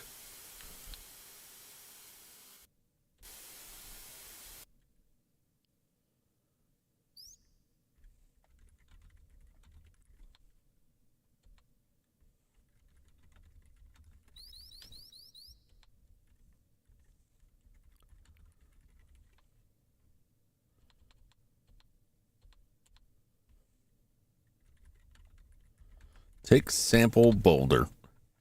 It did it tried before. Let's see here. Make a sample from by trying. Take your own sample. No, thanks. What if I take a sample of Albert here? Okay.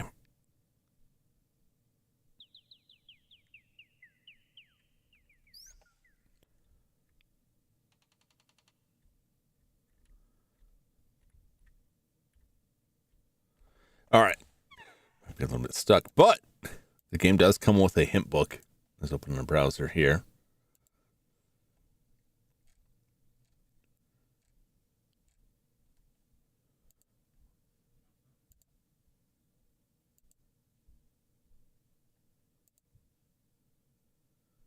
Okay.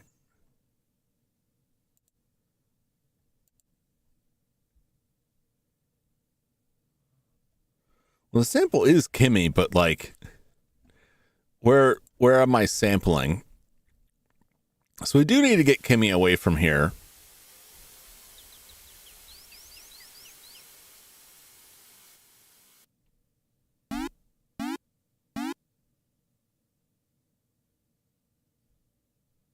just don't know where to take a sample from. Sonic appeared in Smash Brothers. Yeah, I remember that. Not any Sonic fighting games. That's weird. I think I just need to find like the right language here.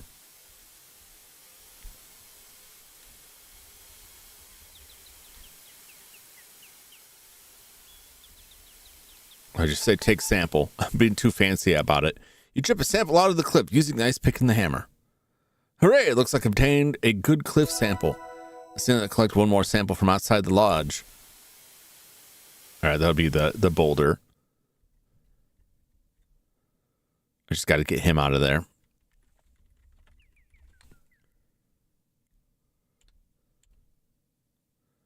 I can make Albert leave so I can get a sample of the boulder. How do I usually annoy people? I mean, there's the talking. She blew the whistle.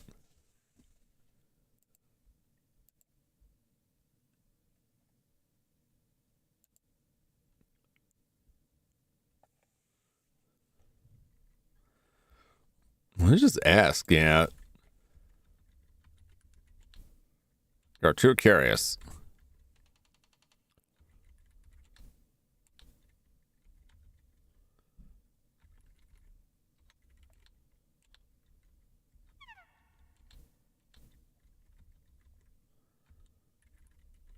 Mid rolls.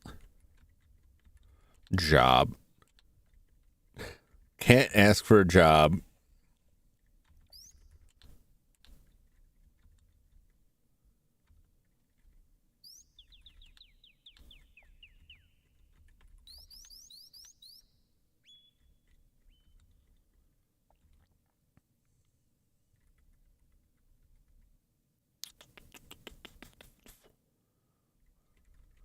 Some stones.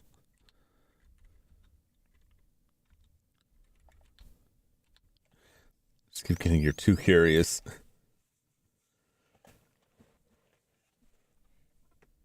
Ask Gay about these nuts.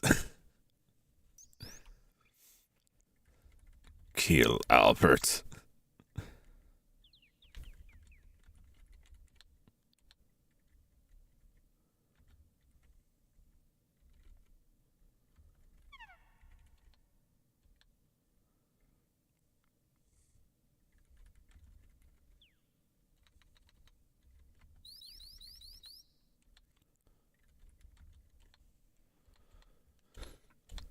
Same old, same old.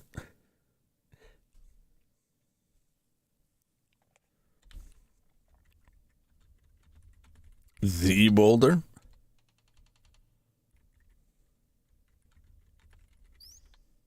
You're too curious.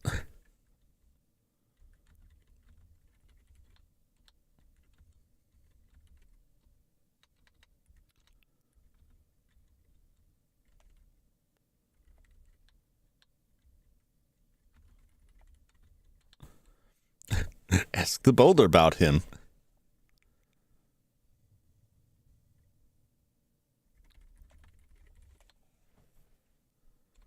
Granite. Glacier. Alder. Granite.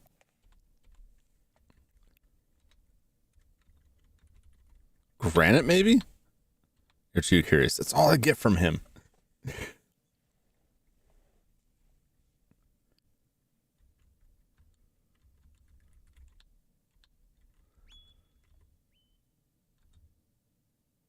I don't know how else to phrase this.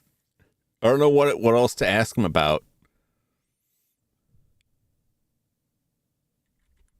Rocks. Samples. Show him the samples. Okay. Take boulder. Are you a glacier? No, leave the glacial erratic alone then. Let's travel far enough. What if I ask him about glacier? Nope.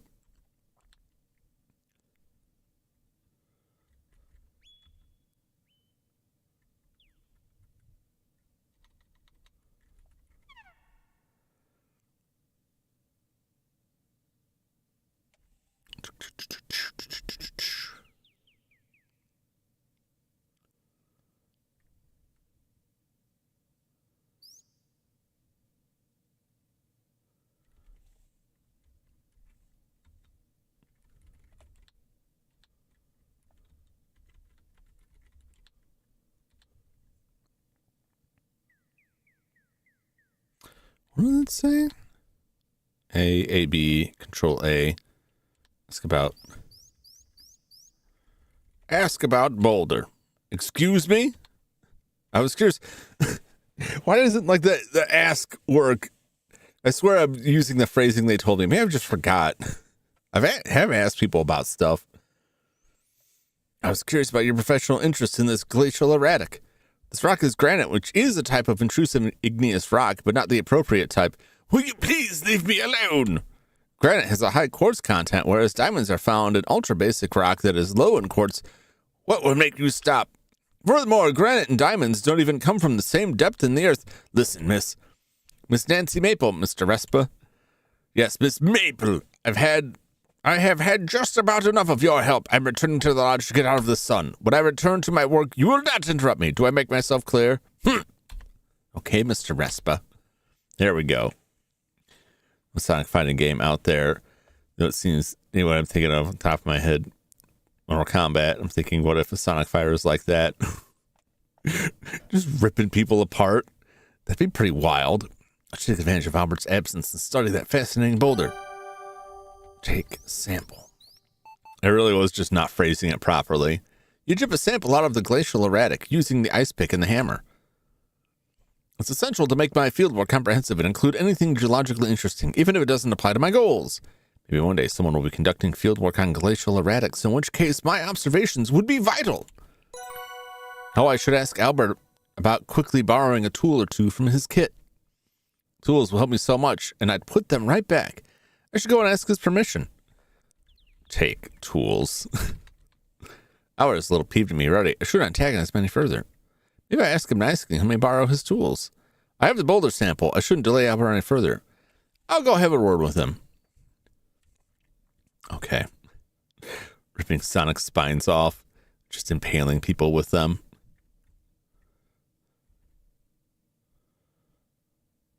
Where is he gone? Did he just leave and come back? If I leave and come back, will he return? Uh-oh. Where did Albert's kit go? Uh-oh. I have the boulder sample. I shouldn't delay Albert any further. I'll go have a word with him.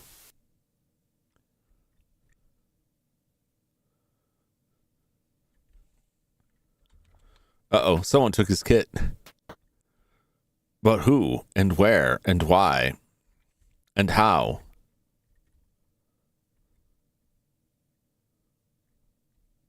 He was down here, wasn't he not? No.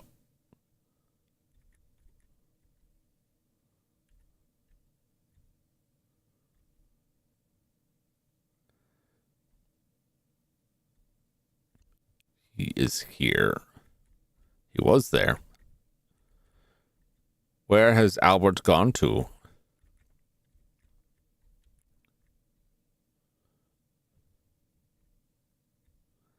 And who has stolen the kit? And why? Because they don't want anyone actually examining the area for diamonds to show that diamonds couldn't have come from this area, is my guess.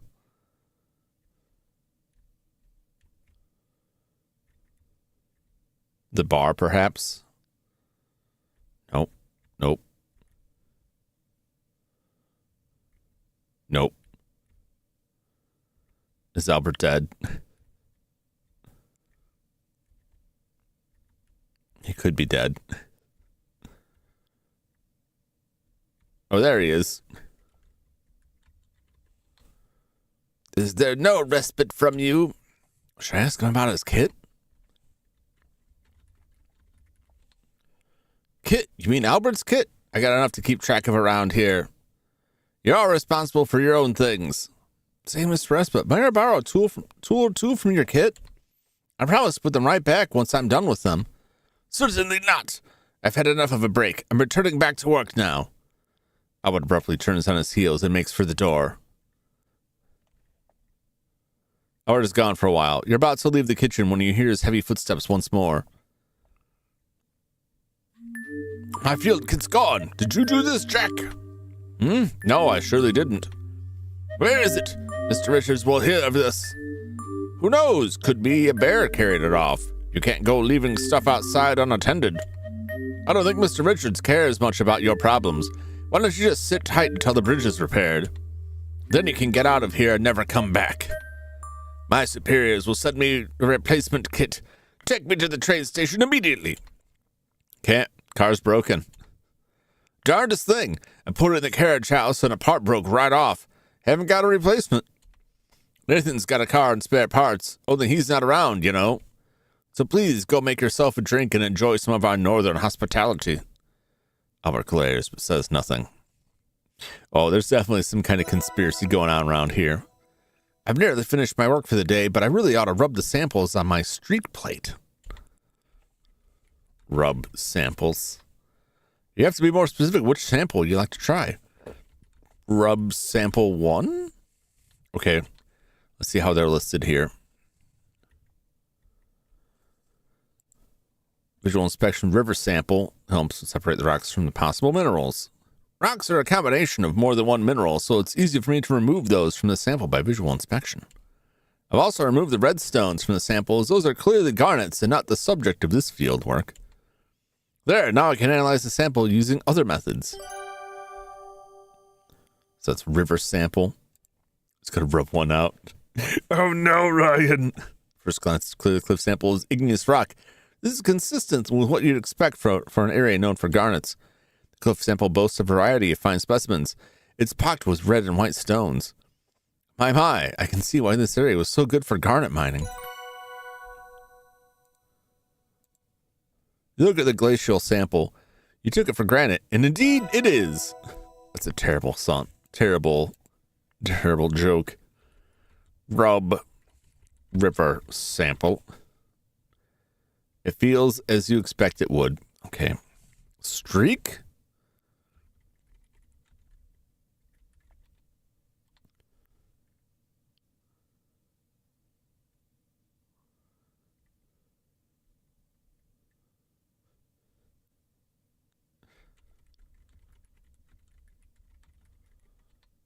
Before I rub the river samples on my streak plate, I should examine it with my loupe first.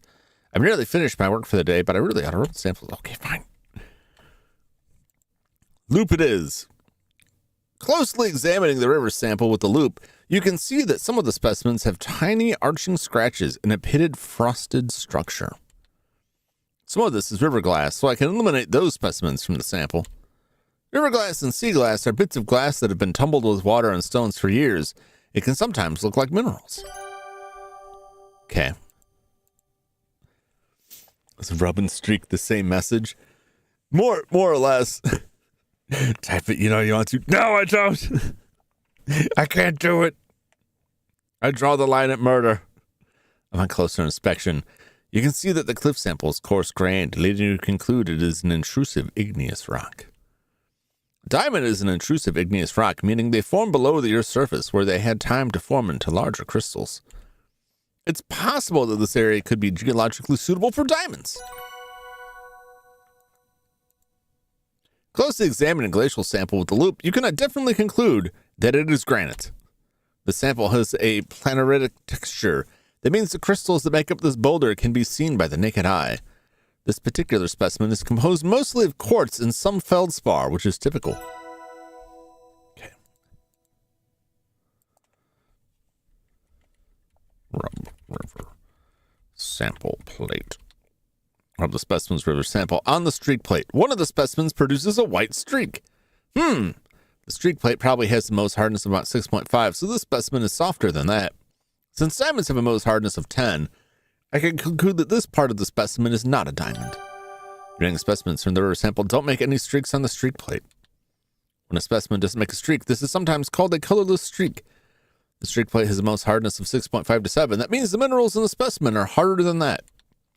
Garnets can have a hardness of up to 7.5, and diamonds have a Mohs hardness of 10, so they would make a streak. I wonder if Albert will let me borrow one of his Mohs hardness picks so I can test the remaining bits of my river specimen. Wonderful. I'm satisfied with my field work and analysis for today. Why, it's getting late, but I am pleased with my work today. Your stomach rumbles. It's dinner time. Proceed to the dining room when you're ready to eat. I've covered this is 6.5. Why?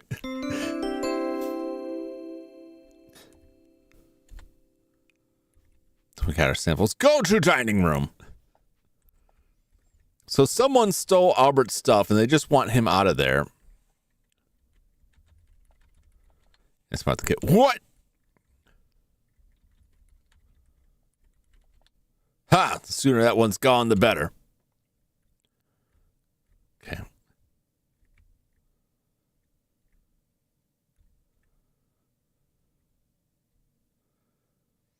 Where did he go back out? Wow, I've certainly worked up an appetite. Jack has prepared a delicious dinner of salted pork and buttered parsnips. Margot hasn't come down for dinner. Evan says she's not feeling well. Excellent job. Kudos on your thorough investigative technique.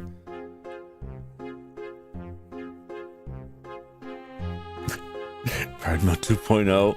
Pick up the slack when he's not here. Oh dear. Oh dear.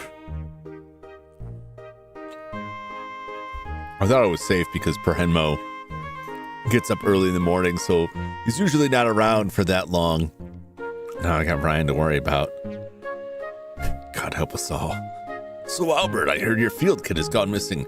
Too bad.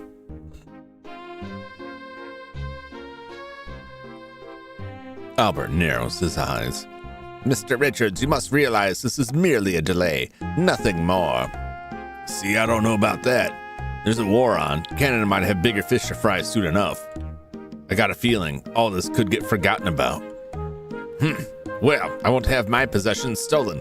Surely the lodge has a way to secure valuables? Yeah, sure. There are 2 trunks in the upstairs closet. Jack's got keys. If we got a key for the blue trunk, you can lock up your stuff in there. That will have to do. If something goes missing, there will be no mistaking who's to blame. And what about the automobile? Has it been fixed yet?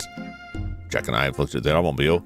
I don't have the part with me, but I will bring it the next time I visit. I suppose that will have to do. I don't care, one way or the other. Everyone seems to be eager to escape the dinner table. I go to bed, night. All right, Leather. Thanks for dropping by. Always good to see you. Hope you're doing well. I hope we'll catch you on the next one. Everyone seems to be eager to escape the dinner table. Whew, these dinners are pretty tense. You follow Jack into the kitchen and help him with the dishes. Gee, thanks, miss. Oh, can you do me another favor? Take this bowl of broth up to Margot. She's still not feeling well. She's in her boudoir. She says being surrounded by beautiful things makes her feel better. Sure thing, Jack. Game has auto-saved. Your game has been saved. I hear voices near the door. Wonder what they're talking about. This is what I was looking for. I need to eavesdrop. I just like the look on her face when she's eavesdropping. It's very amusing to me. It's a myth that cormorants hunt fish that are prized by fishermen. Unfortunately, the birds have been subject to many attempted exterminations. This colony suffered when Crimson was a garnet mining town, but it's recovered since. The nesting colony on the cliffs to the southwest of the lodge is the only intact example for many kilometers. I'm so relieved to hear that the colony survived. Nature is so resilient. It is, to a point. But should the government return and claim this land for its so-called precious stones, the entire nesting colony will be at risk. This cannot be allowed to happen. Oh dear! Nathan and Kimmy continue to chat about cormorants and other birds. You find yourself starting to nod off. Ah. Well, now I see plenty of motivation. Talk to me. I'm enjoying some peace and quiet. Kimmy's in that conservatory grilling Nat on the local wildlife. This room is so distinguished and cozy, Mr. Richards. Thanks, Nancy. It reminds me of my pa. I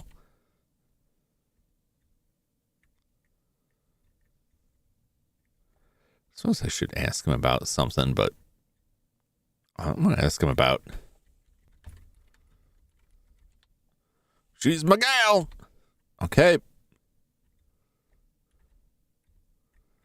Fair enough. Man, no one's ever in there to play pool.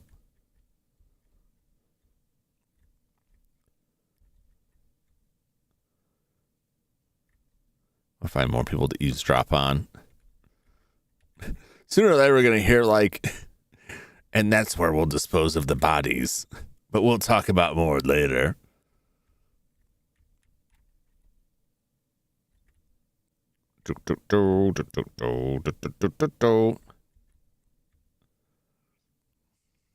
He says you're going to catch us eavesdropping.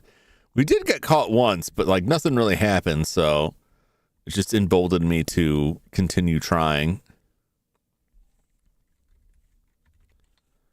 Good evening, Nessa. You are constantly underfoot, Nancy. I came out here for some peace and quiet.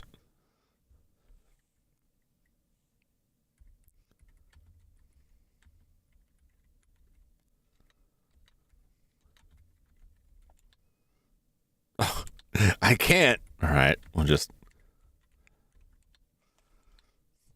Someday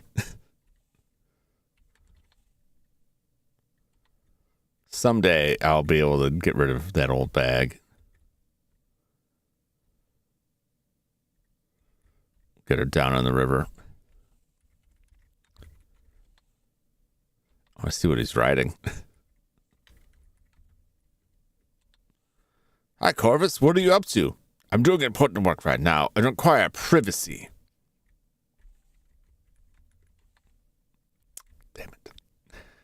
Can't use stab, can't use choke, suffocate, or various other means of murder. How am I supposed to get the job done?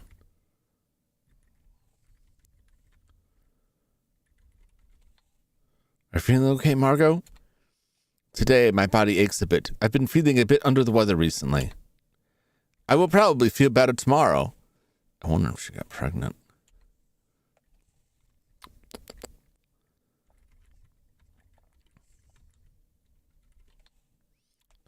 Margot, Jack made some broth for you. Oh, he is so wonderful. Please set it down on this table.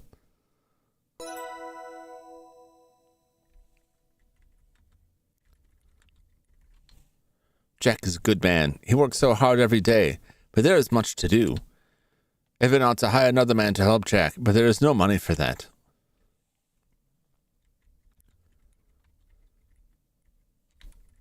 If I ask about the pamphlet, oh, might as well. I wish I knew. Okay, she doesn't know nothing.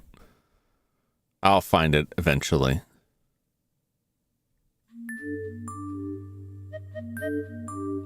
Oh, hello, Nessa.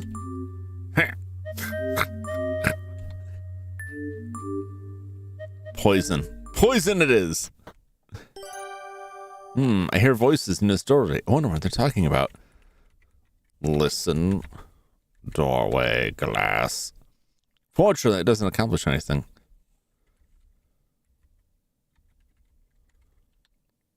Feeling here, Nessa and Margot behind the door. They were saying,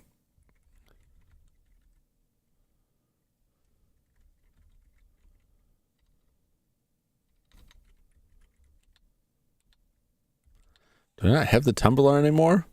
I do. Drinking glass. Isn't this what I used before?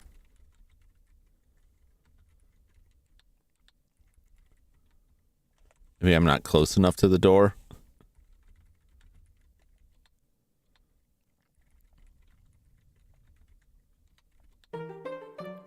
Glass door. The phrasing order of this is confounding me. If only I had extendable ears from Harry Potter. Just slide them under the door. Up with the drinking glass. You can write the door. Nessa, what do you want? Jack asked me to bring this water up to you. And I thought we could have a little chat besides. I knew there was a catch. I know how hard it is for us women to make it in the world. Is that so? Indeed, especially for women who have lived particularly roughly. Such as yourself. What do you mean? I have a very good memory for faces, and there's no mistaking one as pretty as yours. That bad bit of business up in Skagway, the Mounties never caught you, though they did try. There were wanted posters pasted up as far south as Niagara Falls.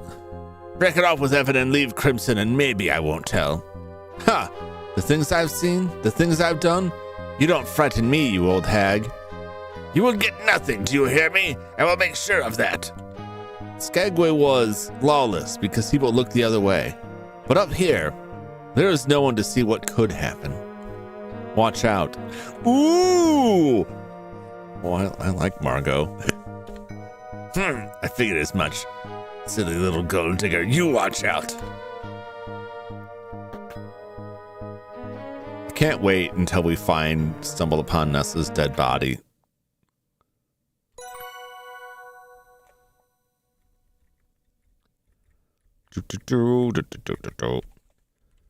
Ask about Nessa.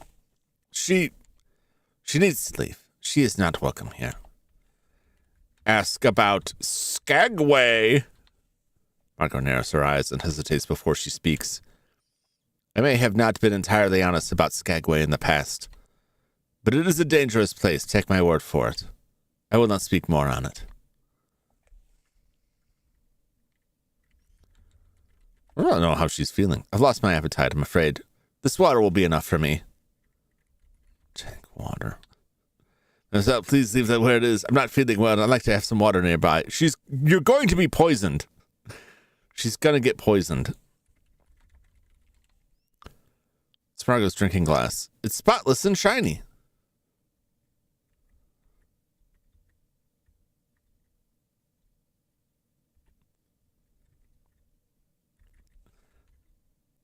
Ask about poison.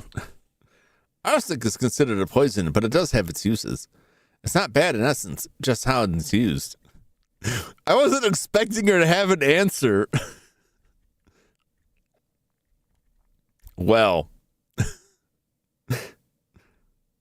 that's interesting. Excuse me, why on earth would you ask me about that? How impudent. What does she have to say about Skagway? Skagway is a city little town in Alaska, full of criminals and hustlers. After the gold rush ended, it was mostly deserted. Good riddance. Although, all those undesirables must have ended up somewhere. Yeah, it's very good that she's just like, oh, arsenic. I know all about that. Where's Kimmy? Oh, she's in the conservatory downstairs.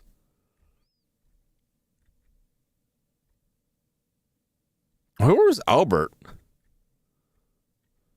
Oh, he's locked in his room. I see. Presumably not in the parlor. I think I already went through here. Get in there.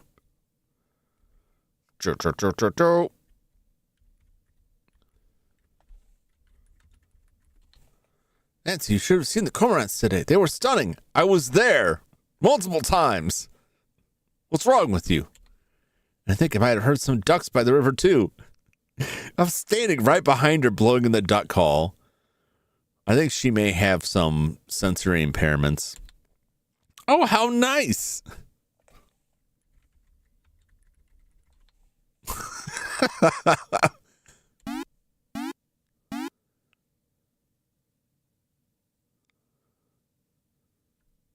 What? Oh, Nancy, it was just you. It sounds like a good quality duck call. I've done a bit of mouth calling myself. I hope she's not like, I'll kill you for this. Nancy, you should have seen the... Oh, no. She's already forgotten. I think she's got trouble. Good evening, Miss Maple. Did you get a chance to take a look around outside today? I did. It was beautiful. I've never seen so many trees in my life. Goldfish memory. Essentially. Essentially.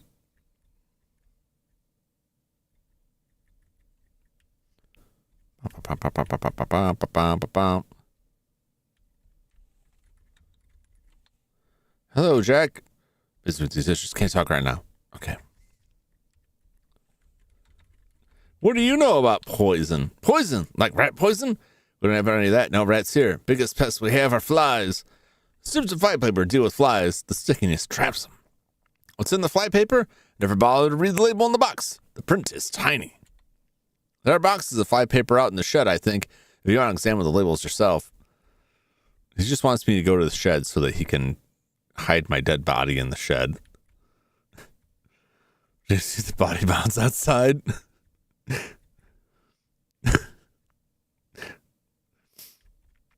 We're gonna get done in here. All right.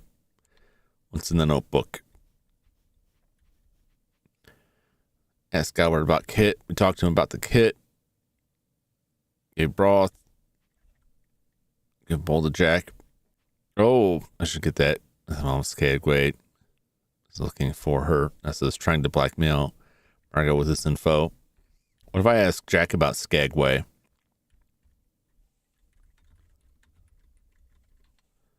Oh yeah, the old Klondike Gold Rush. Place was a real boom town and rough, not a place for refined folk. It's mostly deserted now, I think. Kind of like here.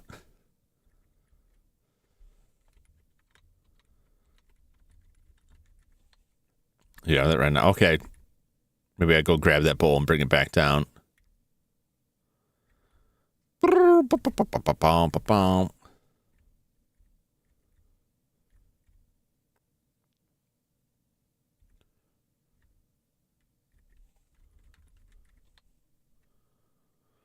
Clean up the spill and decide to take the empty bowl back downstairs for Jack to wash. C'est cool, mademoiselle. You are so helpful. I don't have much of an appetite right now anyway. This water is enough for me. She's probably being poisoned.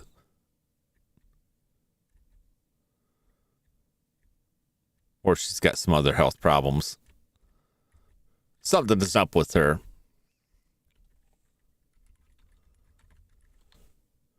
You had the empty bowl back to Jack. Thanks, miss. Really appreciate the help. Tell you what, I'll brew you up a cup of tea and bring it to you in the conservatory. Gee, thanks. You head into the conservatory. Nathan and Kimmy are still talking about birds. You had no idea anyone would be so keen about a topic.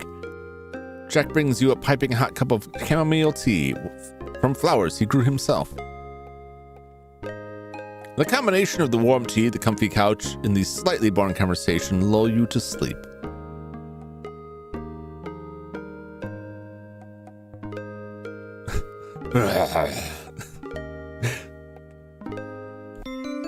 You happily doze on the couch until you're awoken by a commotion upstairs. You head towards the source of the noise and find yourself in Nessa's bedroom. You rush into the room and find Nessa and Evan standing nearly nose to nose in a heated conversation. Oh dear. Oh, hi, Nancy.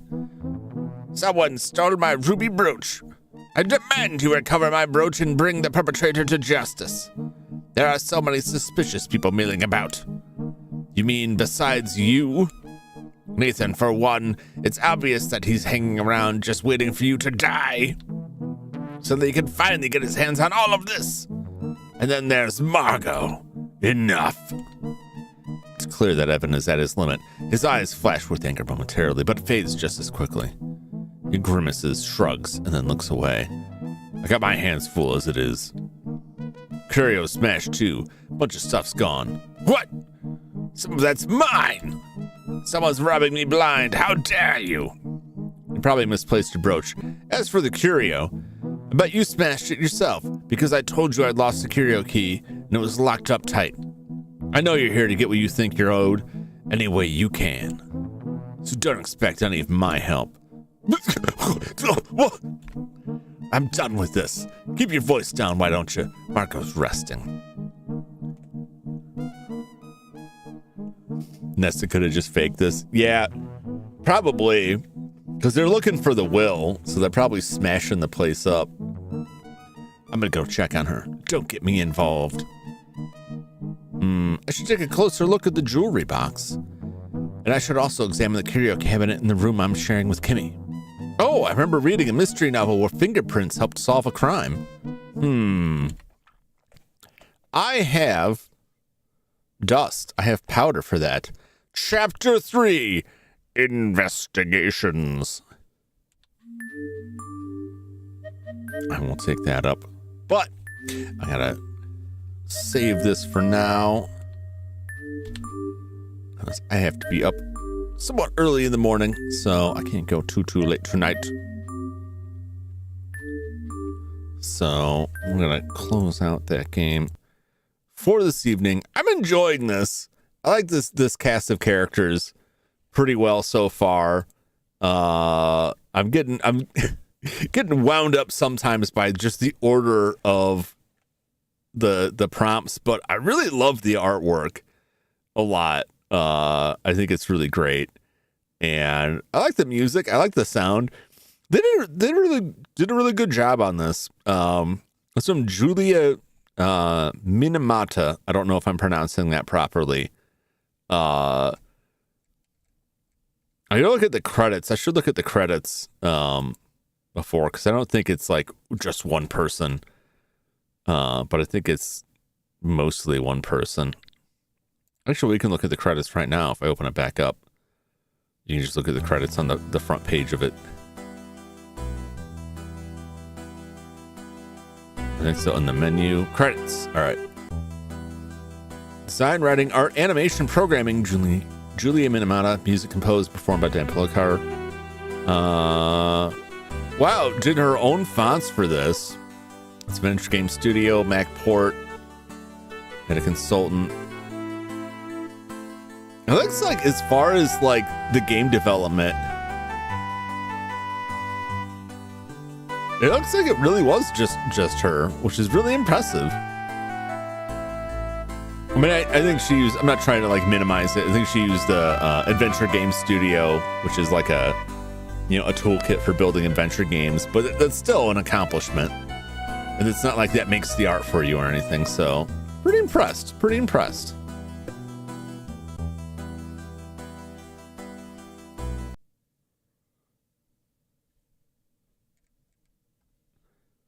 Okay, Gog's got their screenshot is the screenshot of her listening at the door, which is like one of my favorite pieces of artwork. She's like, it's good. So you had to come up with the story and characters yourself. Yeah. I was spending a great deal of time on the art. Yeah, it is very impressive. Like that, there's a certain skill that I think is, I don't want to say lost. I think it just doesn't, it's not as used as much. You had to have a particular type of skill to get the most out of the artwork with EGA graphics, because there's like a real finite limit on the amount of colors you can run with.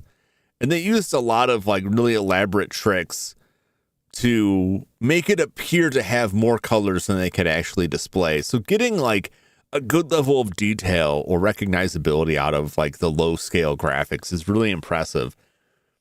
It's just the same thing with like any like older like pixel based graphics that there's the limitations on it created a lot of what you know about the art, and it can be very tricky to work within that. So it's very impressive artwork, and quite a bit of it too. Yeah, I'm enjoying this. I look forward to playing this again next week. So that may be all the time we have for tonight for the Crimson Diamond, but don't go anywhere yet, because it's time for Bomberman.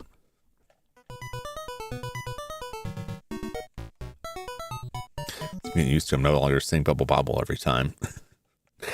Switch my monitor over.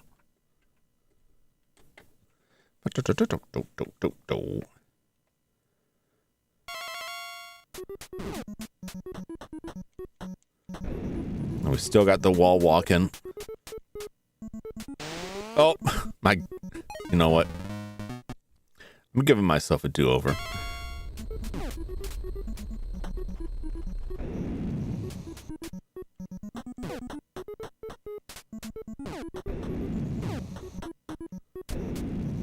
A one-time deal. There's the door. These guys are really on me. I'll never be used to no bubble bobble. Yeah, I think bubble bobble will return at some point, some form or another.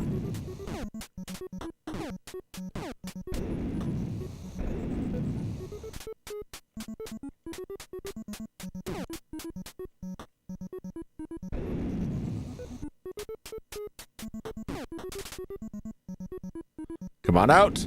Gotcha. Almost.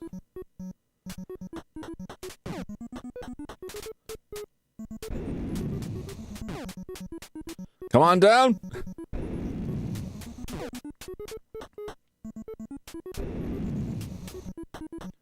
We'll get him. Well, we got one of them. Come on. Come on, you scumbag. Oh, you fool! You absolute buffoon. What were you thinking?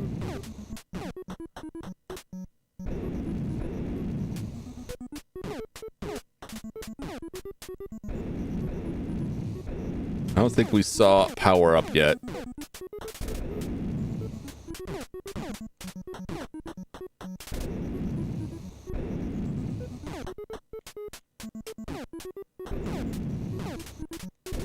Oh, get out of there.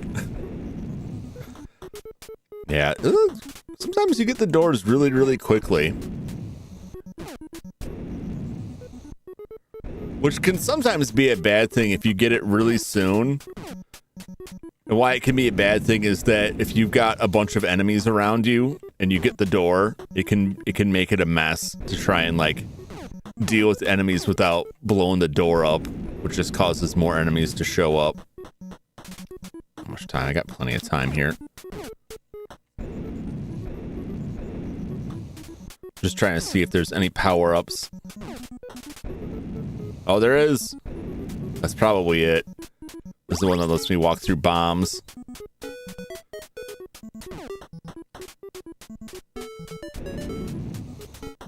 I got enough time here.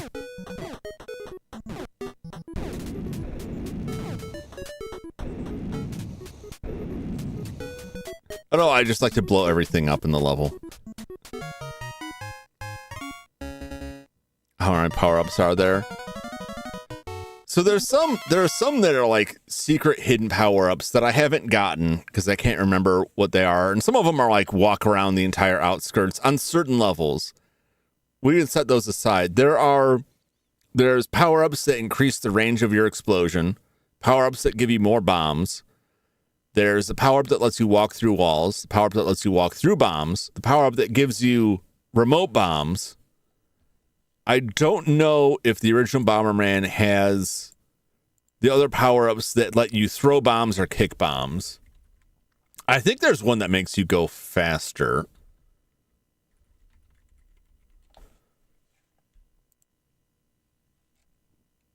Let's see here. Bomb up, fire up, speed up. There's a speed up. The remote control, wall pass, bomb pass. Flame pass allows Bomberman to survive his own bomb blasts. That would be crazy. Invincible, which gives you invincibility for 30 seconds. And then there's other ones that are like points. Certain stages have certain bonuses. Kind of walk over the next without defeating any enemies. After you defeat all enemies, walk around the outer ring of the map. These give you like extra things, which are B-Panel, Goddess, Cola, a Famicom. There's a programmer you could get that are worth extra points that get you like, it's a high score thing. The only ones I haven't seen Flame Pass or I don't think Speed Up. I guess, this says Speed Up, stage 4 only. Okay. I wonder when Flame Pass shows up. That's pretty... I don't remember Elder Bombermans having Flame Pass. Well, they have the vest. I've seen the vest before.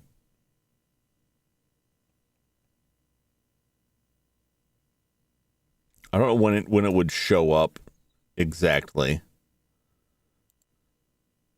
That'd be interesting. But we've got most of them. So yeah, the original one doesn't have... Later Bomberman give you the ability to like pick up and throw the bomb with like a boxing glove or kick the bomb into other Bombermen. We don't have that in this. So I've got most of them. All right, well, that's going to do it for me this evening. Let me see who's live on my subscriptions here. Cecily's back. I think she came back a couple days ago. She'd been on break for a while.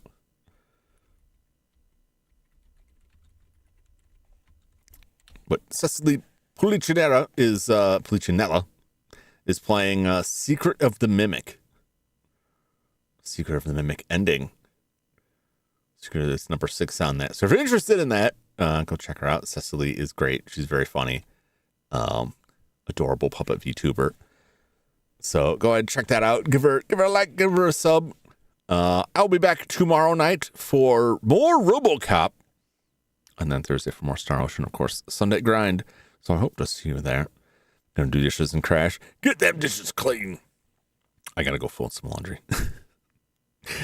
So thanks so much for watching. Thanks for hanging out with me. Hope you enjoyed this game and hope you look forward to us returning to it. Always appreciate it. I always fumble this stuff. Make sure you hit that subscribe button if you want to see more of the Jum Jumington content. If you like the video, hit that like button. If you don't like it, I got nothing to tell you there. Y'all have a fantastic evening, and I look forward to seeing you on the next one. Until that time, so long, everybody. Bye-bye.